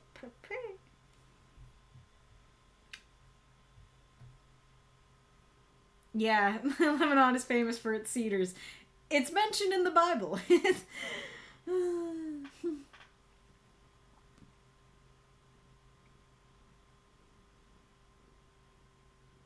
purring. I don't know if you can hear her. She's being louder than usual.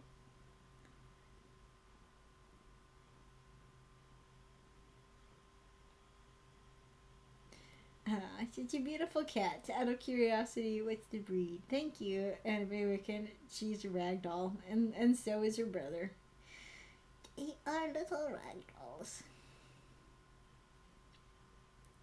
Yeah, the fan now, the computer fan.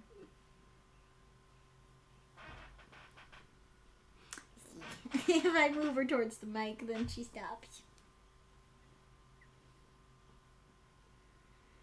It's so cute.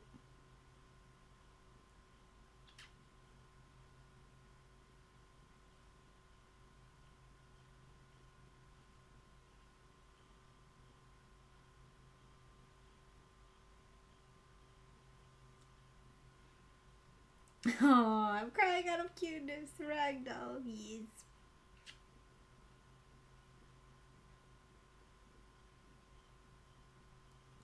He's so sweet. Yeah, she is. I'm so cuddly today.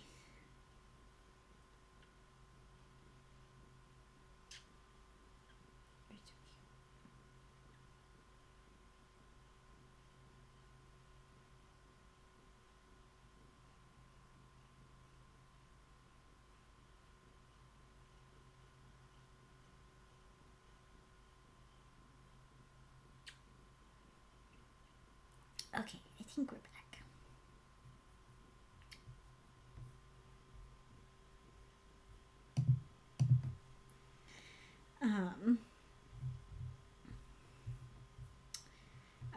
Drago said, anyway, I started to write comments to reference something you said later.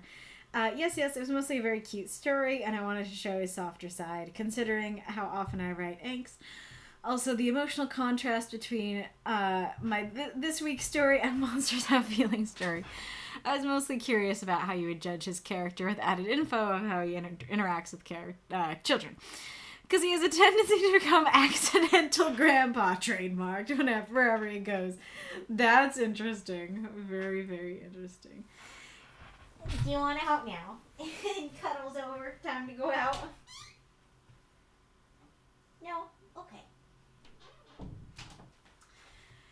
Yeah, definitely was not expecting that. I was not expecting him to be good with kids, so that definitely endears me more to his character, rather than being the snarky dragon that we're trying to melt the heart of. He has a warm heart in there somewhere. He has some of it's melted already. He has a lot of kids and grandkids in Dragonland that he came from, and at some point most of the young dragons in his clan called him Grandpa, even if he was not directly related to them. But he outlived them all. Wow, I'm not expecting that either. That is very sad. Wow. Yes, Ragdoll's pet or emotional support through a pillow.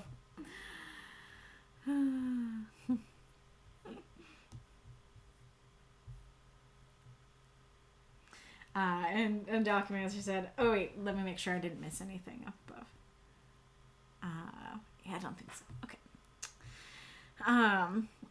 Documancer said, I've had a story written with a topic that was on the Uncomfies, and it still got read on stream because I didn't micro lens into it, and I didn't needlessly add gore or drama in the prompt.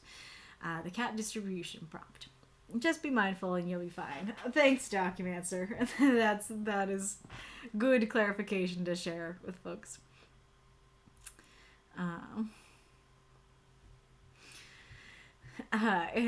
True, I worry still. I have friends who are sensitive to subjects, and I always want to make sure I'm not crossing a line unintentionally. That's very fair. And I saw earlier you said, for a lot of those things, it just makes sense. A lot of those kinds of topics are difficult for a lot of people. I just want to make sure I don't make you uncomfortable. I do appreciate that.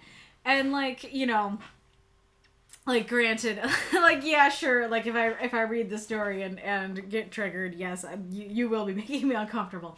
But, like, for the most part, like, the worst, I don't know, problem with it is just that you won't get read on stream. And, like, that's, unless we have, I mean, yeah, unless we don't have enough stories, like, that's a potential any week where your story might not get picked. And so, like, if you want to write about one of the topics, just make sure that you put the content warning and just know that you might not be read on stream. Like, I don't hate you for writing about it or anything like that. Like, yeah, I don't know how to describe it. Oh, interesting. Aerith is getting the ad starting early. Wow. Ad lag. Yeah, Documentary says another option is to look for a beta reader or sensitivity reader to check in if you're concerned. I myself have some subjects that can trigger my complex PTSD. Is that what that is? And so far, everyone's been kind and understanding. Aw, that's very good. I'm glad to hear that. I mean, not glad to hear you have that, but glad to hear people have been kind and understanding. And that's a great point. And, like, I think the person in the group who knows my triggers best is Makokam. So if you're not just like, hey, you can get a sensitivity reader from anywhere, anyone. And if you're like, hello, will this bother Kaylee? And you don't want to show it to me, then you can maybe try and message him. So. And he says, that's good. I might try that if I feel the need. Thanks so much.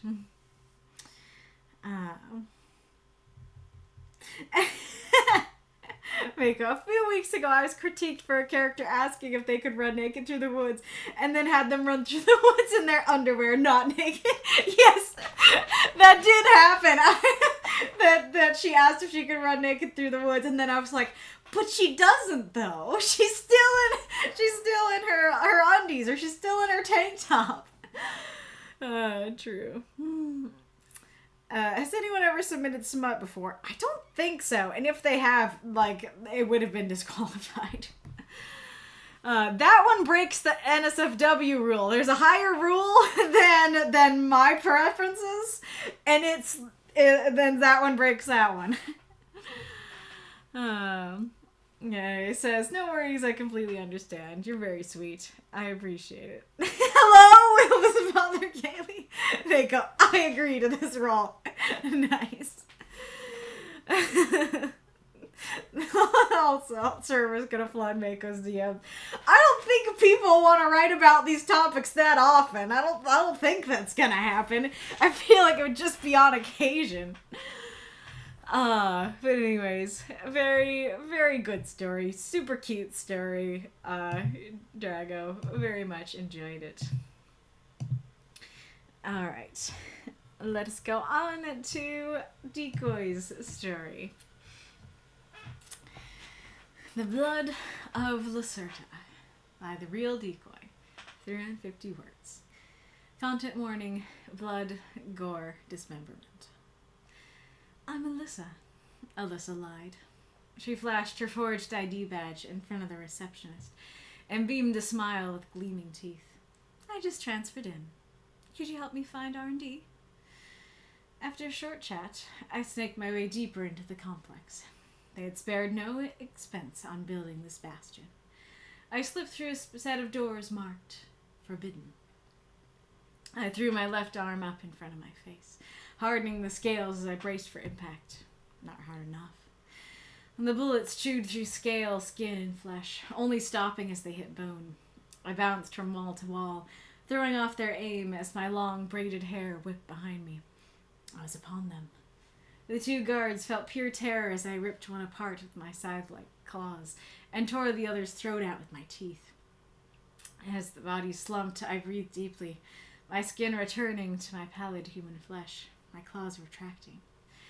Pain seared up my ruined arm, so with an agonizing grunt, I wrenched it off.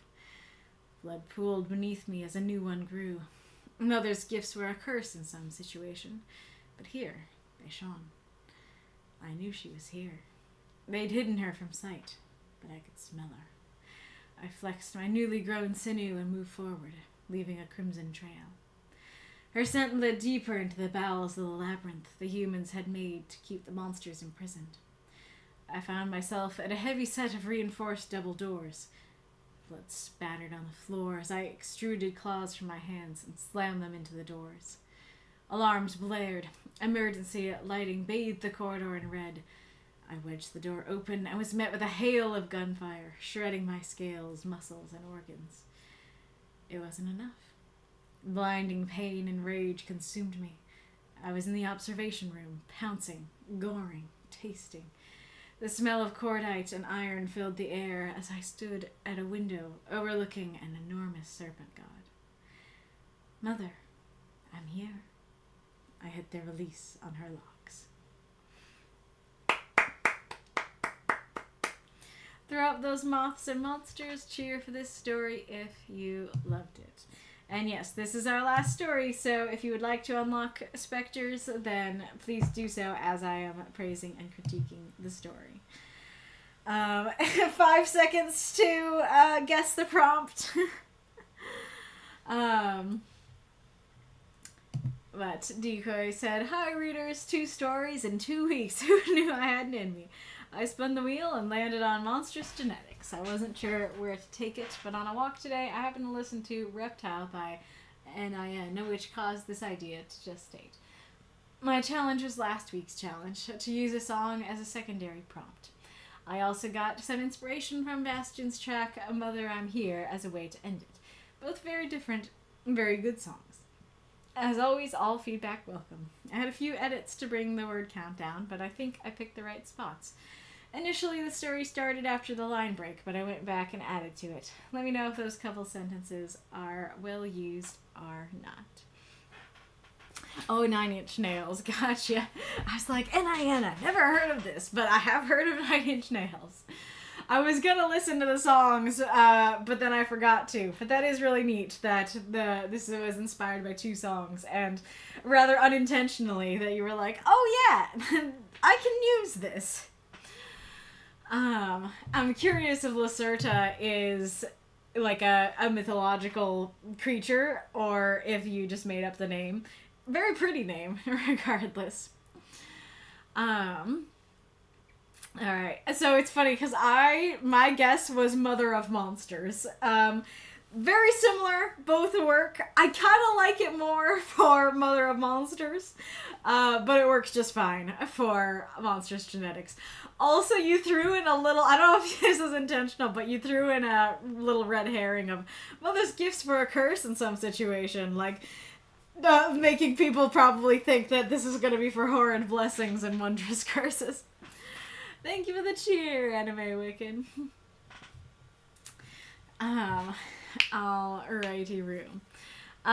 So, what to start to answer your last question. One of my biggest issues with this first part is that you switch perspectives. And, like, you know, like I was talking with Aerith's story. With Aerith's story, I was like, why are we changing perspective? That's a little weird. But, like, I could understand the story, no problem. In this case, it's a little more grievous because it's the first line. So I do really like, I'm Alyssa, quote-unquote, Alyssa lied. I do quite like that. But the issue with it is that the first line has you saying Alyssa, third person, and she, third person. And then it switches to I, immediately after. And so, like, you know, I kind of thought, I was like, okay, is the I a different character? This different character hasn't been introduced. Who is this person? Not realizing that it's the Alyssa, just a different perspective. So I think either you need to have it just be, I'm Alyssa, I lied, I flashed my forged ID badge, or you need to have the whole story be, third person so that you can get that Alyssa, in quotes, in there.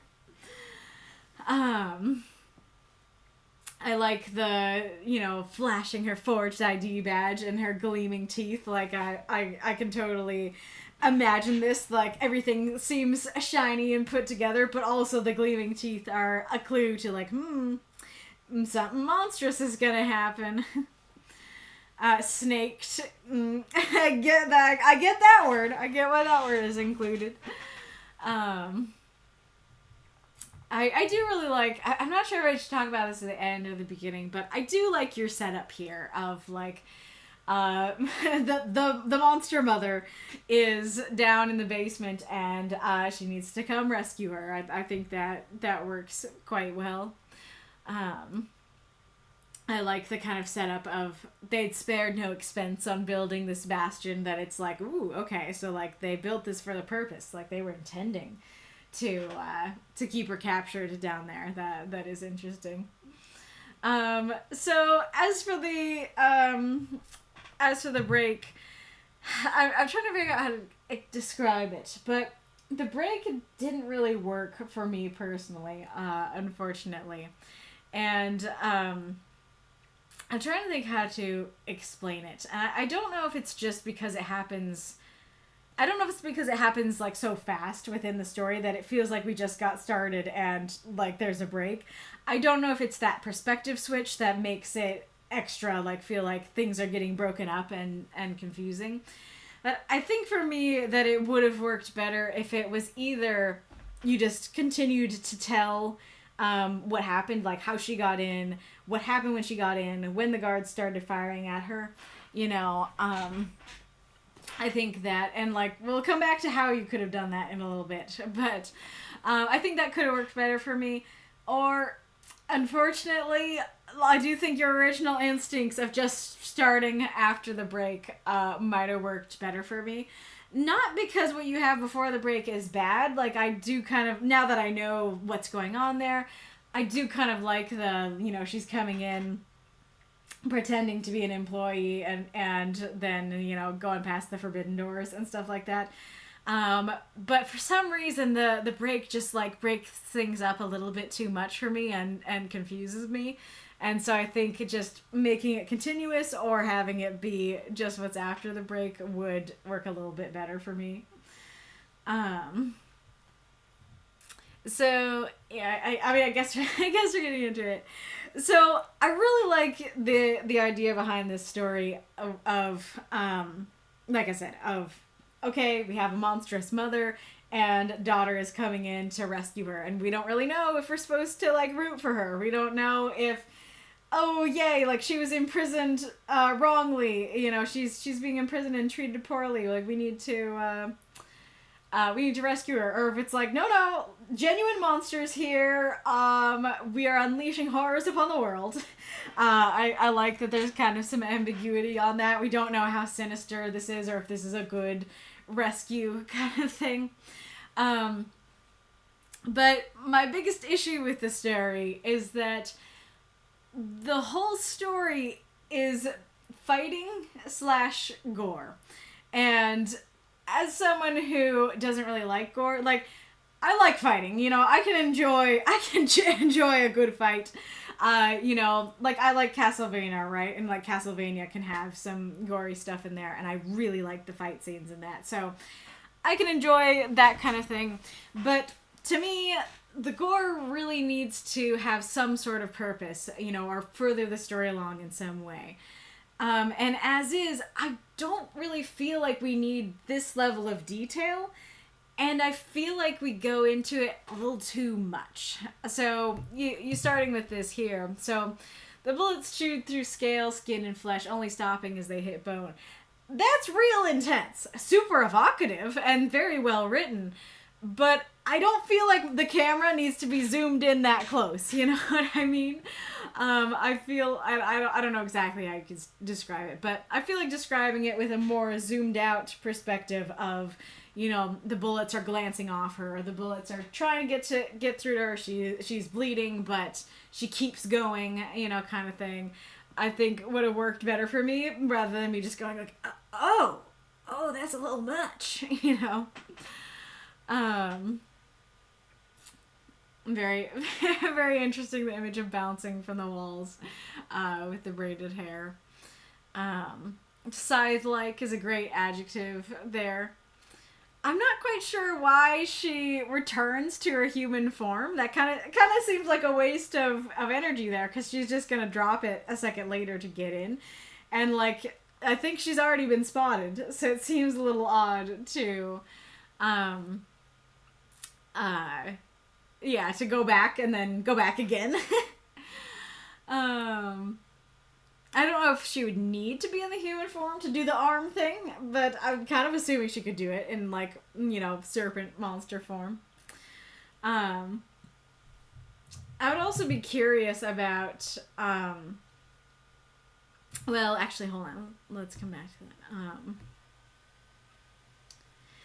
that. So before I go to that, I'll return to what I was saying before about, like, my biggest critique. That, like, here, like, we have at the beginning, the bullets are chewing through her scales and she's tearing throats out.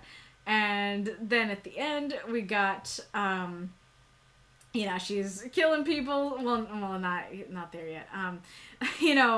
That the gunfire is shredding through her scales and she is killing people. And so it kind of feels like the same events are kind of being rehashed. And, like, granted, yeah, we're going through a complex, we're getting through waves of guards, the same events are gonna happen. And so, like, logically it makes sense. But for me as a reader, especially because I already was like, that's a little much the first time, I'm not super interested to kind of rehash what just happened. And so I feel like using your words to explain what I'm going to talk about here would be better, which is that I kind of want to hear more about, like, her powers, her mother. Like, okay, mother's gifts were a curse in some situations. Well, kind of seems like Alyssa can be in a perfectly human form. And so it reads like, she can manifest her monstrousness when she wants to and look like a human when she wants to. So I'm not really seeing the situations in which this would be a curse, because it seems like she has her handle on it. And so hearing about that, hearing more info, okay, like, when would this be a curse? What situations? Would be really interesting to know about. And then, like, okay, is she her biological daughter? Like, this is actually her mother? Or is this kind of like an experiment sort of thing? She's like, she was made in this facility. She was made to be a clone or, something like that. Or like in Stargate, like the Gould Queen, being stuck, forced to make more Goulds and stuff like that. That was the one where they made medicine out of the Goulds, right? But anyway, so, like, I don't know if it's a situation like that, but yeah, like, I feel like instead of, like, rehashing the same violence and gore twice, instead, going more into, okay, like, what's the backstory? Who are these characters? What are these powers? I think would add a lot more intrigue, at least for someone like me. I like the, knowing that she's there, like, she can't, they'd hidden her from sight. I like the intentionality behind this of, like, they're hiding her from me, but I know she's here. I have more than human powers. Works very well. And by the way, everything's very well written. Even if I am, like, struggling with the gore and stuff like that, you write it very well. Like, I am not critiquing the way that you wrote all that. I think that, if gore's what you going for, then we need another or rhyme. But that worked quite well, and I think you wrote it quite well. I like the bathing the corridor in red. That adds vibes. That works quite well. Yes. I don't know what cordite is. A very pretty word to read. I'm curious what that's referring to. I really like the ending of, that mom is a serpent god. Like, not just a monster, but like a monster god. And I really like the mother I'm here. I have not heard the song, as I said, but the ending worked very well for me, and I kind of like this, like, that can mean so many different things, right? That could mean, like, hey, I'm here for you, I love you. It could mean, like, sorry for the wait, I'm finally here. Or it could be that, like, I'm here, let's destroy the world together, you know? And I like that, I like that unsurety of that line, and I like that it ends on releasing the locks. We don't know what's gonna happen going forward. I think that's quite neat. Thank you. I will say, going back to the whole content warning thing, so I added the content warning, and, like, I know that you often struggle to know, like, when something requires a content warning. I have a very simple solution in regarding at least what went down on this story. If you are ever directly using the word goring, the story will need a content warning. But I think the other thing to say about it is just, like, kind of what I was saying before, of, like, the gore is the story. Like, if the whole story is about that, then that's a good sign it needs a content warning. And then, like I said, there's a difference between saying, you know, I mean, even just saying, shredding my scales here. Well, actually, there's kind of two things going on. So, like, if you just said shredding my scales, I don't know if I'd call that gore. You know, that's distant enough. But going to say they chewed through scale, skin, and flesh, only stopping when they hit bone. That kind of detail, yeah, that's what I would probably call gore. And it is very interesting down here because shredding my scales, okay, like, we're far enough back. That's okay.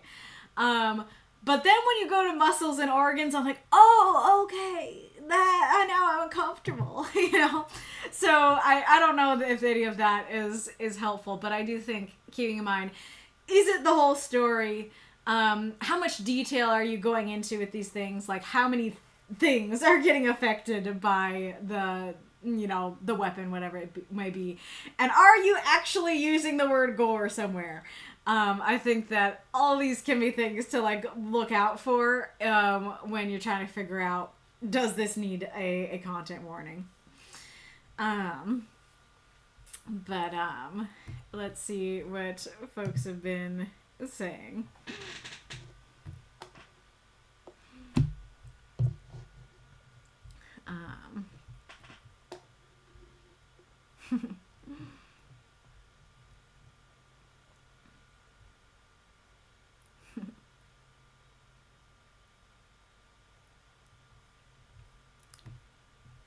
Oh, okay. Lacerta is a genus of lizards. Ah, okay. That makes sense.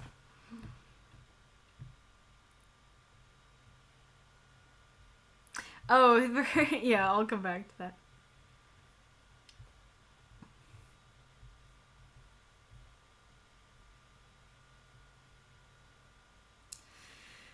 Spare no expense.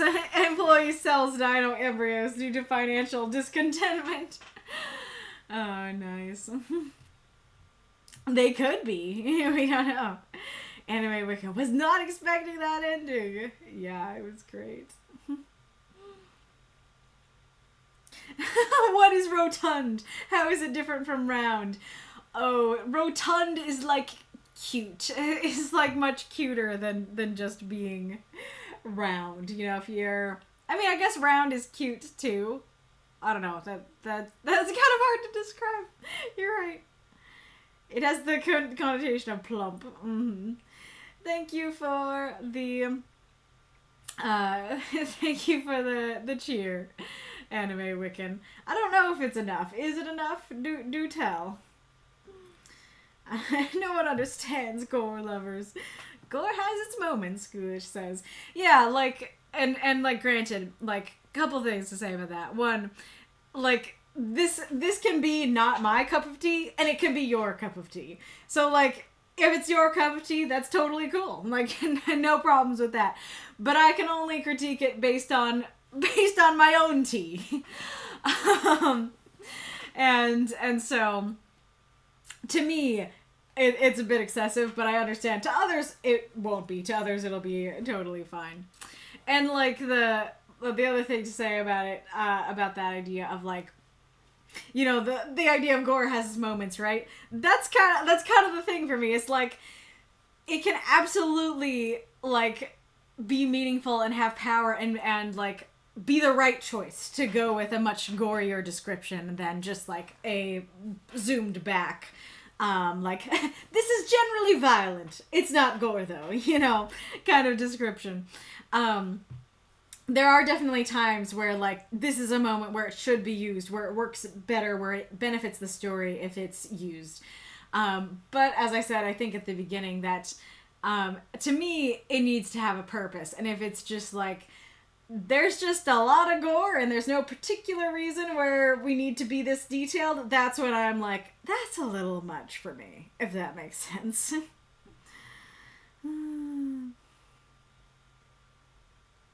Corday is an explosive. If I remember, it's part of gunpowder. Gotcha. And then we could love how intense it got at the end with the hello mother. Nice, yes. We're like 195 bits away from another unlock. Anime Wiccan, 195. Well, there we go. Well, how awesome is that? Yeah, well, damn. Thanks so much. Really appreciate it. You gotta jump the gun. Got excited about that last story. Sorry, someone was donating. No, I think other people were out. I really appreciate that. Yes. Any other cheers or just for Kaylee doing an excellent job? We've done unlocked everything.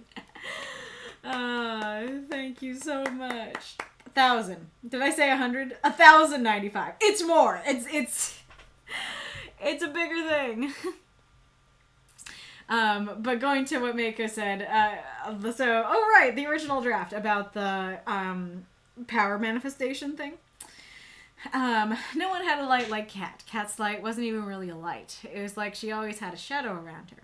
Or like it was fire, but dark. Sometimes, when she'd get angry, there'd be some real light, like real fire around her. But mostly it was just black. It scared her sometimes, but they were friends before she even noticed it, and Cat was still her friend, so she tried to ignore it. Okay, I remember why I changed it now. Yeah, so feel free to say if you like before she noticed it more than before her powers manifested. The reason that I personally changed it is because before she even noticed it, could read as like, she could see it all the time, but she just didn't notice it. Like, she had the powers, she always could see auras, but she never noticed the black aura around her friend. And I was like, that sounds a little bit odd. And so, but I get what he's going for. I get that he's going for her powers manifested one day, and that allowed her to see it, that allowed her to notice it. And so I just went for the straight description of when her powers manifested, rather than implying that potentially it was there, you know, that she could see it all the time and she never really, like, noticed it, you know. That's everything unlocked. There's actually 1,092, not 95, so you spent 3 bits more, sorry. Anyway, Wiccan, money well spent. Aw, appreciate it.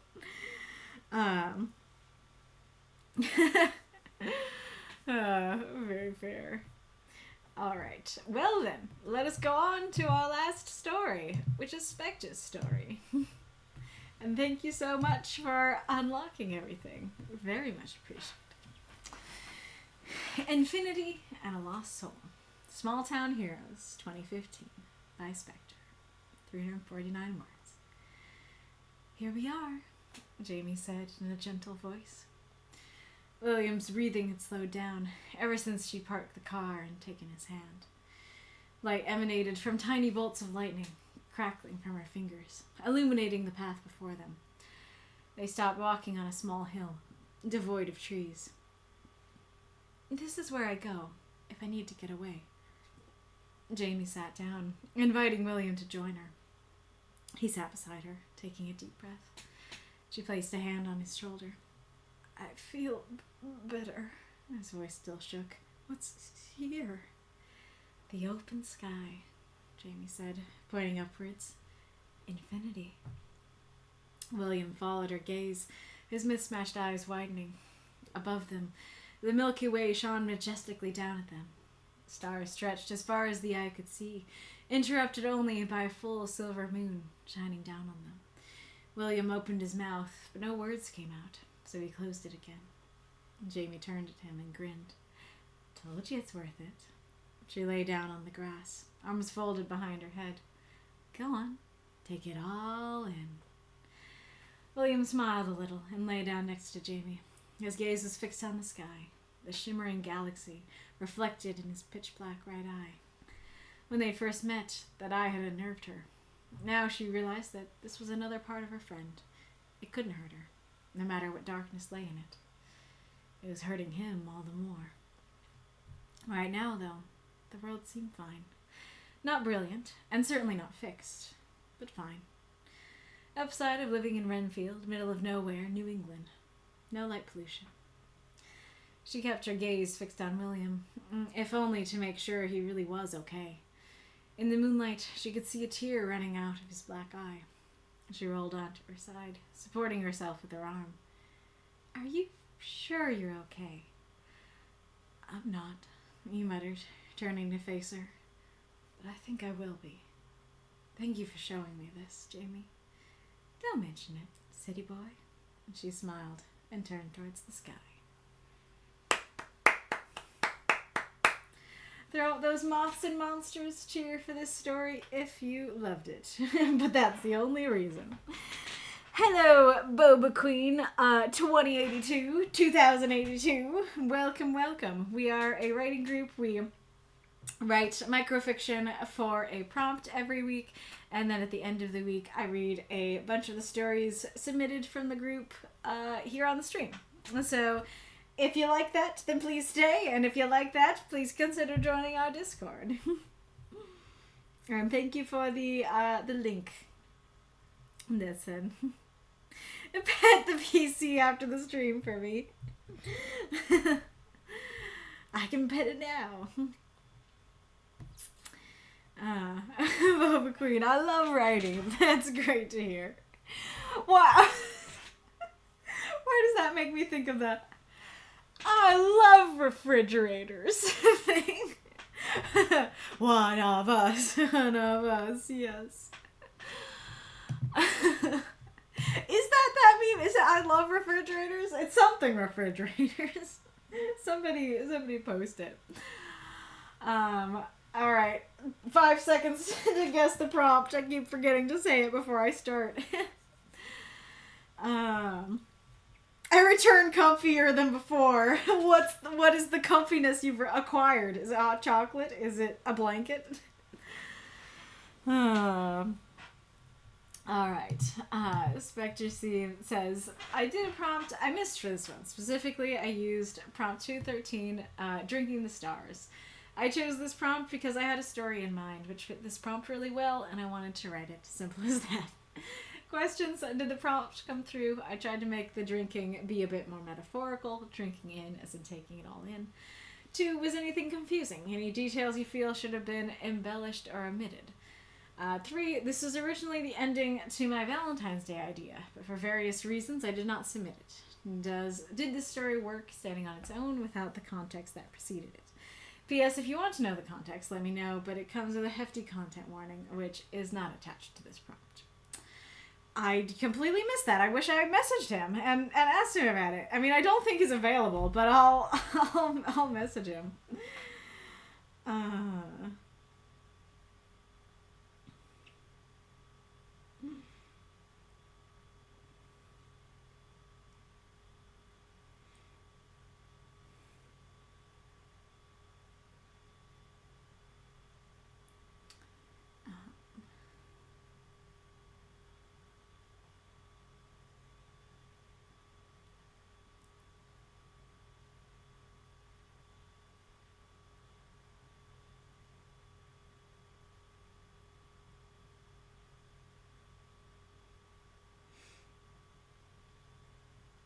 Okay.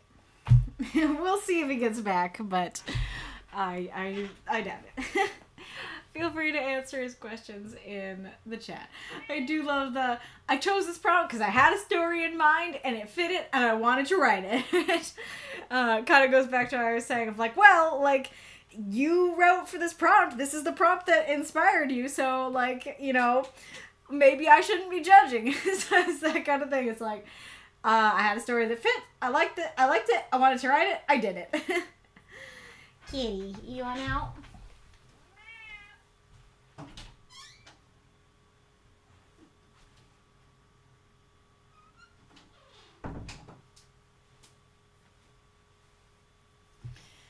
It kind of reminds me of, like, so, like, why do you want to work at Starbucks? And then I forget exactly what the joke is, but I think it's, like, passes a paper that it's, like, I need money, or, like, I need to eat. It's like, why did you write the story? I wanted to write. Oh, yeah, it's, like, 4 a.m. in Germany. Yeah, we'll see if he gets up at 4 a.m. Alrighty. Well, I'll answer your first question right away, which is that I think it works perfectly for the prompt.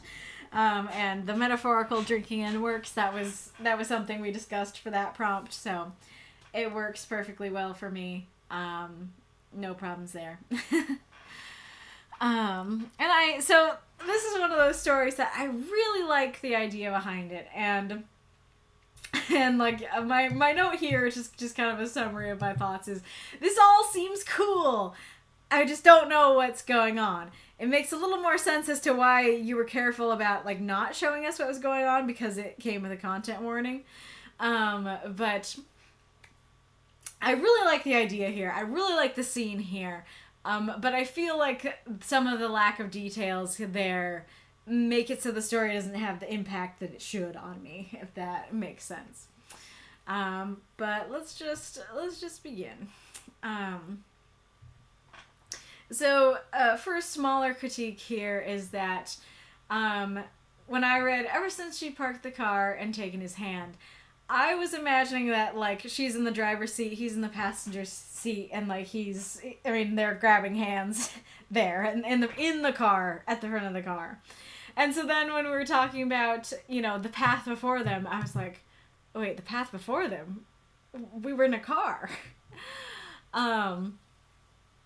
And this might just be a thing of your name choice, but as far as I understand, Jamie can be a guy or a girl name. It's unisex. And so I actually immediately thought guy. And so then when I read William's breathing had slowed down ever since she'd parked the car, I was like, wait, is William a girl? Is William a she? And then I took a second. I was like, oh, okay. William's breathing had slowed down ever since Jamie had parked the car. So I don't know if it's just the nature of that name and just that I picked the wrong gender. But I do think saying Jamie there would help as well. I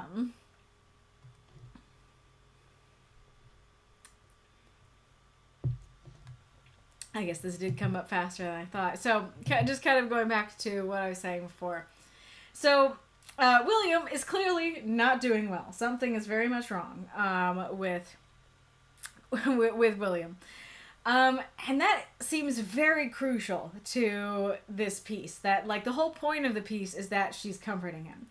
And yes, I can't understand without, you know, without the details that's happening. That, you know, she's comforting him. But not knowing why he's upset, not knowing what he's getting comfort from and for, is a big hindrance to me, because it feels like the meat of the story, the point of the story, the reason that we're here is missing. And so I don't know what the context was. That's part of why I wanted to text him to see if he gets back to me. And so I can understand if it's like a triggering topic, why he would intentionally not want to include it. But I do think that is something that needed to be included in some capacity for me to fully feel the impact of the story and fully understand what's going on here.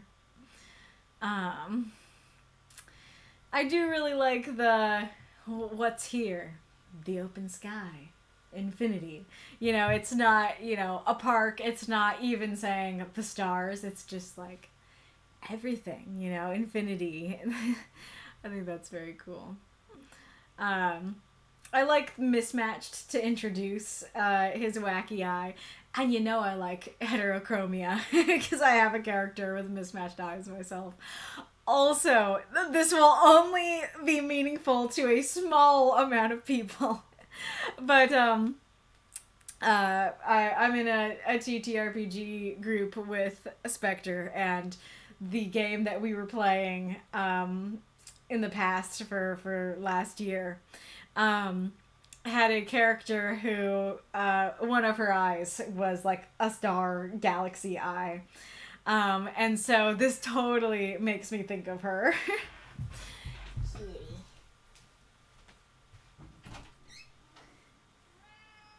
Hi, come here.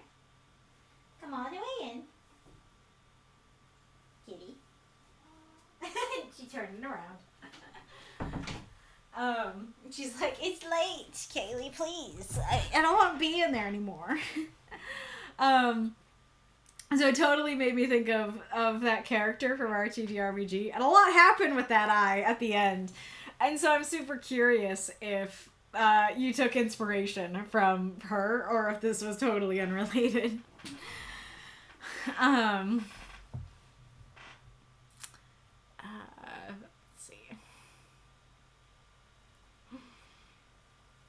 And then I think the paragraph describing, the Milky Way and the stars works very well. And I like, he's speechless, and then Jamie is grinning at him and is like, yeah, that's right. Like, that would be so amazing. I've never gotten the chance to go to a place with no light pollution, and I bet you I would be crying just looking at it. But, yeah, so I like that she's kind of smug and is like, yeah, that's right. Isn't it great? I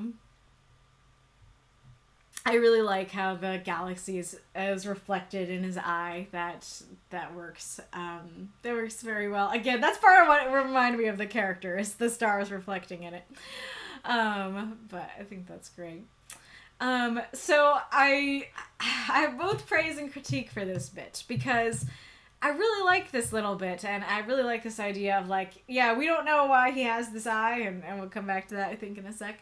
We don't know what's up with his eye. But I like that, like, yeah, I could totally see that being unnerving, and we as the reader are like, should we be unnerved? And so having the character be like, yeah, when we first met it was unnerving, but now I realize it's just a part of my friend. This can't hurt me. Like, it's dark, it's weird, it's creepy, but, like, this is my friend, and my friend isn't gonna hurt me, so this isn't gonna hurt me. I think that's really cool and insightful and intriguing and stuff like that. But my critiques for it are that the story seems to be from William's perspective mostly. At least, from here, that just seems like it's from his perspective to me. Like, he's following her gaze. Like, he's the one who's doing the action for a lot of it. I mean, granted, Jamie's doing it here, but maybe it's just me. Maybe I misinterpreted it. But I definitely got the impression we were in William's head. And so then to suddenly switch to Jamie's head, actually, the first time I read it, I thought that it was Jamie's eye, and I was like, wait, there's something wrong with both their eyes? And so, because I was so focused in William's head, so that threw me a little bit. And then I really don't know what it was hurting him all the more means. I don't know what to take from that. And I'm guessing it's related to whatever's wrong, whatever he's upset about. But I'm like, okay, why is it hurting in the first place? Is this a literal hurt or more of a mental, spiritual hurt? And what is making it worse? What is making it all the more? Is it just a general, like, this is bad, this is a bad time? Or is it, like, her thinking, like, it can't hurt me, is actually making it hurt him more? I'm not quite sure. Like, it's very interesting. Like, I'm super curious about the eye and why it's doing that, and the, dichotomy between their thoughts on it. But I don't really get it. I don't really get the conclusion there. And kind of related to what I was saying about, I feel like what's upsetting him is extremely important. And granted, if you did clarify what's upsetting him, that might fix what I'm about to talk about. But you introduce quite a few different things. Him being upset, her having these lightning powers, and him having this eye. And like all of it's cool, all of it's interesting, but I don't know why it's here. I don't know what is upsetting him, what the problem is. I think the lightning is the least grievous of the issues, because it's like, okay, yeah, she has lightning powers, like that's fine. But also, like, it's only mentioned once, so you don't necessarily need to use your words on that. You could use your words on something else. But the eye is definitely important. The eye and what's upsetting him. It does seem important to clarify a little more clearly. I really like this line of, the world seemed fine. Not brilliant, and certainly not fixed, but fine. Like, that feels so relatable that I feel like that's at least how I feel a lot of the time about the world, where it's like, things don't feel great right now. Nothing is fixed. But I'm okay right now. I can survive today, kind of thing. I think that's very powerful. I like the cadence of Side of Living in Renfield, middle of nowhere, New England. I think that's neat. And I like the image of them being out in the boonies, looking at the Milky Way and stuff. I really like the phrasing of, if only to make sure he really was okay, that he says, I feel better and stuff like that, but she's like, are you sure? You sure you're okay? I think that's great. And I really like that his honest response is no, is that I'm not. I think that's really powerful. And I think that's an important thing, to be able to say you're not okay, because a lot of the time, I feel like we're not allowed to say that, especially because of how, like, at least in America, how are you doing is just a greeting. Like, people don't actually care. And so somebody actually caring, and then you not hiding behind a mask, but rather being able to fully admit, like, no, I'm not okay, I think is a really beautiful and good thing, that we should be allowed to do. And then I really like the hope in, like, I'm not, right now, but I think I will be, and this is helpful, this is hopeful, this is cheering me up. I think that's really beautiful. I assume the City Boy nickname is something that was said, throughout the story. But I really like it. It's a cute little nickname. It makes me think of Don't Stop Believing. But yeah, I think that's very cute. I do really like this image of, her showing him the stars and trying to cheer him up and stuff like that. And I am intrigued by the magic and everything like that. I just want that little more step of what's actually going on, what is actually upsetting him. Let me see if I got a response. Nope, unfortunately I did not. So can't discuss that, but let's see what folks have been saying. I summon the flesh horse to welcome the newcomers. Somebody put the sticker in the not-so-private chat.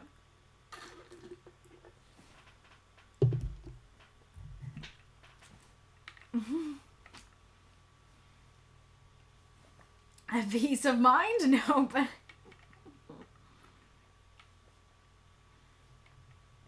Oh, the answer to the question of why Ghoulish is cozier is I'm in pajamas. Flannel pajamas. Nice. Aw, yeah, May Wickham's cat is sleeping at the foot of their bed. Ghoulish orphan, isn't it like 9 a.m. for you? Orphan, yes. Have you slept, my dude? William found out about anal and rotund in the same week. Are you William? Love that, the narration.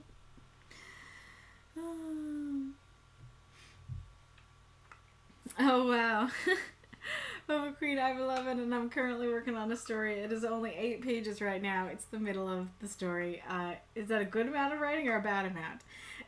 Orphan is right. Any amount is a good amount. But I mean, it depends on the kind of story you're trying to tell. You know, if it's meant to be a novel, then, 8 pages seems a little low for the middle. But if it's meant to be a short story, that sounds perfectly fine. Maybe even a little long. What was I going to say? But, like, you know, I don't know where you are in the writing process and in, like, you know, yourself as a writer. But, I know that, like, when you're starting out, like, these things can be, how do I explain this? Like, at least for me, I found that I used to write things, like, very fast. Like, the pacing was very fast. And I've noticed that in a lot of new writers as well. It doesn't come up as much in these short stories because, you know, you're just writing something fast. But,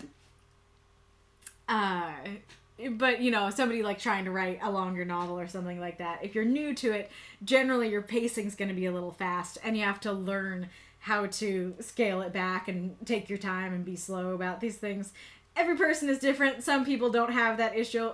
Some people have the opposite problem from the beginning. But I say that to say, like, that like, even if that is fast, even if you're not writing as much as you want to, like, don't worry.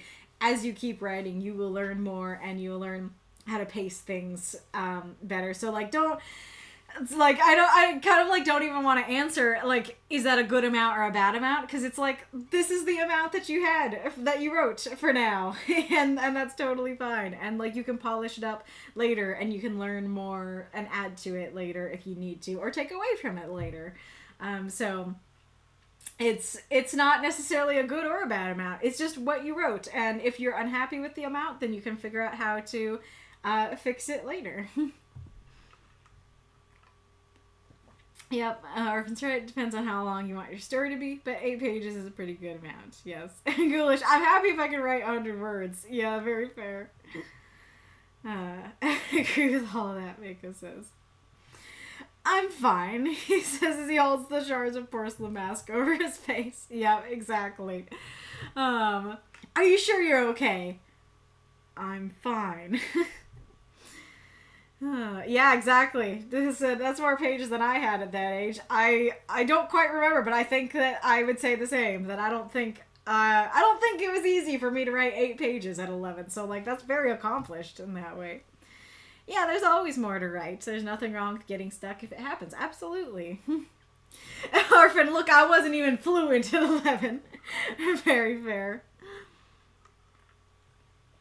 Amount and pace is less important than it is to just keep writing. Totally agree. Yep. Trying to remember when I started writing, says Ghoulish. I want to say it was around 12 or 13. Very fair.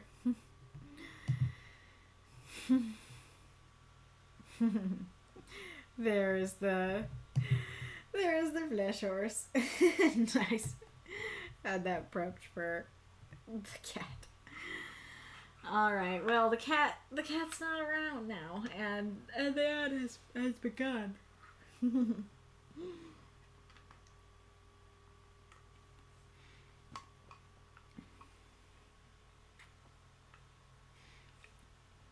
I started trying to write stories when I was, like, in single digits. Mm-hmm.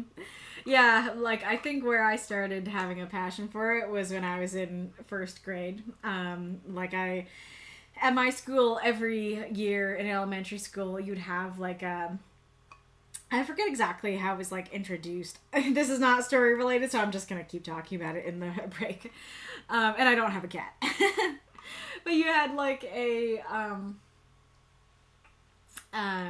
was kind of like, I don't remember. So we had a book fair, right? Where there were, books for sale and everything like that. And I can't remember if this was a separate part of the book fair, or if this was like, okay, there's the book fair where you buy books, but then there's also a different book fair that's a different time of the year, that's this. But this was that everyone in the class wrote their own stories. And if I recall, like, you know, every grade had a different theme or prompt or something like that. Like, I remember 3rd grade was Fables, right? And I think it was like that every year. And so you'd have all the stories that the kids from the different grades wrote. Actually, I could go get them. I still have them.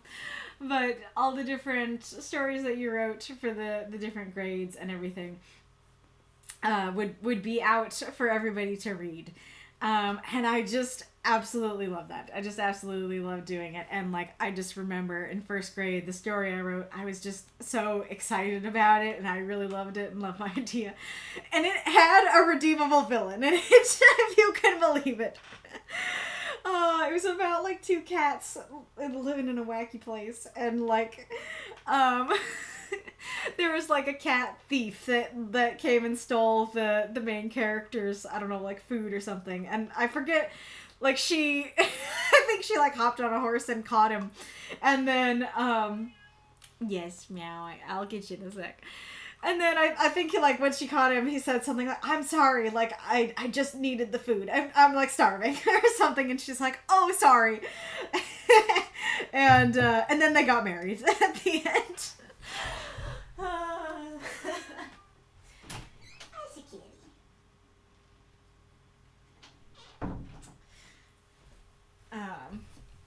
But yeah, I don't remember if it was like that I loved that particular story, or if it was my teacher and parents encouraging me, or if it was just like I enjoyed the process of writing and coming up with it. But something about that like sparked something in me. And like I always loved the writing fair every year where we got to write a new story. And so yeah, that's sparked it.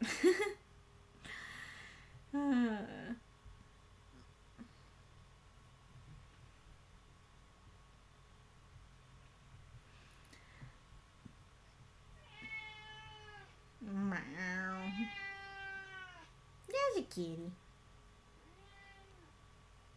I was wondering if that was still a thing. I'm glad it is. What is? And this says, the first pair of stories I actually wrote were in the 4th grade, 1997, 98, 98 or so. So, my first serious story in the winter of 2003, 2004. Wow. 5th grade was when I got into writing, Documancer says. Ghoulish. I mean, I wrote a picture book thing when I was young on the accordion, like, printing paper. Nice. I got my first ad, but it's French. Wild. Yes, this is all I would say. Whatever you do, keep a copy of what you're writing. I lost 6 of my earlier stories, and I sorely regret not having them. Aww. You mean about me writing a redeemable villain? I can believe it, Deadpan. I was writing German Shepherds when I was in single digits. Nice. My brain went to my cavity from the Cats musical for the last bit. What, regarding what? Me talking to my cat? Oh, you mean like me talking about my cat story? That he's like a thief. Did you say that Shakespeare's tragedies nearly everybody dies and his comedies ends with a marriage? Are you saying I wrote a Shakespearean comedy and Aerith at what, like 6 or 7? Oh, the Fletchers. Yes, this dream has gone long indeed. So, speaking of which, we should go on to announcing the prompt for next week / the week after. What happened? That was creepy. All right. Let's go.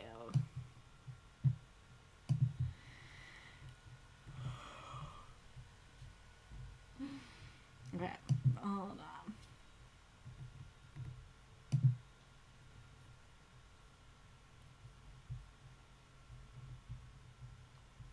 What just happened? Oh.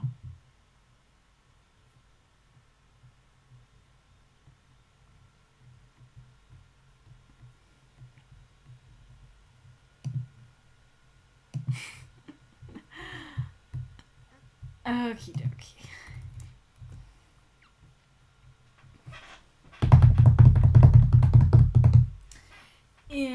third place, with 22 votes, we have Friends on the Other Side. This makes me think of Princess and the Frog. I'm curious if that's what inspired that.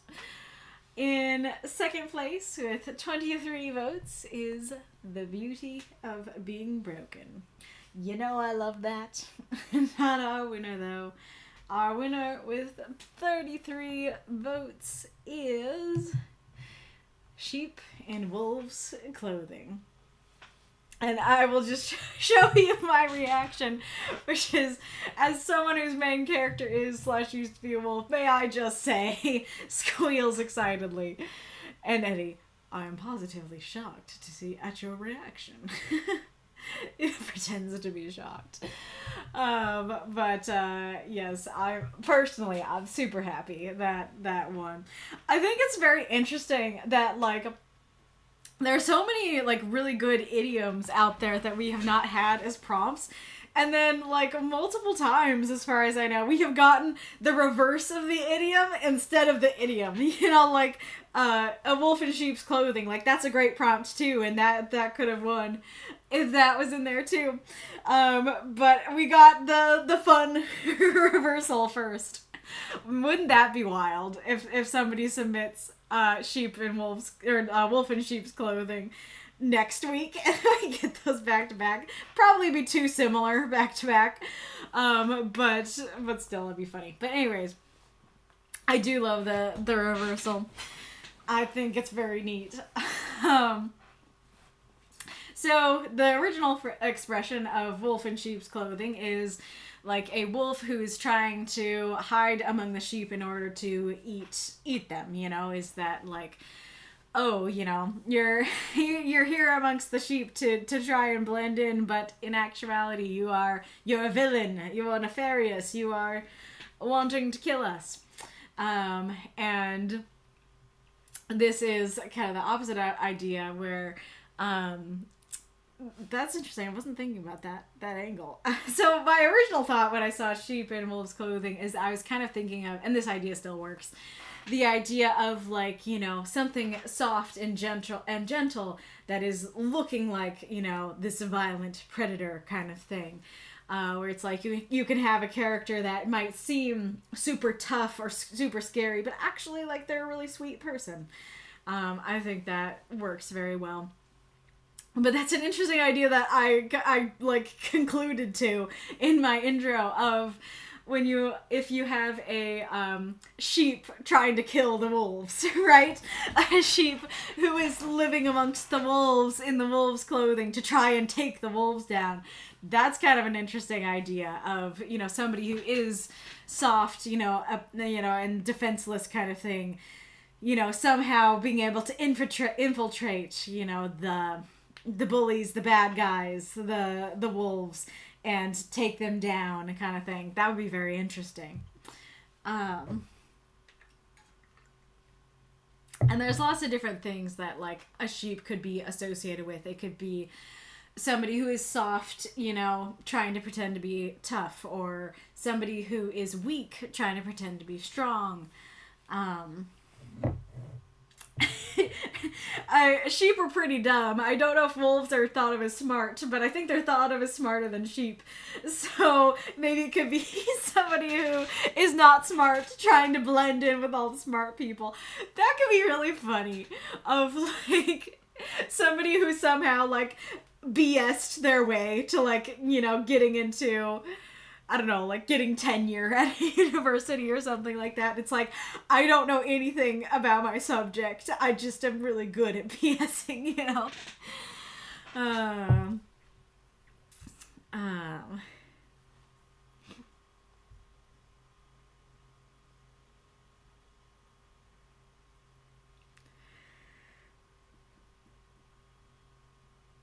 I didn't even notice it was reversed. Orphan, I voted for the original. Nice. So for example, a big tough warrior who looks like scarred to the child, but is actually gentle to the child and kind. Yes, exactly. Oh, scary. Well, that can work too. They're scarred and they look scary, but they're not actually. They're gentle. Yep, we have a new prompt, and that is the sheep in wolf's clothing prompt.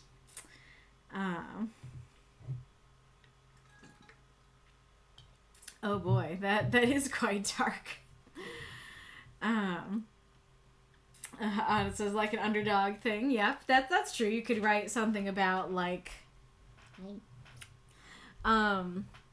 somebody who is like, I don't know, like I'm thinking about like sports or something, that this person doesn't seem like they're good at the sport, and they're amongst all these like insane athletes who are really good at it, and like they're trying to blend in and stuff like that. It could be, ooh, kitty.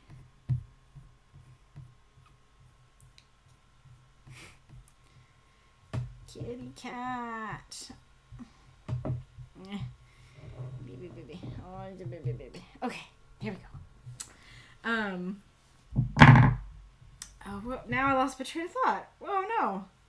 Oh, it could be like a kid who is not a bully, or who's even a victim of bullying, like standing in with the bullies. You know, like I don't know exactly how that could work, but it makes me.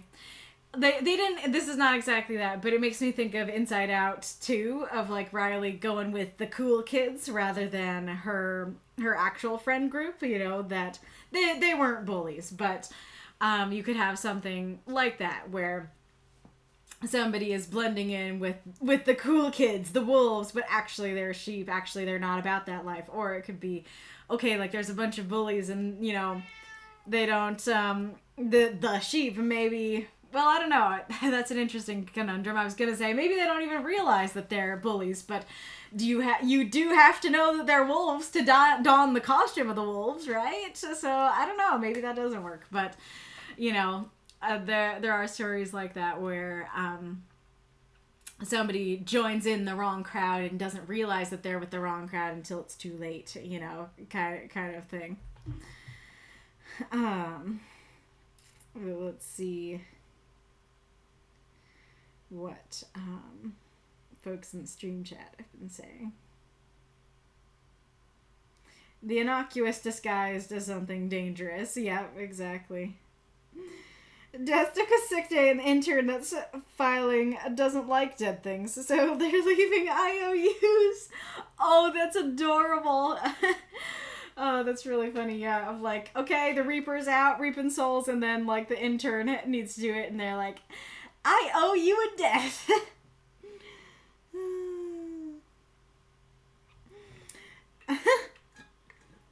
Yes, what is this gif? Explain. A pastor that looks like a biker, yep. An undercover cop infiltrating a drug ring. Interesting. Wolves are very smart, says Wolf. And then, wait.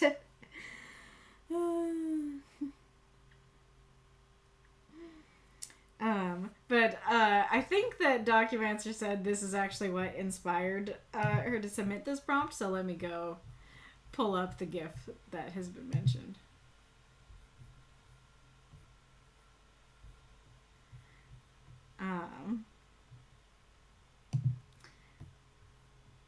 But there you go. So it's just like a nice little sheep pretending to be a wolf. Very, very chill kind of thing.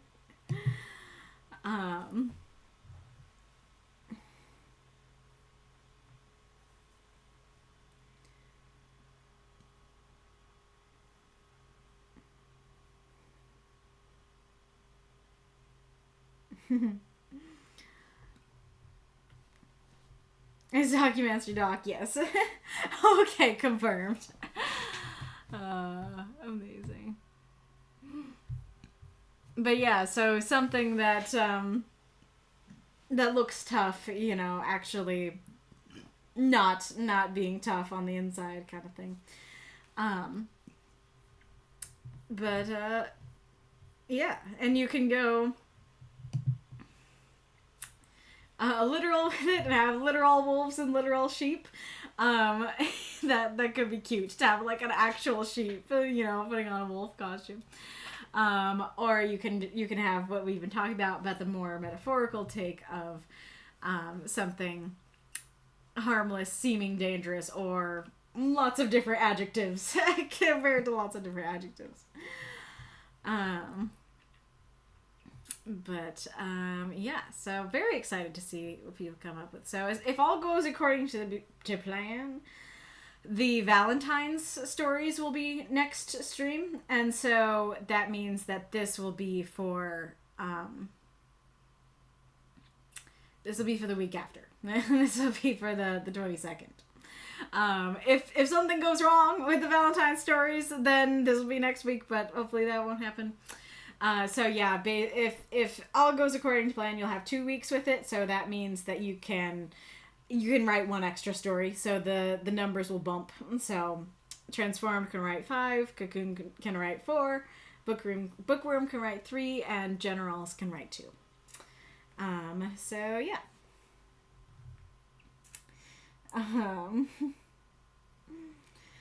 Alrighty. Is there anybody you want me to raid? Anybody in particular? I see Kitty on the floor. She is looking herself all curled up and super cute. This is something about next week having the Discord section for a series up and running. I want to. It is just if I get it done is the only thing. So yeah, hopefully you can look forward to that and work on that. Yeah, that would be a good thing to work on with the 2 weeks, and then hopefully I can get my trailer for the reaction channel up and running as well very soon. Vast Asynchronicity is streaming, says both Deathshead and Makokam. Oh yes, the backup. So if you're not right here on the stream, you're not out of luck, because our Discord is awesome. And we do backup readings. So they happen in the writing group chat, the writing group voice chat, and the backup queue. It's first come, first serve. So if you're ready to submit your story to the backup queue, go ahead and you'll be earlier on.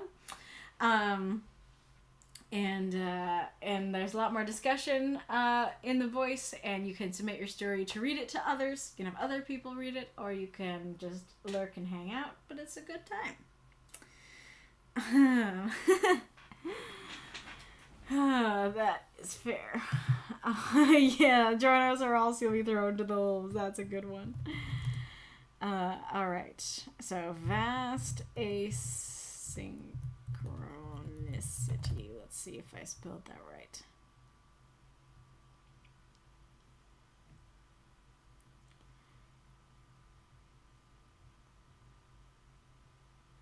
I think so.